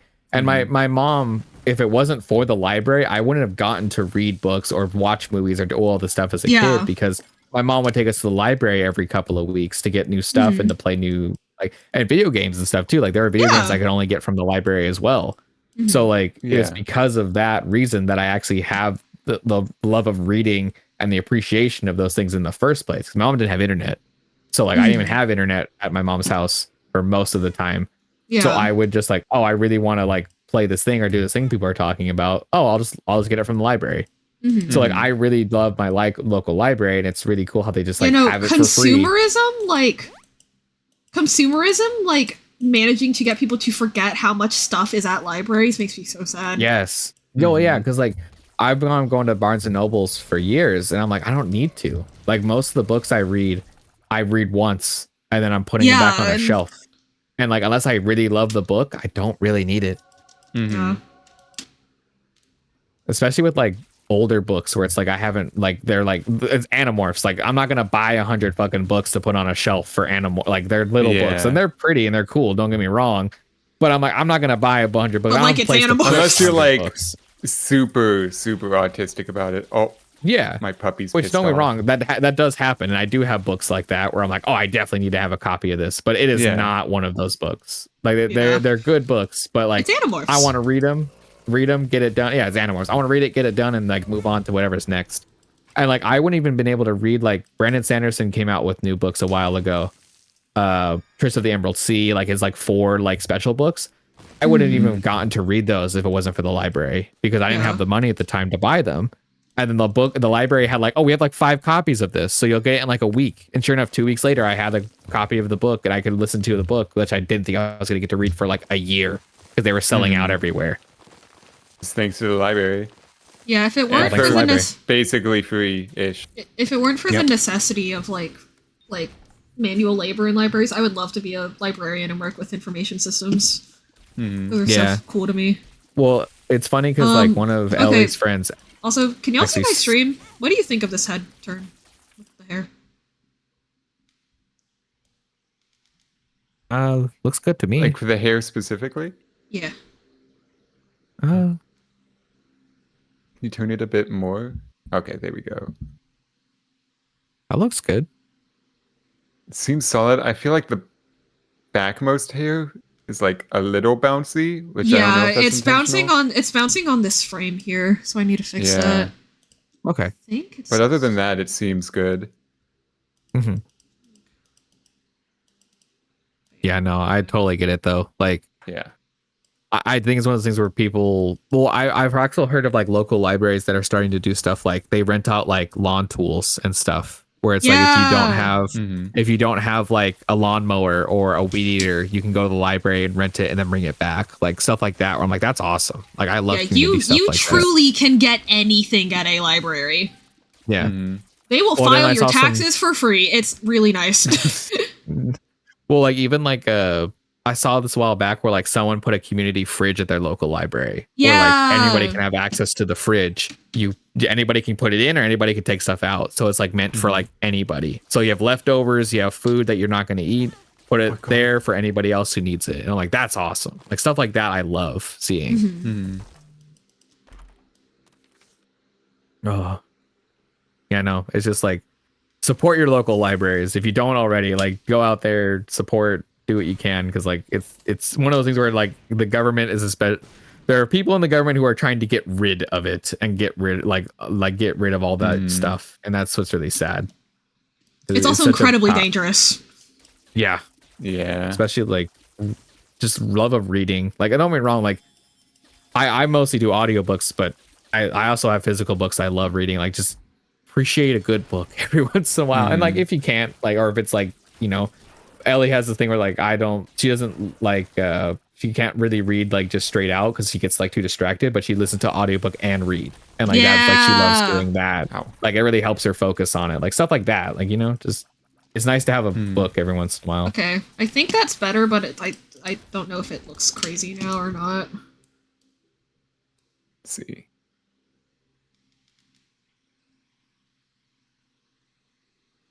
Oh, you know what it is? What's that? They're getting pushed too far backwards. They don't need to. I think that's a lot smoother, though. Yeah, but they don't need to be all the way back there. Want to fight? You want to fight? We'll fight. Yeah, whatever. Yeah, whatever. Yeah, she'll beat me up too. No. No. This man earlier said I can't beat him up because I have soft hands. Yeah, you got soft fucking hands. You have can't little beat me up. baby hands. You got little baby hands. You can't beat me up. Bones, you could say, like the Isaac item. Oh, that's funny. Our library has a whole workshop. Oh, that's so cool. It has tutorials and a 3D printer and sewing machines. Oh, that's and a so leatherworking tools. Oh yeah, no. Tons of libraries awesome. have really elaborate like 3D printer. That's so 3D cool. printing What the hell? stations. Yeah. It's so sick. I would love that. I need to look and see if our local library has some of that, because I haven't been over there since I got my library card. That's so cool. Yeah. No, I love that stuff.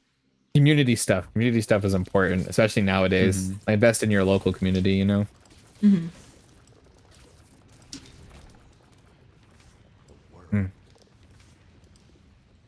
Oh wow. A local library is so small. Well, there's only one way it's gonna grow. Investing in it. But yeah, no, I get it. Well, it's also like a lot of places are underfunded too. Like even Rain our is local in library. Rain is in like the pit of the Bible Belt. So so good yeah, luck. definitely underfunded.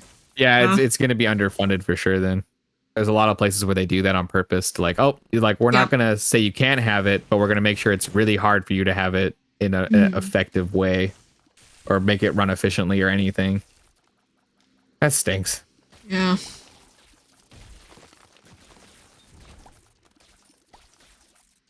Yeah, I remember when there was that big ban wave where they were banning a bunch of books from schools, and the libraries were like, you can come here, you can get them here, because the libraries are technically somewhat federal, so they can't legally tell them what they can and can't put on the shelves. There are some rules, but they're like, yep, you can come get them here. And I think that's awesome.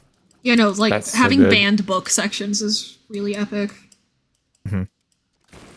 Hot damn it. No, my favorite thing is when people are making, like, you know, like how, like, you know, people said, oh, the Civil War is about states' rights. It's not about wanting slavery, even though it was definitely about wanting to have slavery. Like, when people make up reasons for wanting to ban a book, they're like, oh, it's not because there's gay in it. It's because, frantically stifles through cards. There's a gun! Yeah. Oh, there. So there's a problematic, and in parentheses, quote gay. Yeah. Yeah, pretty much. There's too Parentheses much gay. reference. Well, it's also like the over sexualization of like LGBT Everything. groups as well. Yeah. Well, that too. But like specifically, like, oh, like why is it like, oh, you know this argument. I don't know why I'm telling you this. Like, oh, like why are it's okay for cis people to kiss, but not to men or to women to kiss, because like, oh, there's an inherent like sexualization of the act. Yeah. Where it's like, oh, there's kids here. I'm like, okay, you're kissing in front of them. What's the problem? Right? Like that inherent like I they also inherently love all the sexualize bits it. of like, oh my god, that'll turn my kids gay. It's like, well, I didn't turn straight from watching all these Disney movies, so I don't know what kind of science you got going on in there, but it ain't right. Yeah, no. Watch too much Merlin.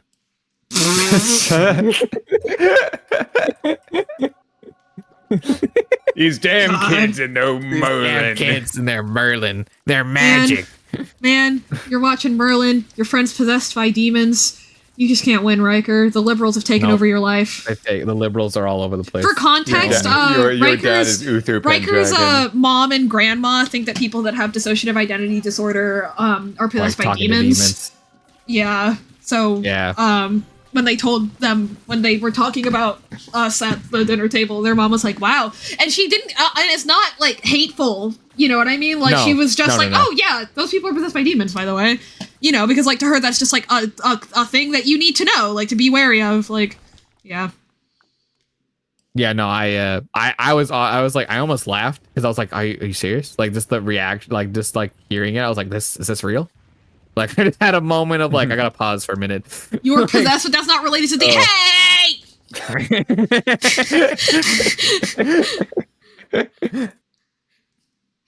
My old white male coworkers always saying that the gays need to do that, all of that in private. Straight people don't do it or push it in people's faces. Yes, they do. Yeah, exactly. Yeah. Like they really do. In high school, there was this one hallway that I literally called it the fish tank because it was a bunch of straight people making out, but like we were 15. And so they hadn't kissed anyone before, so it kind of looked like two goldfish bumping into each other in a tank. So I called it the fish tank. You know? Because, you know, they like puff out their cheeks a little bit, and they just kind of pop. Oh, no. Yeah. I'm not possessed. I'm unique. Hey, did you guys know that my parents' church friends thought I was possessed by a demon when I first got adopted? Because first of all... When you first got adopted? Yeah, well, because first of all, the whole, like, you know, not responding to human touch thing, but then also, the, like, when I crawled around on the floors were really cold, because I got adopted in December, and we don't have carpet. We have, like, like vinyl flooring or, like, wood flooring. Oh, yeah. And so I started off bear crawling, but then I realized that I don't have to hold my arms straight, and so I kind of like spider crawled everywhere. My parents' church friends were like, "What the fuck?"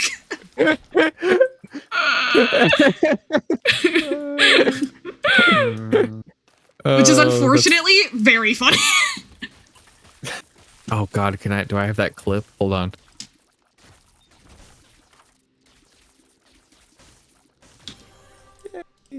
Battery.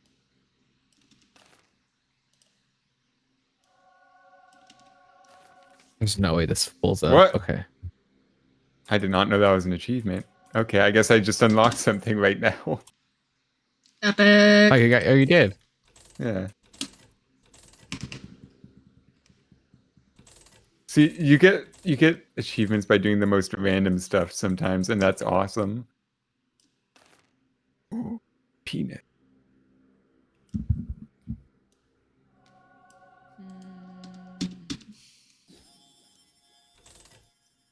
Oh no, I can't. There's no way I'm finding this. It's too specific. I hate that when I have a very, very specific meme in mind and I can't find the very, very specific random reel I saw 3 weeks ago. Right. Thank you, brain. No. So then you'll have to go through all your likes for 10 centuries and then you'll go right over the video. Yep. It just happens so often now. I told Chaos this too. It's like my brain is built for memes consumption. Like all it does is like, oh, remember this random video from like 10 years ago that you watched? That's relevant now. You can make a meme out of it. I'm like, yes. And let's go. Like it's literally what happens though. Like I'll be like, oh, Ella, do you know this? And she'll be like, no. And I'll like pull it up. It's like, how do you remember this random shit that happened? Like this random meme from like 5 years ago. I'm like, I don't know. It's just how my brain works. Yeah. Chaos is called an editor brain, or it's like you just have the brain for like find random meme, finding clips. Yeah. You are always clip hunting. Yeah, I got it from Revelation. This big laser beam that I have. I got the laser beam too. Mm-hmm. Yeah, no, I just like that's why if you heard me gasp really loudly in the angel room, that was why. Oh, okay. For anyone wondering, Willow was playing Binding of Isaac. And I am not screen sharing it because I don't want OBS to crash. Sorry. Yeah. Oh, it's Goose. Oh, Hi, no, Goose. you're fine. Hey, Goose. Hi, Goose. Congrats on being out of work. Yippee! Freedom. Okay, that looks very bouncy. Ow. Oh, that's why it looks bouncy. But yeah, no. Not as bouncy as your mom was last night. Ah! 3 D faces. I don't know what happened, but I've been getting encoding overloaded notifications again, and I didn't used to. I don't really know why. Oh wait, did I ever change Nizima Live's task to be high priority? Maybe I didn't do that. Maybe that's why. Here, should I go up or down? You think? Aha! There it is. Up, I don't know. down. Kill Satan. Okay. Kill myself. Never mind. I figured out why. It's because I Go didn't set my Satan. new face tracking All right, software let's to go be high Satan. priority. Oopsies! That should help. But yeah, no, I've been like, I also told you guys about this a while ago too. I had this weird hankering for like Monster Hunter Rise, which I haven't played in like years. Oh yeah, you mentioned. And like not even like the new Monster Hunter, like the old, like the Switch version Monster Hunter. And I played it for a while. And I'm like, dude, this is goated. And I forgot like how much fun that game was. But like, I think I was like looking back, I was really affected by like all the people saying like, oh, this isn't like Monster Hunter this. Like they were like really negative on the game. And I went back to it with like no outside influences. I'm like, this is awesome. Like, what were people complaining about? And I kind of get that, where it's like people that are like really, really good at the game or spend like hours and hours on the game that are really good at it. And I'm playing it. I'm like, I'm not that good. And oh, this game's too easy. I'm like, I think the game is rather difficult. Yeah, like they come in with very hard set expectations. High expectations. Or that like elitism too. To a degree.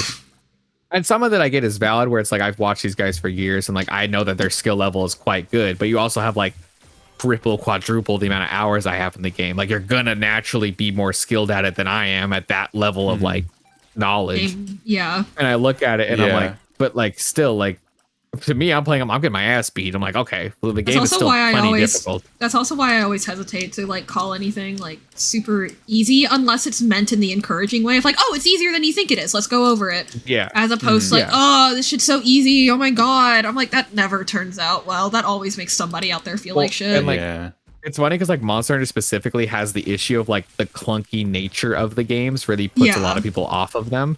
Where like I totally get it, where it's like, oh no, it once you have a setup rolling, it's easy. If you don't know like how the base mechanics and the clunkiness of the game is, you're gonna have a rough time compared to somebody who like has done like who knows how like these systems work. And part of the charm of the game is the clunkiness, but also it also is the issue of like you're pulling a lot of people away from the game because of the clunkiness. Yeah. Because I think Wilt, you played it for a little bit and you said you were like, on Rise specifically. Yeah. Well, to be fair, Monster Hunter is just not my kind of genre in general. So, which you did play all that's of what it is. Wilds with us, which I appreciate, because like that was really like, fun. Yeah, it was fun. It was definitely more of like, oh yes, I am here with my friends, and that's why it's fun. Yeah. I hate to make this comparison. It's like League of Legends in that regard. Yeah. Where it's like. It's about the socialization. I would never play and this that's game totally solo, fair. But I totally get that. Well, especially because like I did notice that like I played it, I played it, but like even with me, like with Wilds, I didn't really end up playing it more than like what we played like story wise. Because usually with Monster Hunter games, I'm like, oh, there's so much more to pursue after the main story, and there's all this stuff to look for. But with Wilds, it felt kind of final because of like the campaign and stuff, which is so funny where it's like, oh, they added more story and it made it better. But also because there's a finality to it, my brain is like, okay, we're done. Which in the original Monster Hunters, like in order to get to like the end game boss fights, you had to reach like a certain master rank, and you had to play for so long and fight all these like hidden monsters and stuff. And that's what drew me back in to keep playing. But now it's like, well, I'm done. Like they have like new stuff with like the new monsters they added, but like I've already fought the final boss though. So for me, it's like I'm a weird spot where it's like I'm done with the game, but I would have played you like felt that sense of finality. So you don't really want or like feel the need to go back for the new title updates and stuff. Yeah, because like in the original, like the big pursuit with like Iceborne and the other games was like, this is difficult, and if you get better end game gear, it gets less difficult, and you can do like cooler stuff with it. So like that was my pursuit, which is like, oh, I want to make this easier, and also like achieve these like big end game bosses. But then like with Rise, it was the same thing. It was like, oh, you have these crazy bosses, you have these crazy cool like effects and monsters that you haven't seen in armor sets. That's like the end game grind. With Wilds, they didn't have that because it's like you got the end game boss, but that was it. And I'm hoping the DLC changes that, where they add like that end game pursuit back into the game. But we'll see, because they usually do like a DLC after a year that's like it doubles the size of the game and everything, which is I like how they do that system, where it's like I feel like I'm getting a deal. But I also get like we probably won't be streaming it because I don't think Chaos or you were interested in doing more of the game necessarily, which I totally get. Like I'm fine. I mean, listen, if it really came down to it, of course. I love Monster Hunter. I'm joking. If you're good, you're good. But yeah, no, it does kind of. Oh, you guys don't want to play with me. It's okay. But I do understand. Like I knew that going in that it's not everybody's type of game. Yeah. That's the thing is also like people being unable to respect other people not being into their stuff drives me nuts. I'm like, it's not for everybody. It's okay. Like, calm down. Yeah. Especially with that, where I know it's like super niche. You play Monster Hunter? Yeah, Reen, I play Monster Hunter. Rain. Wow. A lot. Riker and Flare are probably the most Monster Hunter obsessed people that I know. I think. Yeah, I think between the two of you. We Yeah. played with Flare at one point too, which I actually would be totally down to play more. I haven't. Yeah, no, really I played voice Flare a called whole with lot Flare since once, then. and it was we were just talking about Monster Hunter for a while. It was awesome. Yeah, I really do like the games. The older games especially are just like so densely packed Mhm. and just like such a like strange like air. Like it's such a weird time capsule to go back and play some of them as well. Because it's like, man, like they just don't play like none of the new games play like this at all. Yeah. It's good and bad, like I talked about. Like it's good and like, oh, it's easier and more accessible, but it's also rough because it's like it doesn't have that same draw that pulled me into the originals. Mm-hmm. Yeah.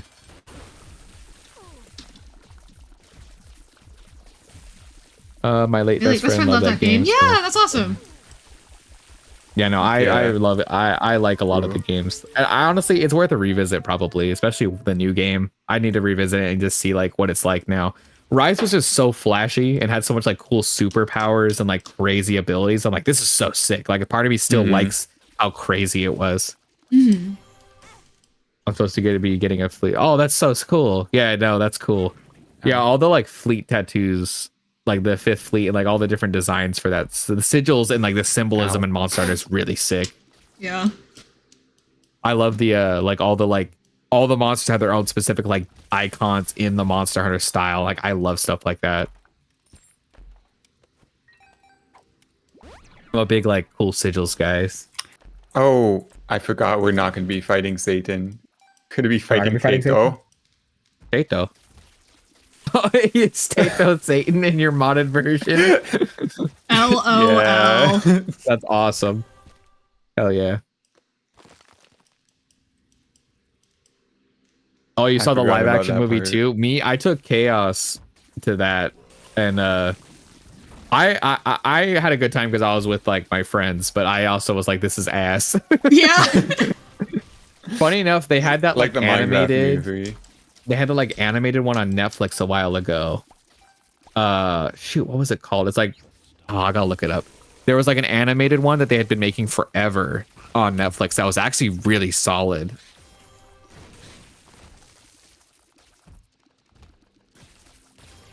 I didn't think they did anything animated, like for a movie, presume. Like animated. Legends of the Guild. It was like an animated 3D animated show about like one of the older Monster Hunter characters.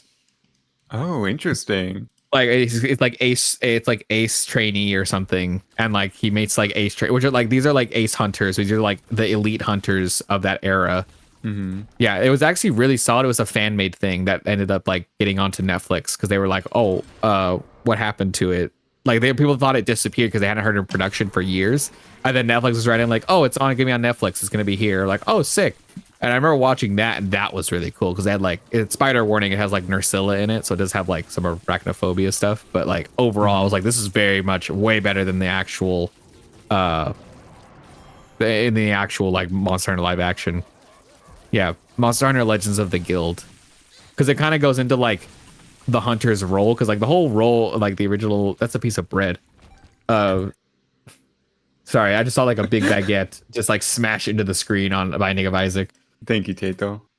Yeah, but the whole role of like the original Monster Hunter idea was like there are like the reason that the hunters exist is to fight creatures that are causing like environmental disasters, not necessarily like they were like culling monster populations that got too big. Like the whole idea was like they existed in the environment to help regulate the environment. The original Monster Hunter stuff is really cool because it's like we're not as it's kind of conservation, but in the like we're limiting the population of these so they don't overgrow or take out anything else in the area or threaten other human populations. Yeah. So Monster Hunter's world is kind of like we all coexist. Like humans are part of the ecosystem, and like we all coexist together with this ecosystem of like giant monsters, which I like that the initial concept of it.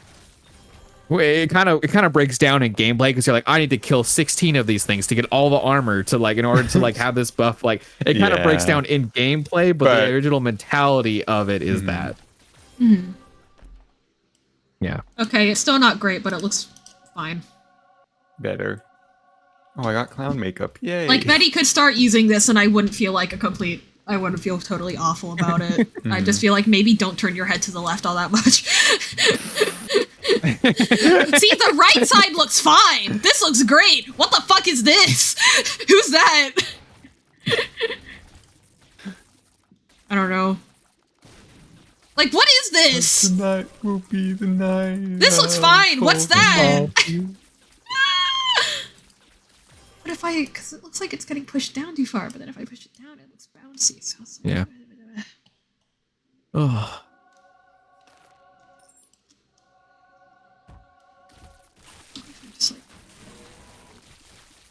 Huh. I think it's the most I've yapped in a while. Hell yeah. Well, because like, we succeeded in the goal of the stream. Then we did, because like, Thanksgiving, I literally was just talking to like Ellie and Chaos. Like that was like kind of it. Yeah. And I haven't talked to Wilt all week because we don't like all of our usual meetups just didn't happen because like we didn't do Vintage Story Thursdays, we didn't do D&D Saturdays, we didn't do anything. So it was like all of our usual stuff just wasn't there. Didn't happen. Yeah. Because usually I talk to Wilt all the time because of stream and everything. Or even Chaos. Chaos is now here. Oh. What? Huh? Sorry, Big Monkey Butt 9/11 is awesome. That's kind of epic though. Wait, I didn't know Chaos Like, made an alt. Another monkey. Oh my god, guys, Chaos's dad is here. That's great. Account created 11 minutes ago? Oh shit. That's awesome. Wait, Oh, that means that like a random ass person like was watching part of my stream was like, I need to make an account for this.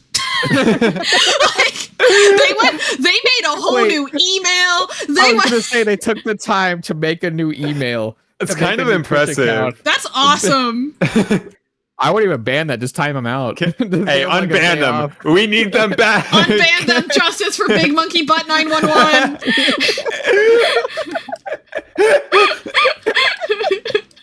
What made them say that?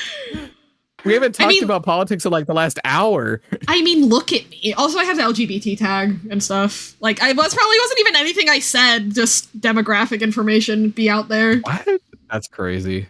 Yeah. I have Asian and LGBT listed, so. I'm so not over that person going, why do you have Asian in your tag, stinking emoji? I'm like, so because I'm Asian people can beat me because we're a minority, and it's nice to be able to find each other using the search terms that are made to search for people. Like, yeah, there are some people that are going to look at me for fetish shit, but they're going to do that anyway. I don't care. Like, is it? My brain was just like, oh, my brain just went like, why are you saying you're Asian? You have a VTuber. You know, like that's not it either, Riley, but Riker. That's not how it works. Like, you really haven't been on stream for a hot second, man. This is what happens when you don't stream for like a week. I like lose all my muscle memory. But so my middle name too. Like, so you're gonna say my whole government the next time you speak my name? Hang on, I'll go back to the maid outfit after. When I go to the expression menu I couldn't set up individual hotkeys for the chibi thing because Nizima only lets you set to what range Yay!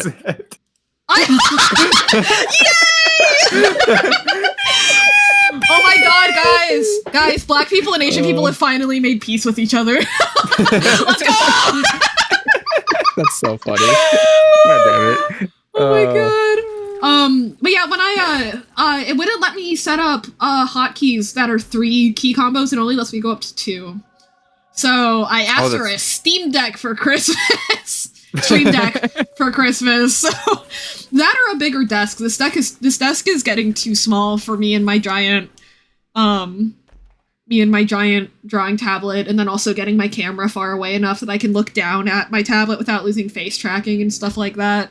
I currently see when I face cam stream, I just have my tablet leaned up against the wall. But sorry. I'm sorry, what?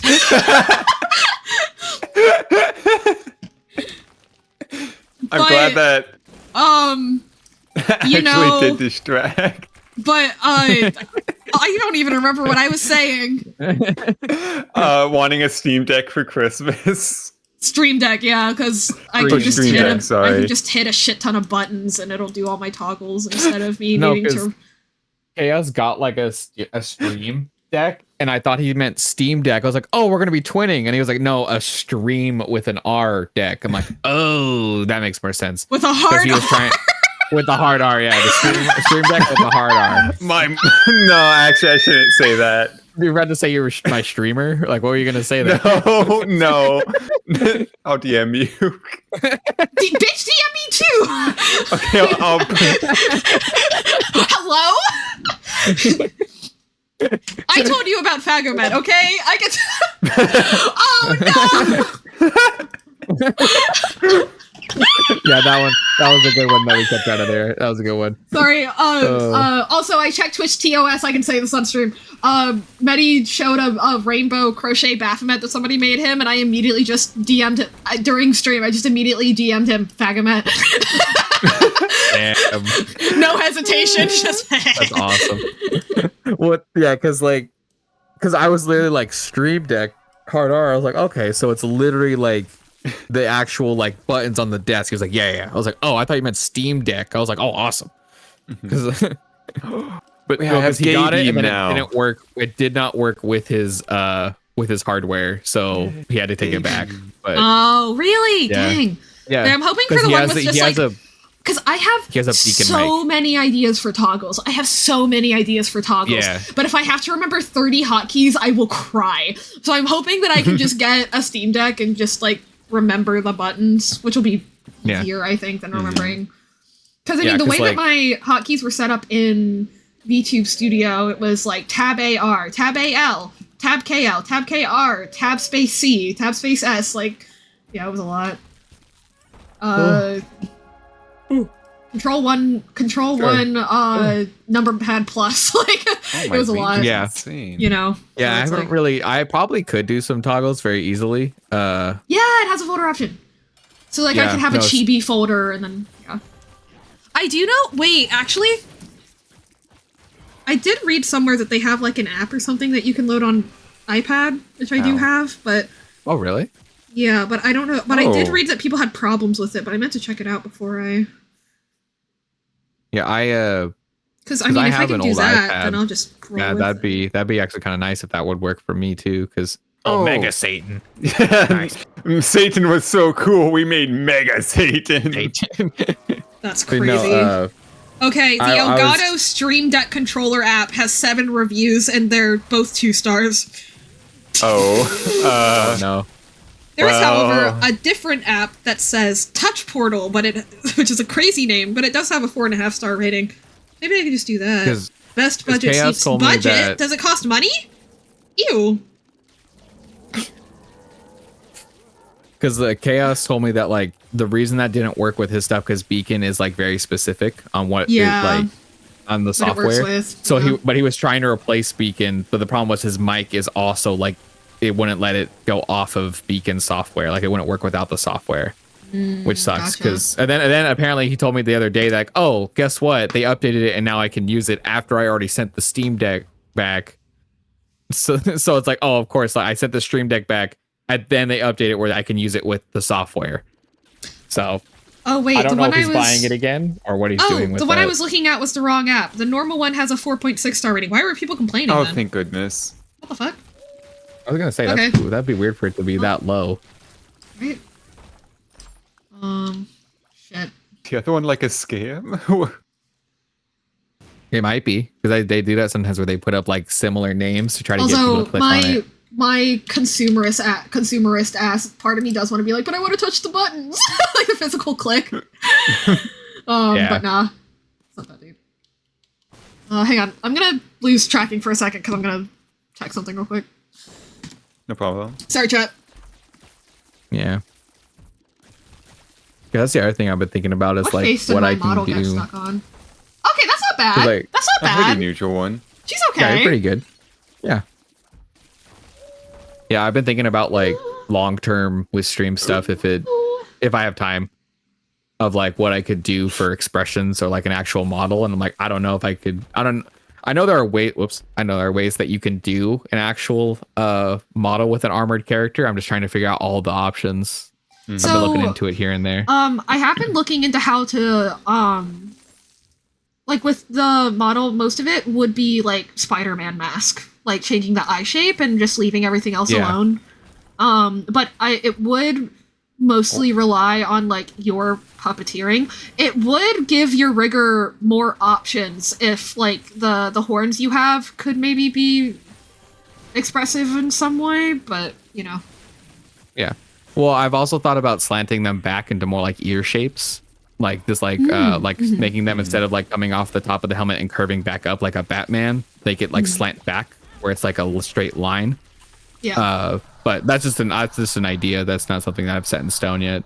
But overall, I love my current design. So my main thing would be like all the little features of the mask might open up, or I've even thought about putting like some kind of like face, not to a degree, but like use the smoke as like a face for certain toggles, like expressions almost. Because my character is technically made up of like different beings, and the smoke makes up the armor and the different like setup. So I could definitely do. Wait, like you could do some crazy like smoke coming out of the eyes toggles and stuff. Yes, exactly. Oh yeah, or like mad or things like that. Yes, Ooh, I have some stuff that I would like when to you're do mad, with a little guy hops out and flips you off. No, I'm saying like I could do some crazy stuff. That'd be so stupid.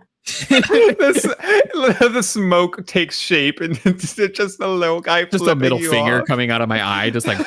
That would be the so best idea awesome. I've ever heard of. I wonder. I think. Well, especially with like. I think to make that not look like shit, you'd have to do frame by frame. Oh shit. So you'd have to do some frame, but you could definitely use a rigging to slide between. Yeah, no. Anyway, I'm just was spitballing a while back. I was like, what could I do? Because I was doing lore stuff, so I'm like, I'm already here. I'll just write down stream stuff I want to think of, and that's where might as well. That's where like. You guys want to listen to me set up my stream deck on stream because I'm gonna do that. Yeah, go for it. Well, I've even thought about doing like I really want a soundboard of some kind, just because like I'm a silly fucker and I would love to have like just random songs to pop or random music, not music, random like sound effects to pop in. That's why I did like a lot of my like a lot of my sounds on like my channel redeems are just random noises that I love. So, which I need to add more. I'm so mad at myself. I didn't add a yippee one. I should have added a yippee one. Like I don't know why I didn't think of that until earlier the other day. I was like, why did I add yippee? To be fair, it's not a stim anymore. It's just vocabulary. Yeah, we just use it now. Yeah. There's a lot of like there's a lot of stuff I want to do, but it's just like trying to figure out how it all works. And now that I have Mix It Up too and I can make commands, I'm like, okay, I have like a lot of work on that front, which I've been trying to get done, like the shout out command and the like I had to learning how to do that was interesting to me. Yeah. Because it's like doing shout out clip, like I've done all of that so far, I think. But I'm not like I forgot to open it earlier. So I was like Chaos didn't even get his like check in redeem proper. So like stuff like that. Yeah. Or I'm used to my current routine. I'm not used to like opening another like application when I start streams up. But I've seen some crazy guys, like commands or like I accepted my end user license agreement. I have officially sold my soul to Elgato. Yippee! At least it's a cat. I can't believe I forgot that they had like an app for this until literally right this second. That's so funny. Hopefully, I mean, if it doesn't work, then or it doesn't work well, then, but I think it will. Not the end of the world. Complete the Elgato Stream Deck setup wizard. Finish. Oh, Riker, do you want to see my vintage story base? Oh hell yeah, I want to see that shit. Oh. Asking my computer to do a lot right now. Let's. I use a macro plugin in OBS that is set to open my bot when I open OBS, and that's really helped. That'd be awesome. Ooh. No, I should totally do that. Yeah, thank you for that. I didn't even know that's the thing. There's so much stuff out there. But like I have no idea what's even out there to like assist with like that Medi, stuff could too. you also send that to me, please? Yeah, that'd be sick. You're thank you. Sending that out.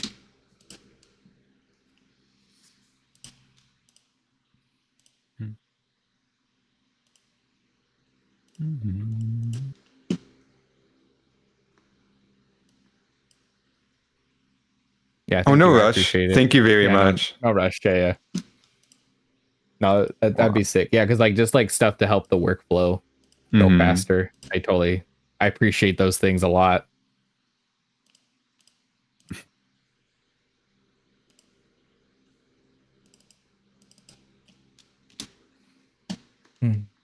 How was your Thanksgiving, Basil? Pretty good. No one fought, which was very surprising. Oh, good. It was we played board games. It was really chill. I've never had that much fun with my family before. It was awesome. Like we just sat. Good, we played a board game that I was excited to play because I'd seen Smosh play it. And it was really funny because so basically the game board gives you like a rating. And then it gives you a card, and you have to come up with something that you think would have that rating. So it gave my dad like a 7, and the scale easy to kill to difficult to kill.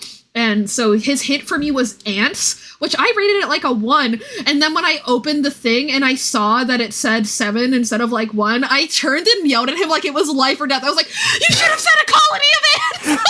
I was like, that's why awesome. Do I care so much about this? Because like I don't know, I guess in the past like we've gotten like a little trash talky when playing board games, but we haven't just like let loose like that. I don't know, it was fun. I didn't know my family could roll like that, so I'm like, nature's cool. Healing. Good. Nature's healing. I'm also surprised that my sisters spoke to each other. Is the stream working, Riker, by the way? Yeah, I can see. Okay. Why is my cursor tracking not working? Yeah. That's the only June when you start in May. It's like all this, yeah. Advanced scene switcher. Yeah, thank you, Mandy.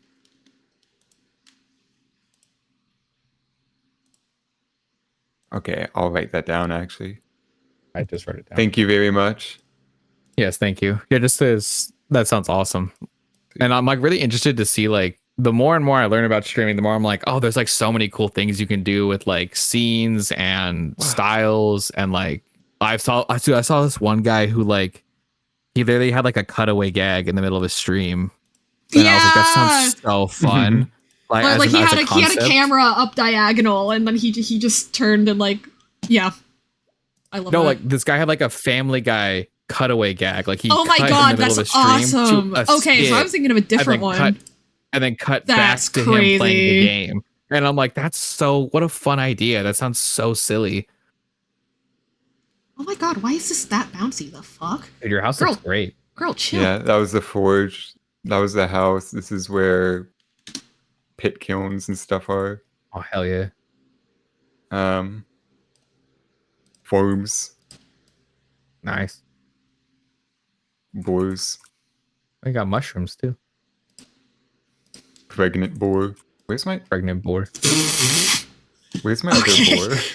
Okay. Looks like you got two boar. Wait. Eh? Okay, there's some weird clipping and stuff happening. Yes, I'm missing but one. how do you feel about this overall, Medi? There's still, if you can't get a verdict because you just don't know what's happening, that's fair, because there's a lot of weird like clipping shit happening, but I don't know, it looks weird. Oh whoa. Is that like rug? Oh, yeah, I found these in ruins. Oh, no problems. Okay. So cool. I don't know, I'm just worried that the back of the hair looks like it's floating or something.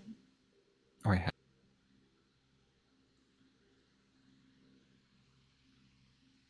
That's so sick. Oh, wait. You can't get a read on it? Okay.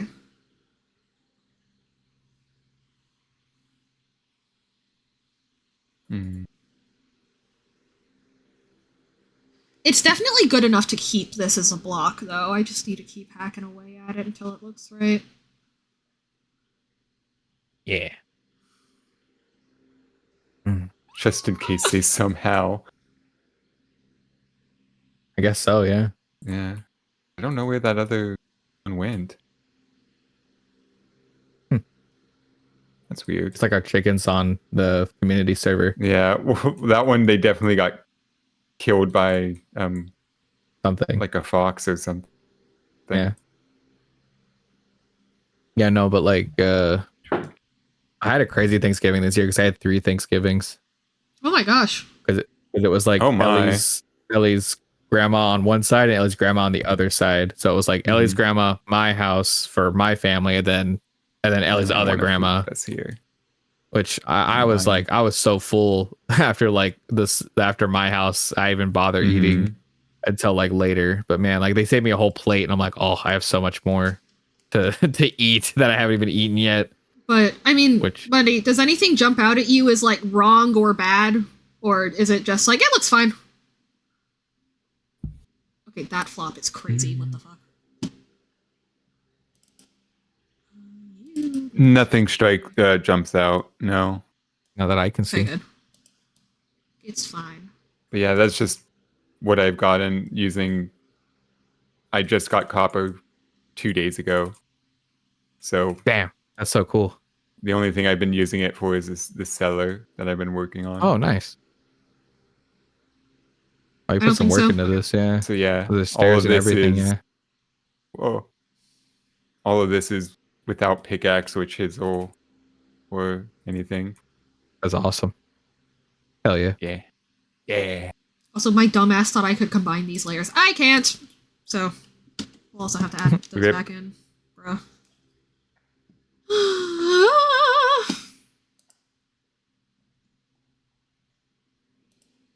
Yeah, that was another thing I need to work on. Like, I have a couple of older games I want to look at, like game-wise, because like I watched.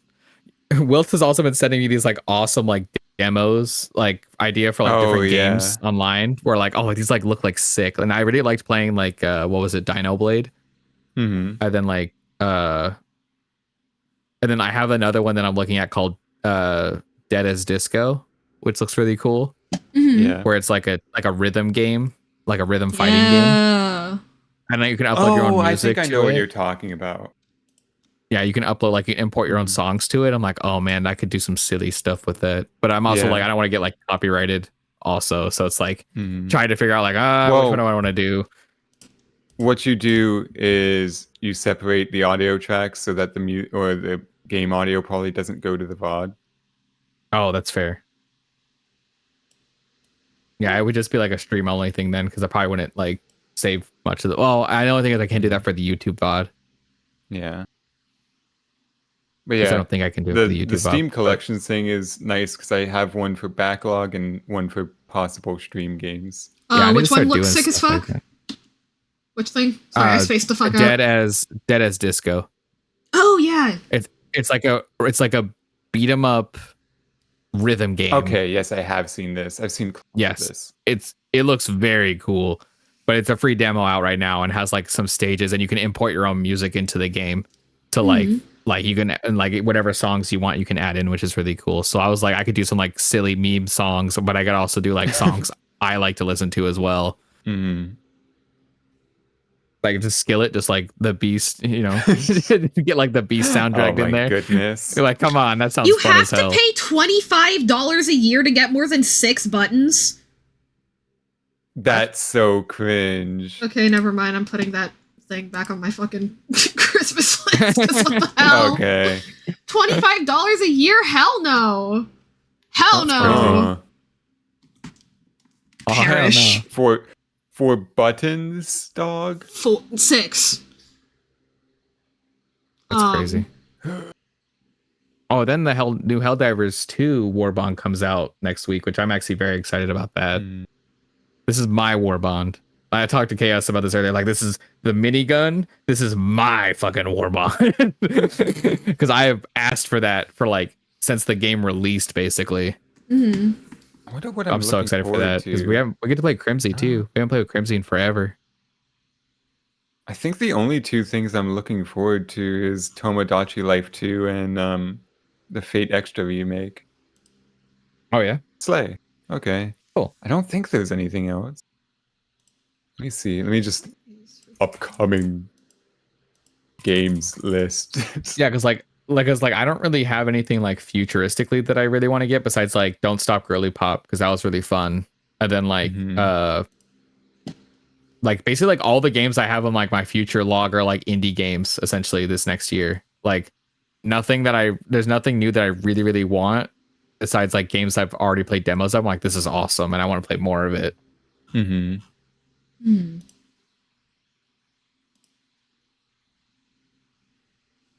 Yeah. No, that thing about I mean, that's it. I guess whenever Ghost of Yote comes to Steam. Yeah, that'll be like a year or so.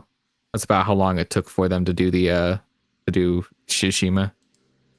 Okay, I figured out the problem. The hair layers were too tall to begin with. It's just it was less noticeable when the head was facing forward. And then when the head turned, it was like, ah!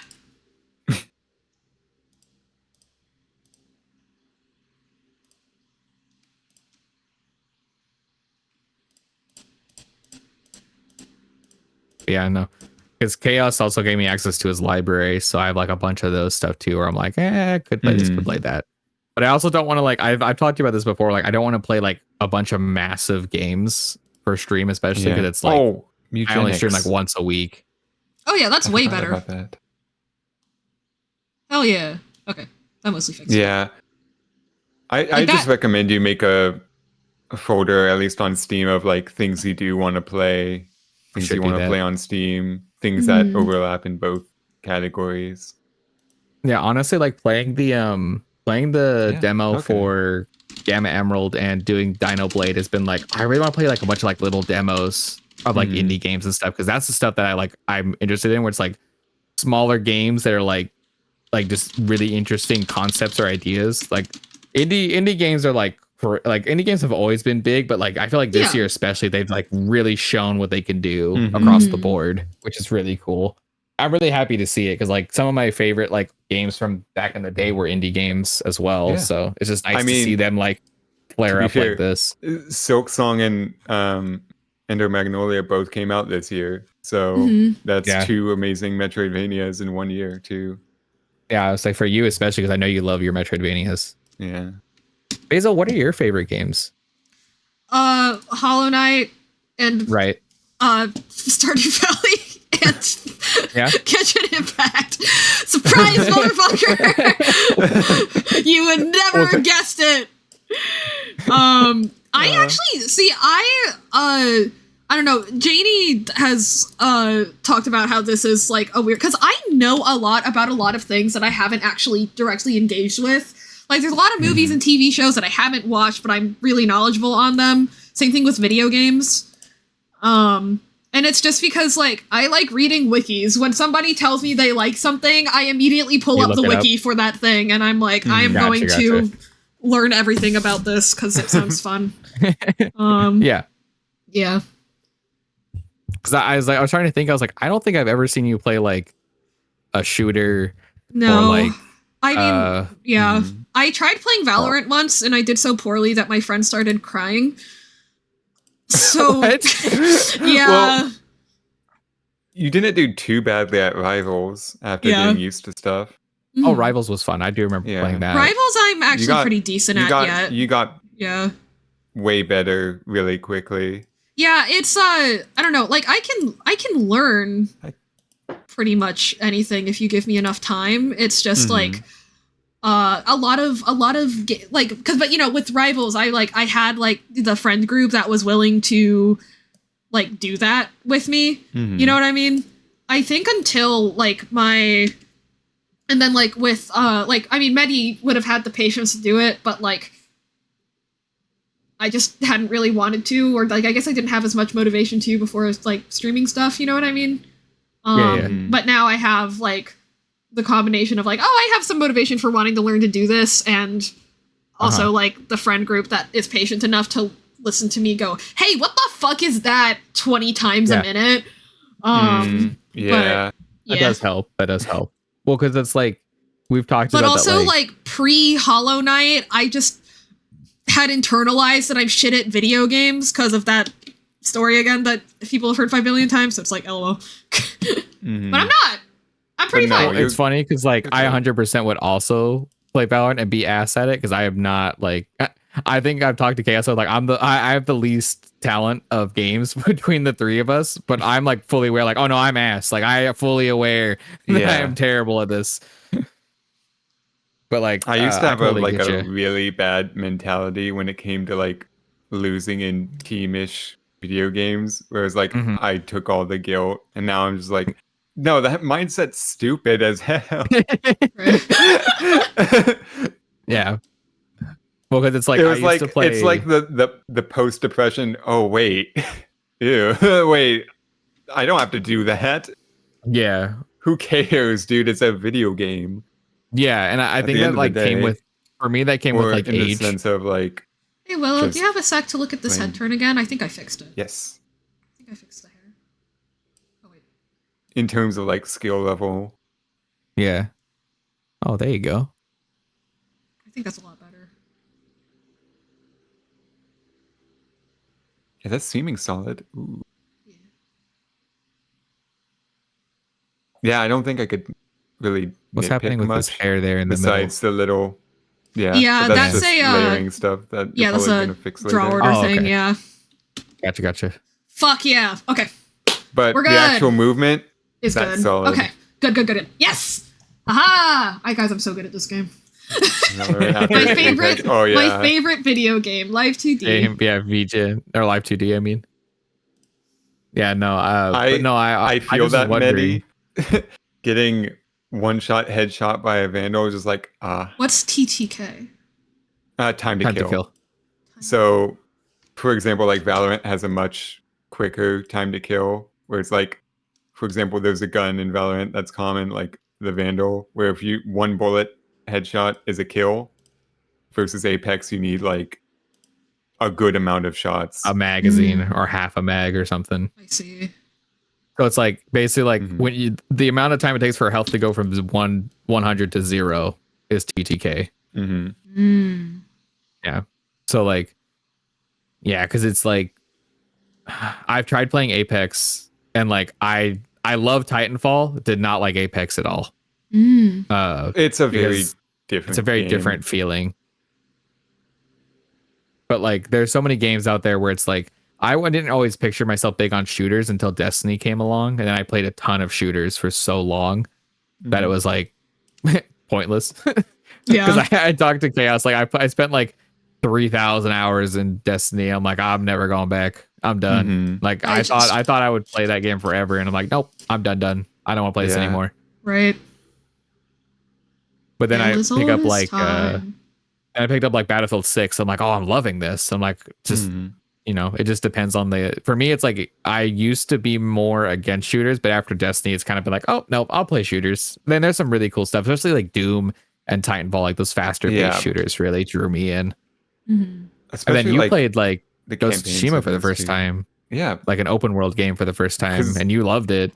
So I don't believe I'd played an open world game. At least like besides Genshin, I guess. In that sort of open world exploring style. Yeah. And I know, Basil, you love your Metroidvania, like Silk Song, Hollow Knight, like that style of game as well. I mean, but the thing is, like, the only Metroidvania I've played has been Hollow Knight and Silk Song. Oh, like, gotcha. But also, you know, like Stardew's my favorite game. I don't play other farm sims. Like, I usually just pick my one game and I camp on it for a really long time. Like, I've also not really played other open world games. It's just, I I don't know. That's like that's why I joke that I don't really play video games, you know? Because, you know, I don't really play video games. I play these video games. You know, I'm not because like that's actually pretty normal. Because like there was a just in like there was an article like in like a VTuber culture, like it's more common to be like, oh, I play farm sims, I play this, I play that, so I like to just, you know what I mean, just to make sure that nobody is like, oh, okay, you're gonna stream more farm sims. I'm like, wow. You know. Well, there was a big like I watched and I also like read an article where they talked about they did this big survey with a bunch of gamers, and they went over like what is like how many games a year do you buy, how much do you play, and like 70 to 80% were like 1 to 2 games they buy a year. Yeah. And I was like, that's like majority of gamers is like 1 to 2 games a year, and they play them for a long time. Whereas like me and Chaos, like we buy a bunch of games, play a bunch of stuff every year, and I'm like, so that's not normal. Is like not the standard, I should say, not it's not normal. I still think the craziest Steam library I've ever seen was a guy that had almost 800 games, 80% of which he had not played. Jesus, I was like, wait, so why even get them then? Yeah, what's the point? The deals. Which I understand that, like getting something for the deal, but I also am not huge on like 800 buying a shitload. Yeah, that's too much. So many. I remember seeing that and literally my jaw dropping. I was like, holy. Yeah. And then me, I was like, one time I was curious and just like seeing, so I thought to myself, I have a lot of games because I have 130, and I do have a lot of games over 10 years. Granted, so I was like, who has the highest on like my friends list? And it was like 200. And hearing, this guy had 800. That's insane. In comparison, just like, what? There was a there was a thing a while back where Steam did this giveaway where they gave away like basically and all the games currently on Steam to somebody. Valorant values placements and punishes with you and a low time the guy has actually played like a shitload of them, which is really cool. Like it went to somebody who's actually playing all of the games that he can, which is really insane. But yeah. No, but I totally get like I totally get it though, where it's like, well, to be fair, like I played Destiny for like a good chunk of my high school. Like I played Destiny 1 in high school, I played Destiny 2 in college, and I basically played majority of those games for like 4 or 5 years, essentially. Yeah. And I'm like, that's 4 or 5 years of my life. And I don't regret it because I did it with a bunch of friends. I was raiding with people, and like to this day, Destiny 2 rating has not been replicated by any other game I've played. Oh yeah, like, I've spent an embarrassing, to what to me feels like an embarrassing amount of money on Genshin. That was largely like fueled by like, all my friends were playing it, but you know. Yeah. But like, you know, it made me happy at the time. I was a dumb high schooler. Yeah. Well, I mean, but like, I totally feel that because it's like, and it's also if you're spending a bunch of time in it, then it's like, you don't feel as bad spending money at it. Yeah. Yeah, and like even to this day, like some of my fondest memories of gaming Also, have hang been on. those like I gotta pee. 6. LOL. Oh, you're Okay, good. actually, you know what? I'll match your pee. Well, Double it, give it to the next person. across the streams. Like you're having double piss. Sorry, cross the streams is a crazy double entendre for this. Okay, be right back, guys. Oh no, where's my pissing overlay? There it is. It's just us now. I have How's everyone Bluetooth doing? headphones. I have Bluetooth headphones. Damn, that's crazy. Spooky. How's everybody doing? Everyone going good? This is probably the longest stream I've. No, actually, no. I have a 5.5 hour stream, so this is right about there with like my highest stream. I also work many. I understand the pain. They said you're doing behavioral stuff. You don't have to tell me a bunch of details. I work with special needs for my day job, so I've dealt with behavioral stuff myself. I just was wondering what kind of behavioral stuff you're doing.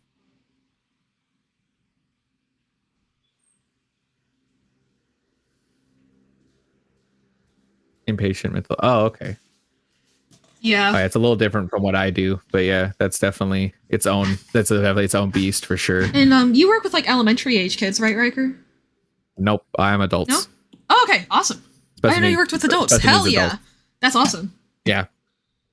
Over 18 because I work with the post high school program. Ooh, that's really awesome. Hell yeah. Yeah. So most suicidal ideation are on set. Ooh, yeah, that's rough. Yeah, no, that's good work to do. Mm-hmm. Yeah, no, I work with adults with special needs, and I'm with the. Sorry, they changed our title, so I'm trying to get used to the new title. We're no longer SD, severely disabled. We are extensive needs. That's it. So like I'm with extensive needs, and it's specifically like wheelchair, need assistance with like movement, mobility, stuff like that. So pretty like it's the name says it all. Extensive needs. They need help, and so I'm there to do that. Yeah, it's very fulfilling for sure. That's good. No, it can be, and even with like my job, like there are moments when it's very fulfilling. There's moments where it's rough, but you know, you kind of make the most of what you can. There's another group on my campus that I'm like, I'm not glad I don't work with them, but it's a different kind of animal where it's like they do with like specifically behavioral, like not behavioral, emotional instability, and it's like a class of it. So that could be really rough. Screen. Oh, thank you. Also, part of me opening my own bottle real quick. There's a thing that I noticed that's been driving me fucking crazy. I better fix it real quick. Oh, gotcha.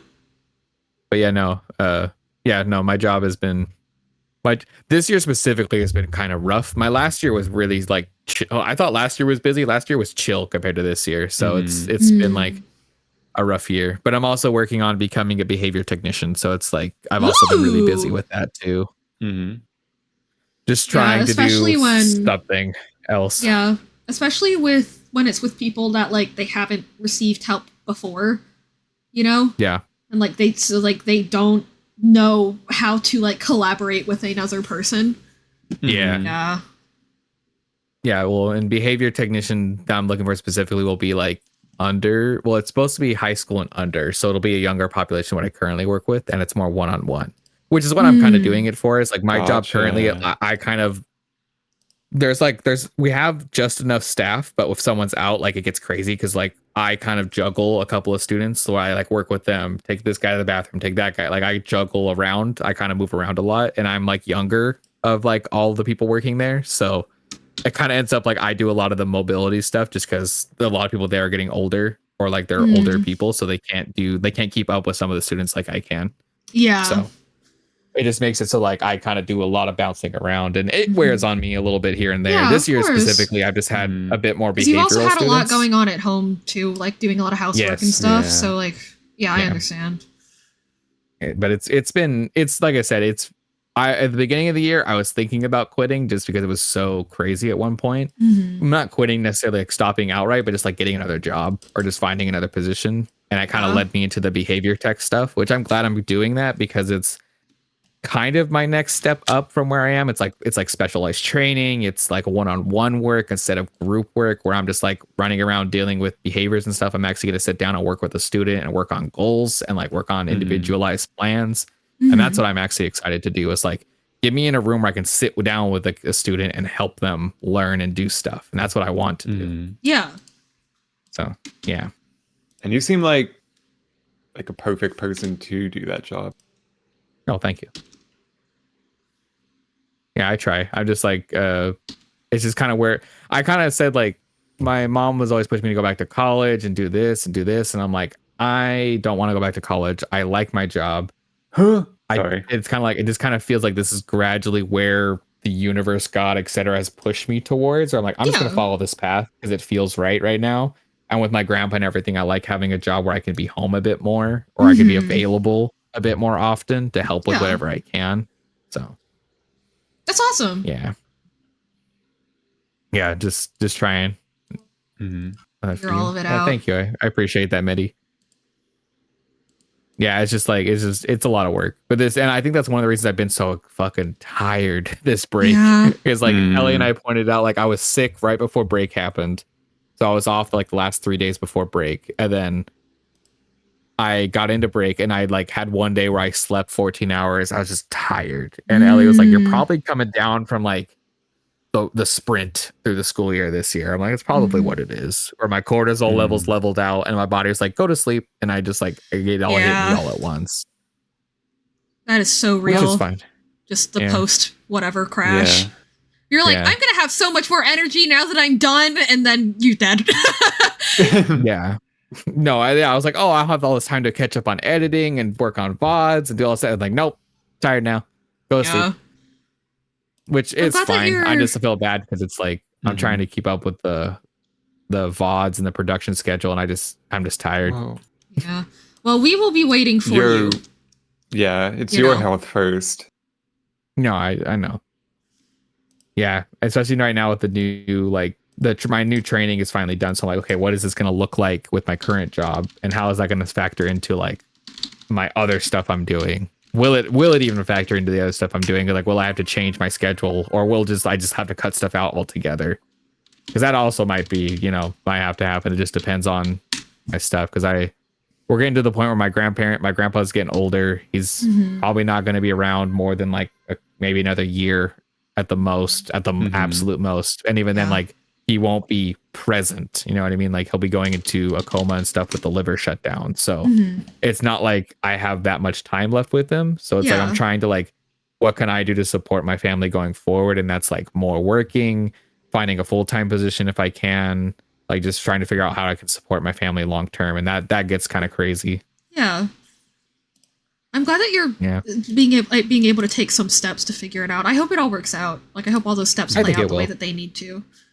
Yeah, I just like I talked to Ellie about like this is just where it's gone. Like there's no other path that I can see besides like what's this right in front of me. So I just got to keep doing what I'm doing. Like there's nothing else I can see that's gonna like change that. Yeah. So yeah, and then like streaming has also become a part of that. Where like I really want to keep doing it. I just don't. I won't be able to add any more time to it because I'm already doing Chaos' streams and my own stream. So it's like I don't know. There's no time to add anything else. I mean, I'm sure that like having a conversation about making time in the joint schedule for you to put more time into your own thing would go well. Yeah.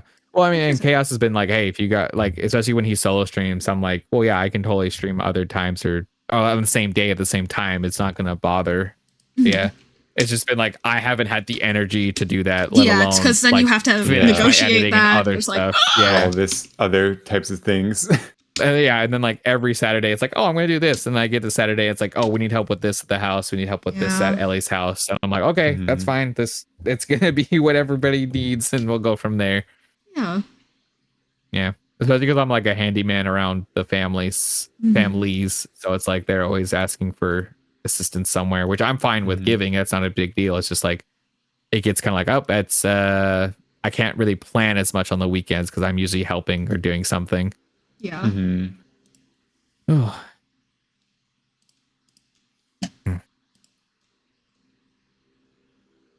But during the week I can plan pretty well because it's like I'm going to be at work and then I'm going to be at Ellie's house. So it's like I can kind of make a schedule a bit around that, which is why like Tuesdays are usually my best day for streams and stuff. Yeah. Yeah. Good fun. Yeah, I didn't expect to have as much fun, which sounds weird, but I didn't expect to enjoy it as much as I have. Especially with just like, I'm just playing random shit that I like to play and do. Yeah. So, yeah. When you see it as a hobby instead of a career, then a career pursuit, yeah. Of course, I have a bit more fun there. Yeah. Because otherwise, you're stressing way more about making sure everything's perfect. Which and like that's why it's like I have a GIF wall. Like I'm not I'm not trying to take it seriously at all. I have a wall of collage of GIFs that it plays before every stream. Like I'm not taking it seriously at all. Yeah. Which I told Chaos I'm never gonna take it that seriously. Yeah, I'm sitting on my Photoshop couch right now and stream. Like I'm never gonna take it that seriously unless it becomes bigger, and even then, I'm still not gonna take it that seriously. Even if I grow. Like it's just not your vibe. No, it's not. Which I think Chaos does a good job of production and keeping us in line and getting like the streams ready. And like I do like how he does that. I do appreciate that, especially because like the structure helps sometimes. But I'm like, put me in front of a GIF wall, give me some weird feet, let me talk, and I'll roll with it. Like that's how how it is. Yeah, my goal is to simply like I'm also very clearly also very unstructured with my streams, you know, like because I personally find that because I mean, okay, I'm not complete dog shit at playing games like I thought I was, but like I feel a lot of like I don't want to end up in a position where I feel like I'm putting pressure on myself to get better all the time. So I'm like, my goal is to keep kind of the unstructured personality based vibe, just so it's like, you know, I'm not like freaking myself. And I've also talked to you guys about like kind of the conflict between like growing streaming more versus being like, oh, but like I do want my thing to be art. So like, how do I like, you know, the balance of like art and gaming and streaming, etc. Yeah, it can get like it feels very like confusing sometimes, I guess. Yeah, which like if you ever want to play a game that like you're not like comfortable with or like you're not like sure, you can always ask one of us. I'm sure we would try to like make time and jump in and play with you and stuff too. Yeah, of course. Like if you just want to make it like silly and fun, like well, we're more than welcome to. And like I was saying, like thank you. I've been very open about like I'm not that good at games compared to like Wilt, because Wilt's like a monster at games compared to like me. But like I'm like I've like intentionally like killed myself on purpose for like I'm not here to take it seriously at all. Exactly. And like even with Pichu, we played with Pichu forever ago on Helldivers, and I think we stepped on Pichu like several times on purpose for fun. Who's like, we? I mean, I specifically messed with Pichu, and like, when, like she clearly was new to the game, but we had a great time. Like, there's nothing. I think it's like as long as you have the right group and you're playing with the right people, like anything's gonna be fun, you know? Yeah.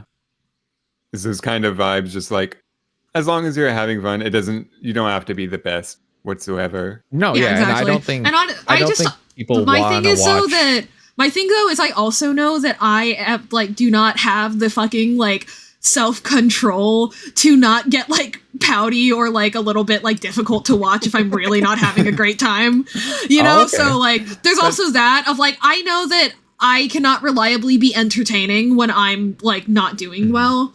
So like I'm not gonna I'm not gonna like super invest myself into things that I don't feel confident doing on stream. Like watch me crash out playing this game. Like it's easy content. No, but I don't think that my actually being bad at something instead of me saying I'm bad at something when I'm doing fine. I don't think I'm entertaining when I get like that. You know what I mean? I got like you. I think that the way that I get during those times is not very clickbaitable. Oh fuck. Oh, okay. Oh. What'd you do? What did I do? What did I do? Uh-oh. Uh-oh. Uh-oh. Do I have to re-rig my eyebrows now? No. There's no Control Z. No, there is, but it shouldn't be doing this. But... What the fuck is it doing? Where's my mouth folder? Hello? Here you are. Why are you doing that? But no, I get what you're saying, and that's true too. Like, if you don't feel comfortable too, like, don't push yourself to do something you don't feel like you're gonna have fun with, especially. Oh my god, I did it fucking backwards. That's what. Okay. I set my blend shape weights backward. Okay. Yeah, but you do have the knowledge to know, hey, I'm not having a good time. I'm just gonna stop here. Yeah, like. Yeah, like the number of times I've just like paused, taken a breath, and been like, and now we're gonna play something else. Like, you know. Yeah. Plus, I think it's a little more. It's in a way really fun to have that kind of thing where it's like, the streamer has variety. You know. Mm-hmm. Yeah, I get like the variety idea too. But now's the way. Sorry, when you pulled the eyebrow down earlier, my brain was like The Rock, like the sound effects played in my head. No, absolutely.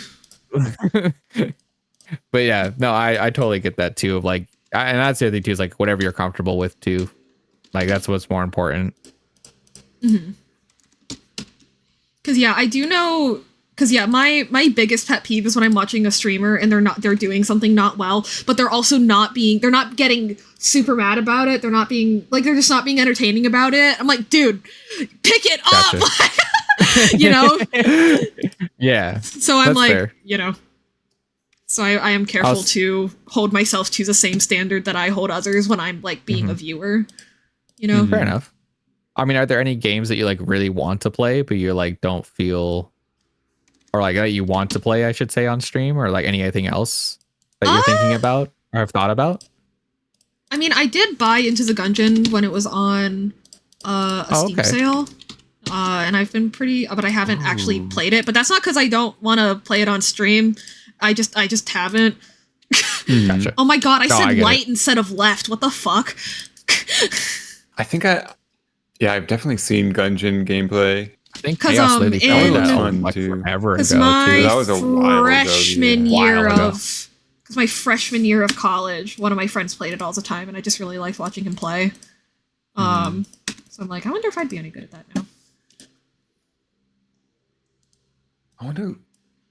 I think there was a similar game, but I don't remember what I was watching at the time. Huh.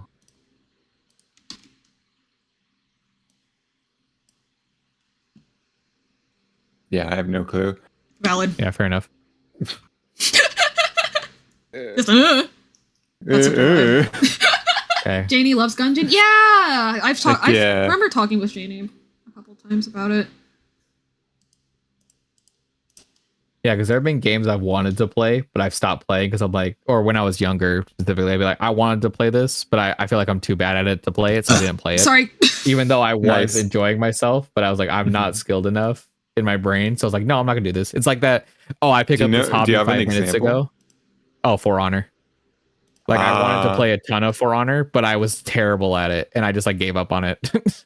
But I did like really enjoy the cool game. Knight aesthetic, but no, exactly. Yeah. Like that was why I played the game in the first place, was like the knights, samurai, like the game itself is really fun. Yeah. When it's not toxic and like when it's like a fighting game. So it's like kind of gets toxic no matter what you do. Yeah. But like playing as like a knight and then like fighting other enemies and like actually defeating war, like the feeling of it is incredible. However, the game's been out for so long that people playing that are just insane. And I know that like I'll play this, like and then I'll the be elite ass. level or what? Yeah, what's left? Like now. I was happy if I beat one player in the entire round of like a mid game, but like I won one fight. Like I was freaking out because it's like the people on there were so sweaty. Yeah, that's the hard part, is when you know a game is fun, but you're just not up to it all the way. You know, or even just like. I think it's kind of like Battlefield as well, where it's like if I pick up the game too late, I know that everyone who's playing it is so good at it or played for so long that I feel like I don't even have a stand a chance anymore. And that's where I get like, I wanted to pick up Battlefield 6 earlier rather than later in the life cycle, because I know if I pick it up like a year from now, it's going to be all the people who played it for so long that there's no way I'm competing with them. And that's how I felt about For Honor. Was like, I played it when it first launched and I was like, this is awesome. I came back to it a couple years later. I'm like, I really like this. I'm fucking ass and I'm getting my ass beat at every opportunity. And it's like, there are moments like, I feel like I can do this. I feel like I can play this well. And then I get my ass beat. I'm like, fuck this shit. I'm out of here. Like at the moment I'm like, I feel like I have to practice. I'm like, no, I'm done. I'm here for fun. I'm not here to practice a video game. Yeah, like, I mean, because, but the way that, but I kind of like practicing on stream, so I like kind of narrating as I'm like figuring out the patterns that a boss is following and stuff like that, and Silksong and stuff. Like I like kind of narrating to like, oh, it does this, and then I can do this, and like, oh, I have this weird muscle memory tick, and blah blah blah blah blah. Because I think I'm more entertaining when I'm explaining shit than when I'm like trying to not come across like I'm absolutely fucking seething. You know what I mean? Yeah, I do. I also enjoyed like you learning how to do Hollow Knight speedrun skips too. Yeah. And then when I went through Hollow Knight, I was like, oh, I remember this. I remember I this. can't do this. But, no, that's the crazy part. I managed to do one of them, and then I didn't know how to actually use it. Yeah, I know. I've realized that a big part of why I'm like struggling so much to get a run that I'm like happy with, even though I know I can finish the game in under 5 hours just fine, but I want it to feel good when I get the notification, like, oh, you did it, instead of me being like, it's because I've been watching Blue SR's speedruns like every single day he streams them. So my reference in my head is a world record holder. I'm like, okay, maybe I should just like chill out on that. You know, like your reference is the top of the top. Yeah, like because he doesn't run any percent anymore, but he did get any percent speed run. He did get any percent world record, and he's currently second place for true ending. Which isn't nearly as optimized as a category's any percent, but like, you know, obviously he learned all the any percent skips and applies them to his true ending runs. So yeah. God, speedrunning is so cool. I love that reminds me because I watched a singular Ender Lily speedrun, and I'm like, my make up one-sided beef with Blue SR, where he doesn't even know your name. An 18-year-old from Sweden or something. Like, hey, bro. Also, welcome in, like I've seen a singular Lumi. Te amo. Te amo, mi I think I voice cracked at the end. Also, Flare. It's not beef, beef's rival. It's not beef, beef's rival. Well, there's I watched that singular speedrun and I'm like, yes. The like, knowledge. Now I know like random things. Like, oh yes, if you heal right before grabbing a ledge, it teleports you to the top of the ledge. It's like, what? You can do that? You don't have to do the climb up animation. Actually, you guys want to watch me play Silksong? yeah, of course. Yeah, sure. I mean, we're still just chatting, go so ahead. like whatever you want to do. Because now that I've talked about it, I'm like, part of me wants to play Silksong. But after I double check back on Mask Medi, so I can make sure I'm actually happy with that head turn.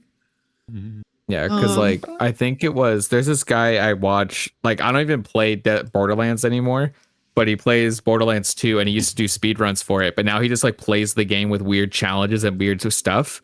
And like his humor is like built around like, oh, it's the skip, dude. Like he like does random skips. And I'm like, I started playing Borderlands 2 a while back. And I was like, it's the skip, dude. Like I started doing the stuff because I was watching him do it and I was having so much fun. And I'm like, I get why people like, it kind of gave me a vision of like, this is why people love doing this. Is like, you kind of get into a routine. You start getting faster. You start realizing, oh, you gain knowledge. Go do this. Yeah. Yeah. And it's really like, fun. I don't think I'd be so autistic about the Binding of Isaac if I didn't find out about Mr. Lazy Matman's daily Binding of Isaac videos, where it's just like he puts a run up. I'm like, oh, now I know what this item does. Oh, now I know this tiny piece of tech. Oh, now I know that if you press a button and enemies spawn right next to a wall, even though there's no door, that means there's a secret room there. It's like, what the fuck does that? And if you're playing the game, you're like, what the fuck does that mean? No, That's I a totally thing. get that. Right. Yeah, just like random niche mechanics is just like, oh, I learned this now. Oh, I get this now just from osmosis. Oh, I understand the enemy's patterns more. Whereas like you can gain so much knowledge by watching someone play a game. Yeah. As much as playing the game yourself, or more from just things you would never find out on yourself. I mean, one of the reasons I played so much like Monster Hunter World was because like people were doing like build videos of different like weapons and talking about them. Like that was one of the reasons I played so much, was because I wanted, like, I want this weapon. Oh, I want this build. And I would get that build and I would use it to do other builds, and I would use it to hunt other stuff. Like content, me watching content really added longevity to a lot of the games I was playing. Especially, I don't do it as much recently, but back in high school especially, I was like, oh my god, like the more content I consumed around games, the more I would play those games. But it became a problem where it's like I would start doing things efficiently and I would stop playing the game for fun. I start playing it to like make a build or make it more efficient. And that's when like recently I've been really trying to stop myself from doing that. Like I'll intentionally not watch content on games I'm playing because I don't want to get into a mindset of like, what is the most efficient, the most effective, the meta, quote unquote, when I could just have fun. Like I just want to have fun with it. And figure out what's fun. What's the, what do you like to use on your own? What am I enjoying? Yeah, exactly. Like, especially with like Battlefield 6 and stuff too, with like, oh, all this meta stuff. I'm like, oh, because I played with my buddies, like I haven't seen since high school. Like I played with them the other night and I'm like, I haven't seen these guys in like years. And I played with them for the first time in forever. And I was playing with them, I was having a great time. And they were talking about meta and all this other like metas for the game and all this other stuff. And I'm like, I don't really care. I'm just here to play the game. Like they kind of like started to like get off of the topic, but I was like, oh, that's cool. Like I just didn't respond because I was like, I don't care about the meta. I just want to play the game with you guys. I'm like, I don't know, bro. If you say so. Frankie, yeah, you are so cheering for that. Yeah, no, I just feel like when you start, I think it's true because I saw this with Helldivers as well, with Helldivers 2, which is like the moment players start finding the most efficient way to do something is the moment that like gamers will find the most efficient way to ruin their fun. Like they will find the way that's the most efficient and it'll ruin the fun of the game instead of having efficiency will ruin your fun. And I was like, well, I shouldn't be as efficient then. So I'm trying to like break that mentality, especially after playing Destiny 2 for so long. Yeah, like so after playing Destiny 2, we're like, oh, I need this build for this setup. I need to bring this gun for this setup so that I'm most efficient. And like I'm really killing random dudes in the like plain area. I'm not fighting like an upper level boss. Why do I need to have the most efficient setup? Like it doesn't matter. Yeah. Yeah, optimize the fun out, exactly. Like it's just so it's so easy nowadays with like the content creation side of it too, to be like, oh, just use this, guys, it's the best thing in the game, and and like it just like especially when there's so much variety out there that you can use. So that especially why would you only drives me nuts for like gotchas, where people are like, oh my god, you're so stupid for not using this thing, and it's like, that was limited edition and it hasn't been available forever. Like, you know what I mean? It's like, why would you like hating myself? We know you do, Flair. That's Flair was like, with your challenges. Yeah.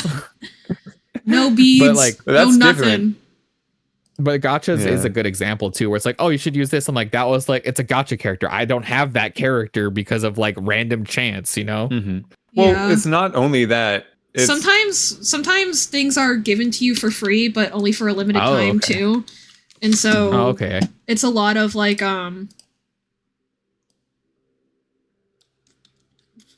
my brain stopped working, ignore me. Okay. Well, for me, like when playing gotchas, it's definitely like, oh yes, this is the meta character. It's a must pull on. It's just like, I don't really like that character all that much. You know, this really shit character is, I like that character a lot more. Like, I used Amber in Genshin Impact because I really liked Amber. Yeah. She was ass. Yeah, I know. She was really, but I like that character, so I don't care. Yeah, exactly. I'm a DPS like, Barbara main, dog. Like, I'm here for vibes.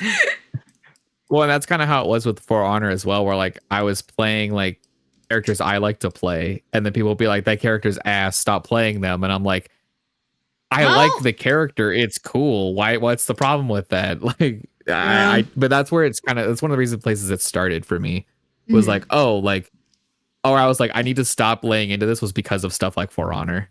Yeah, that's totally true. Wait, Medi, isn't that one from the Mondstadt, was it Windbloom Festival? Was that 5 years ago? 5 years ago? Yeah, Festering Desire was like literally 1.1 event. It was Albedo's story quest. Whoa.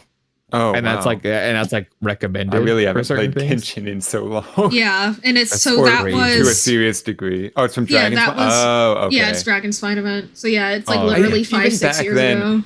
I remember people saying like, "Oh, I cleared all of Dragon's Spine in a day." And now I'm mad there's no content. Yeah. Yeah. It's like, oh my God. That's the danger of the internet is that like people, I don't know if that happened with this one, but a lot of the time people start off saying something is a joke and then people take it serious.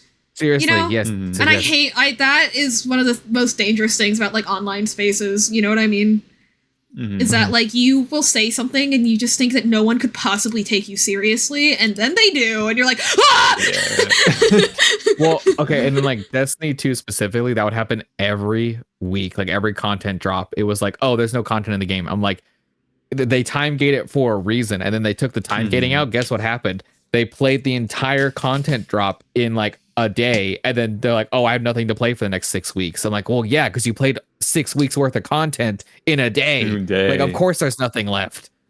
and it just pissed me off because it's like, how long are we gonna do this thing of like, oh, there's no content in the game when the game was like literally hundreds of hours of grinding content. Like that's the whole point. Yeah. And it would annoy me to no end. Like, especially like you can hyperfixate and clear all the content, but don't complain when you cleared all the content in 6 months or like, 6 weeks. I'm like, you did, a day. But I'm like, you went through all that effort to like rush through all that content, and your reaction wasn't like that shit rocked. It was just, I'm like, do you even like this game? I don't think you do. Okay. Oh my God, you're like preaching to me right now. Like, especially with like Destiny 2, like I started watching the people like I like to watch do guides and other stuff, and I would like, oh, I'll do this like over the course of a couple days, and then I get to the point I'm like, dude, how much content can you shift through in like a day? And it's like, holy shit, like, do you guys even enjoy the game anymore? And like everyone gets on stream or starts talking, they start complaining about it, and I was like, guys, you're playing the game every day for content. Multiply. Yes, it does. Sorry, I'm yelling at Life 2D. No, I got you. But it's just like you're playing this game for like, okay, I have like 3,000 hours on Destiny. That's like rookie numbers to some of these people. Like I'm in the top like 90% of players. The guys I watch on YouTube have like 10,000 hours. And it's like, yeah, you do anything for 10,000 hours, you're going to be fucking bored of it. Like there's nothing left for you to accomplish.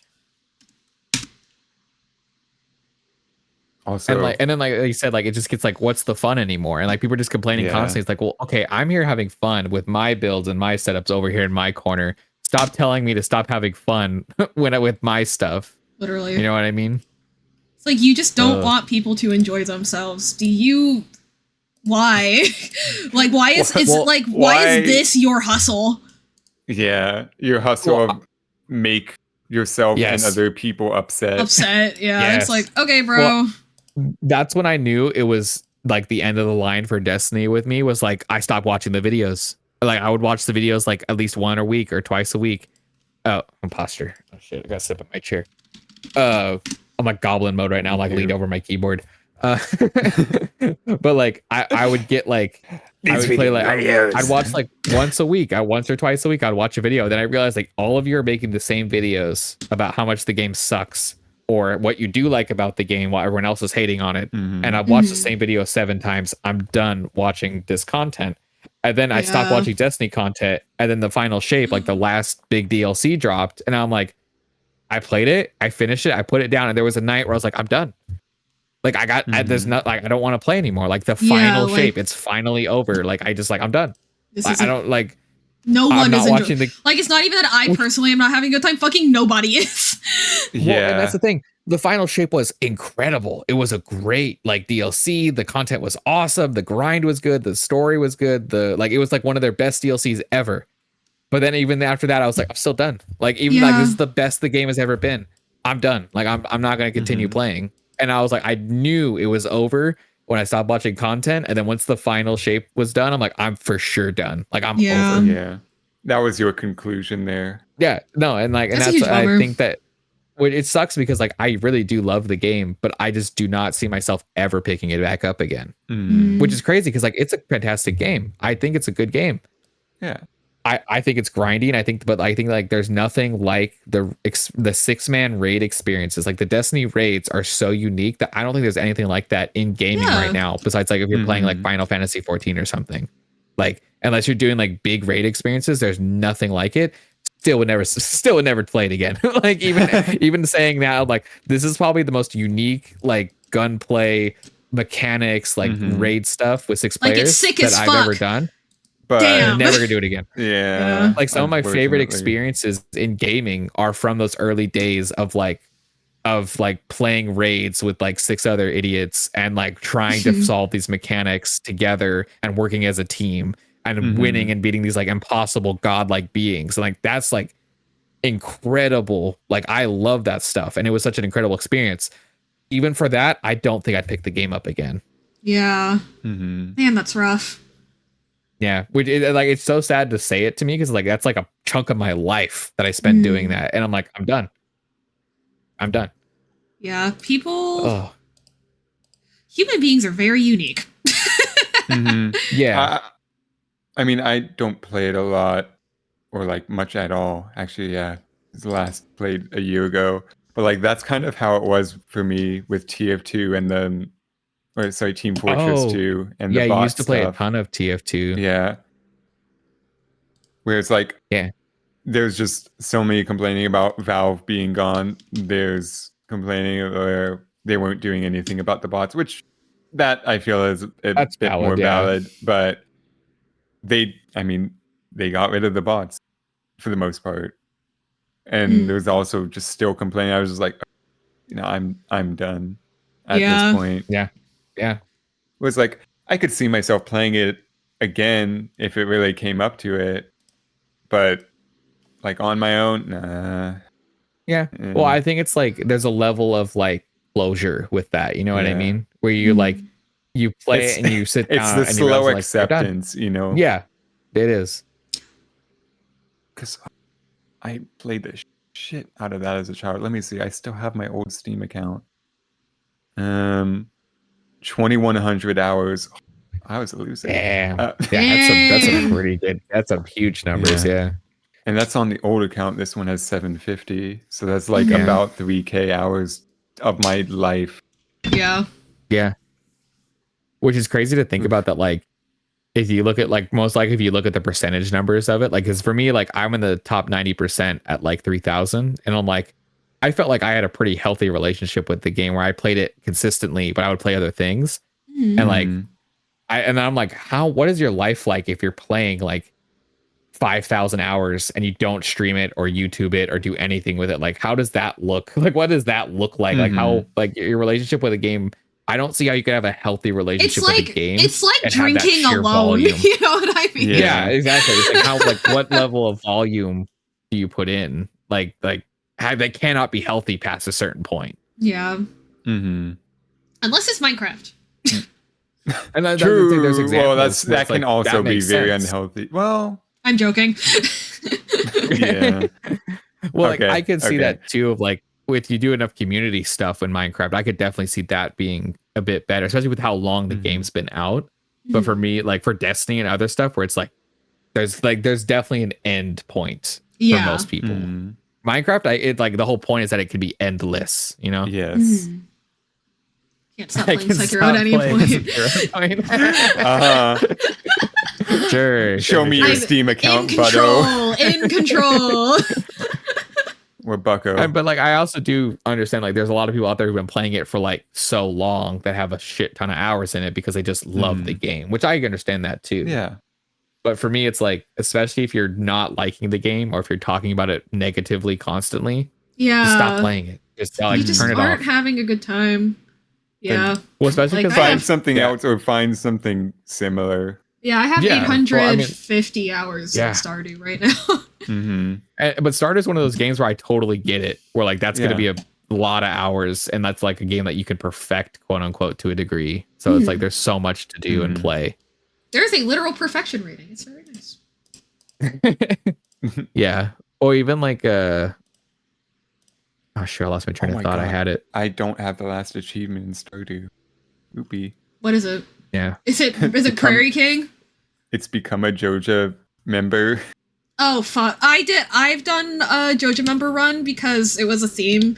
I named it where I could only do animals.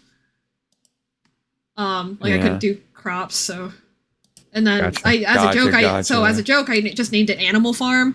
And I was like, it'd be kind of funny if I fed into the Animal Farm theme and just went like full corpo. So that's why that bit happened. Yeah. Oh my. For people who don't know, Animal Farm is a book by George Orwell in which he kind of tells this fable version of like how the USSR got as corrupt as it was under the guise of socialism. By showing like what it was like with a bunch of farm animals being like, oh, the humans are more privileged than us, we should be like them, or we should have the power, but we're not going to be like them. And then eventually, there's a group of pigs that are like, oh, well, we should just be in charge, like we just know what we're doing. And then they start wearing clothes and walking on two legs, and and like drinking beer and like other stuff. I remember that. Yeah, crazy book. It's an insane book. I wonder when I'll go back to Stardew. Because like after my perfection save, I was like, okay, I feel good for now. Yeah. But it's also just like, it's a game you can definitely just, I'm going to start a new run, and this is another 100 hours going down with this new character. Oh, yeah. Funny enough, that reminds me of another question I was going to ask. Like, what is a game that you guys have always come back to? Like, what's a game that you play like once every year or two, or like you just replay just to play it, like just to have like just because like, you just love it and you come back to it? Yeah, without a doubt, Terraria. I'll say, yeah, I know you love Terraria. Stardew Valley. Okay, again, I really liked Mario Galaxy as a kid, and I do have it on the Switch. Oh. I don't really play it though. I just kind of look at it because I'm legitimately really bad at 3D platformers. My depth perception is ass in person. So when you ask me to do that shit through a screen, I am useless. So yeah, it's funny because like I didn't remember playing that, and then like Chaos brought it up a little bit ago, and I was like, "Holy shit!" Am I allowed to post this VOD? Yeah, you can. That's the fourth. Okay. Oh Lord. But like he mentioned it a while back, and I was like, holy shit, I forgot we played the fuck out of that on the Wii. Like, guys, I side quested myself again. I had a specific plan when I wanted to fix when I opened this file, and I didn't fix that one thing. I did everything else. Oh no. God. I know. Yeah. Okay. I mentioned this game earlier in stream, but one game I really liked for no reason as a kid was Cars for the Wii. I played the hell out of Cars for the Wii. And I don't even like racing games. I don't like racing games. I have no idea why, but for some reason it didn't occur to me that that would be a racing game. I don't know what I thought it was. Well, it's an open world game with racing. Yeah. As like tournaments. Yeah. Yeah, because like, oh my god, wait, it's an open world game. Sorry, Genshin. Cars from the Wii was my first one. God, it's open world? Yeah. No, yes. I think I know this. I'm having like faint remnants of like playing something like cars related on the Wii. I actually might have played this. It's like in the very back of my mind, like a deep memory. You can go to like any place that's mentioned in Cars 1 and it's all connected. Like, oh really? You can drive like to any spot, like the freaking training area that Doc had Lightning McQueen go like around that rock in the dirt. The actual racetracks, well, the racetracks, I think you go through a menu. Mm-hmm. But like it's actually it's funny because like Pixar Spring this stuff like sounds that. super familiar. Like I might have played this at some point, but it's been so long that I don't remember. Like because when the Wii came out, I was like, I've been a little bit older, but like that was like a long time ago. 2006. So I would have been. So I definitely didn't play it when it came out because I would have been 4. I'd have been like 10 or 11 or something. Oh yeah, I played medieval games when I went to visit Betty in person, and I immediately got so much sensory overload from it that I was like, I can't play this right now. I'm so sorry. I'm like, I can't do this right now. Well, because like, it's funny because like the Wii specifically, I played a bunch of GameCube stuff on it. I remember playing like Custom Robo Arena, which is still incredible to this day. Yeah. Like me and Chaos played it a while back. Like this is actually insanely fun. Like Custom Robo Arena is actually crazy good. And then we played Zoid's Battle Legends, which was ass. And we're like, we did not remember this correctly. Like there's no way this is the same game we played forever ago. This is ass. That's really funny. Yeah. And then but my one game that I replay, like I played it at least once every 2 years for like the past like 5 or 6 years, which is like Shadow of War, like Shadow of Mordor, Shadow of War specifically. I'm trying to think of what the full name is. I think that is the full name actually. Middle Earth Shadow of War. There's the full thing. But I have played that game.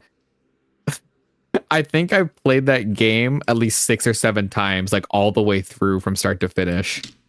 And like the issue is that game is not like a small game. That's like an 80-hour game. Oh, so gotcha. I've at least put, my! Like, a couple 100 hours into that, just like over and over again. Well, for me, because sorry, like back then, like Subspace Emissary for Smash Brawl, I played the hell out of that too. Oh yeah. And that's a long freaking story. Well, I guess campaign. Would it be called a campaign? I guess know what it is their version of a campaign, I guess. Yeah. No, like, and like it was but the funny thing is like even now talking about it, I'm like, I could totally play it again. Like my brain is like, oh, I could totally play that again one more, like another time. Because like it's an open world game, but it has that nemesis system where it's like it generates new enemies with like unique dialogue and like effects and like stuff, and you can capture them, and then they're part of your army, and then you can send them out on missions, so you grow like attached to them because they have their own personalities and their own like combat styles and stuff. So it's like something Sounds about really like cool. that formula, because the nemesis system is copyrighted, so there's only like 2 games in existence with it. That's Shadow of Mordor and Shadow of War, the sequel. And it's like it's completely off its rocker like I lore. forgot I named one of these deformers So No Head. That's awesome. Oh my god. Sorry. I was so hyper fixated on TF2 when I was a kid. 2,000 hours on TF2. My next most played game was 300 hours. So that's a 1,700 hour differential. To be fair, like all my free time gaming on the PC. So yeah. No, that's totally it's valid. You have friends, for sure. I'm just also like a little bit frightened. Yeah. You know? Oh no, I was definitely a loser. Bro, I was a Smash player in high school. Oh yeah, the Smash Club. Yeah. Bro, I remember there was a kid that kept skipping fucking orchestra practice because he kept going to Smash Club, but it was funny because he kept being like, how does the director know? And it's like, bro, we see you walking to the library. Yeah. Well, it's kind of crazy because our Smash Club had like 2 like state level competing people in it. So like there was actually like a competitive club to a degree. Yeah. Which is crazy. At least when I was there. I don't know if they were still there when you guys were there. No, they were older than us by I think 2 the people that years? started the club were like they were like, oh, one of them was like a number 1 like Toon Link player in the state or something, and the other was like a number 3 of like a certain character in the state. Like so Robin it was like they actually we had like competitive. I still remember that man. I think I follow him on Twitter. Oh yeah. He has no idea who I am though. Epic. That's the best way to follow anyone on any social media site. Yes. But yeah. But no, when it comes to like Shadow he might have deleted his account actually. As he should. It's Twitter. Yeah, but when it comes to like Shadow of War and stuff, honestly, I highly recommend it. It's a PS4 game, so it's probably not that hard to run at this point. Mm-hmm. And like it was on sale a while back for like $5 on Steam, so it's not like like the game's been out forever, and they're not gonna make. So I fucking hate Warner Brothers. Warner Brothers copyrighted the Nemesis system, so no other game can. Oh my fucking god! I hate when games try to copyright fucking features, the actual game mechanics. Yeah, like, mechanics. That's the word. Thank you.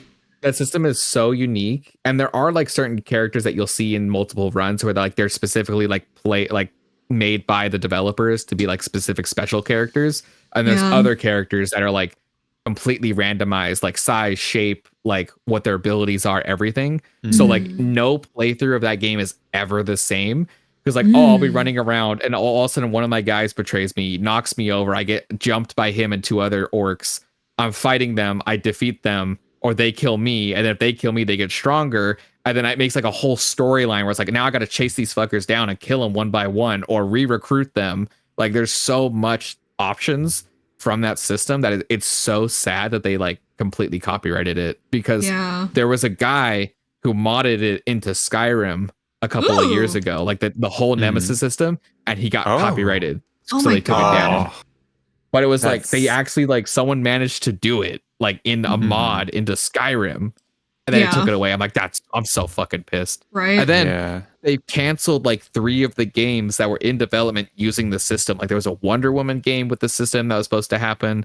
There was like some other Justice League games and they canceled all of them. And I'm just like, you guys are sitting on so an opportunity. That's the other thing that pisses me off, is when it's like, this isn't even making you more money. I like, you are losing money from doing this, so I don't get it. Like, yes, like this is literally like one of my, like, honestly to this day, like one of my favorite systems I've played in a video game, and I cannot play it except for Shadow of War. I'm not complaining because I like that game a lot.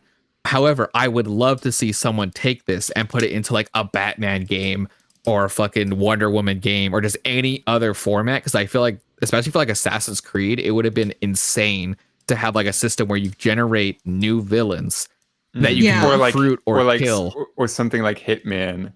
Yes. Oh my god, Hitman would be, because like you could like I kill a guy, or like even with Hitman, it's so easy to be like, oh, I secretly put something that makes it look like another guy killed him. He goes to kill that guy. I kill both of them at the same time, or I managed to recruit one guy by killing him and say, like, there's so much story, like just natural story that develops from just having that dynamic. Right.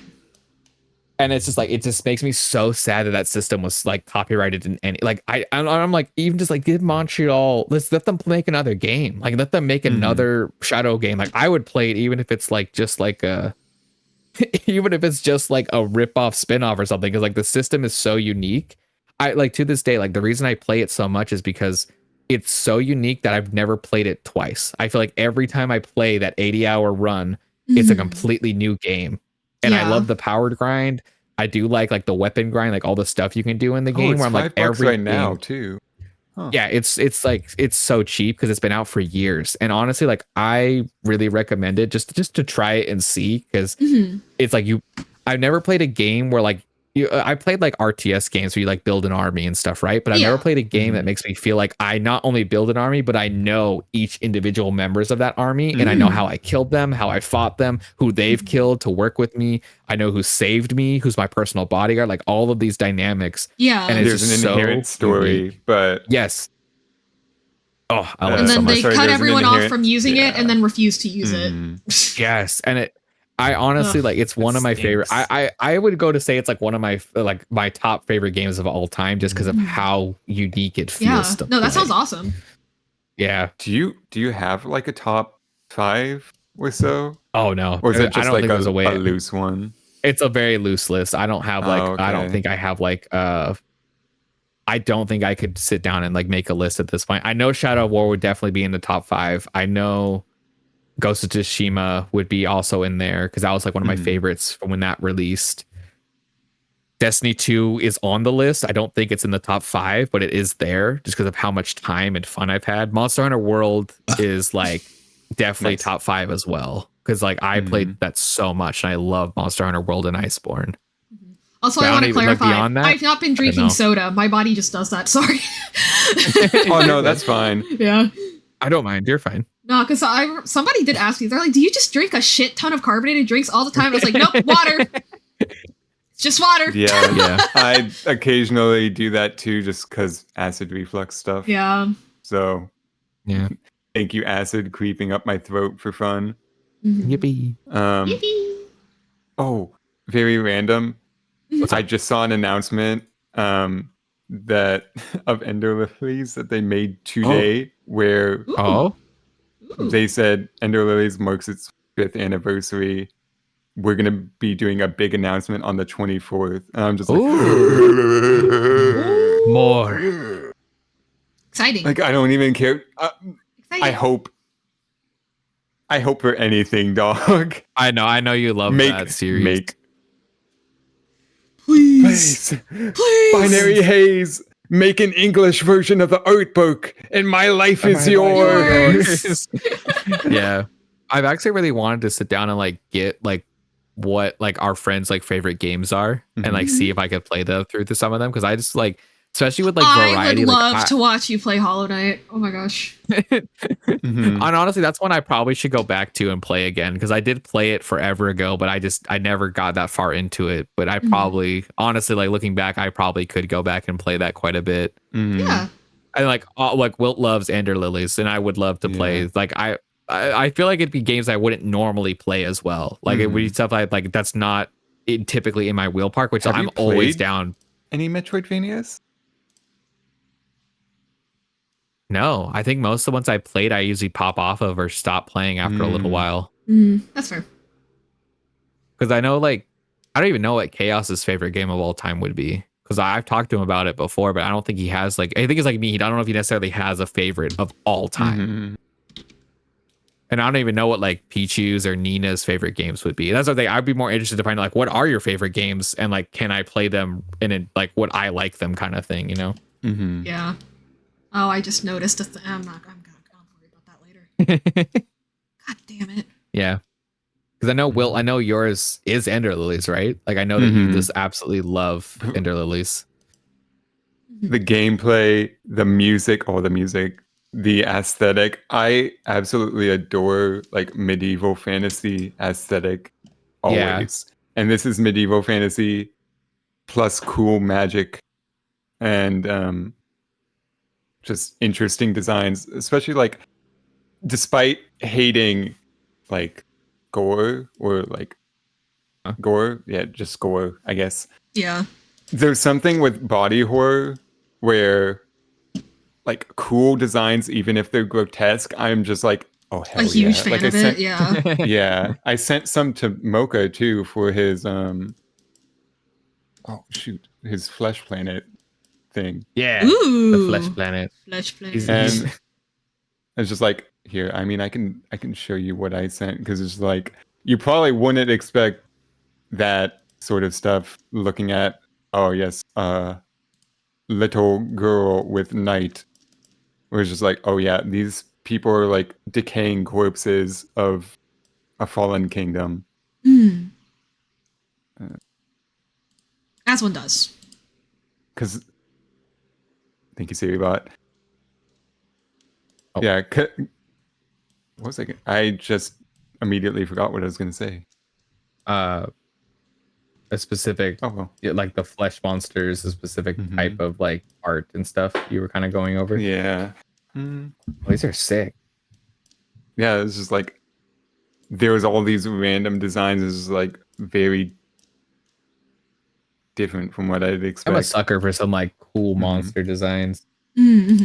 That's also like, I think Ender Magnolia is like probably the better game gameplay wise, but it's a completely different aesthetic since it's a different land in the Ender. Oh yeah, Mocha would love these. I totally see why you said this to Mocha. Mm-hmm. Yeah, because Mocha has like a full like world building he's making for like a flesh planet. It's so cool. Like he's done so much work on it. Oh, Sakamo. That's what it's called. Oh, this is sick. Yeah, these are awesome. Yeah, I love this. This is cool. But yeah, no, I like I said, that's sort of like it's something that I probably wouldn't play normally. That's why I'm like I am interested to see like what everyone, because I know like I probably will play Sekiro at some point because I know Flair loves that, and also Chaos does like Sekiro a lot as well. So it's like that might be one I try at some point. But like Ender Lilies, shoot, what was the other one I was thinking of that someone said they like? Yeah, like I had like a list in my head at one point. I need to probably write it down instead of locking it all in there. Because like there's so many games I'm gonna out remember. there. No, you're not. No, you're not. Yeah, exactly. Yeah. Like there's so many games out there. I'm like, you got Hollow Knight, so cool. Sekiro, and Ender Lilies now. So you can write that down if you'd like. Actually, I think I will.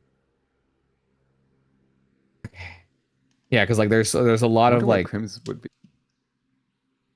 Halo. Or... That's a good question actually for Crimson because I know he loves Halo probably too. Would be a Halo, but I don't know which one. But I'm guessing Halo I could also 'cause... genuinely see it be Helldivers too. That's true. Yeah, I'll shoot him a message.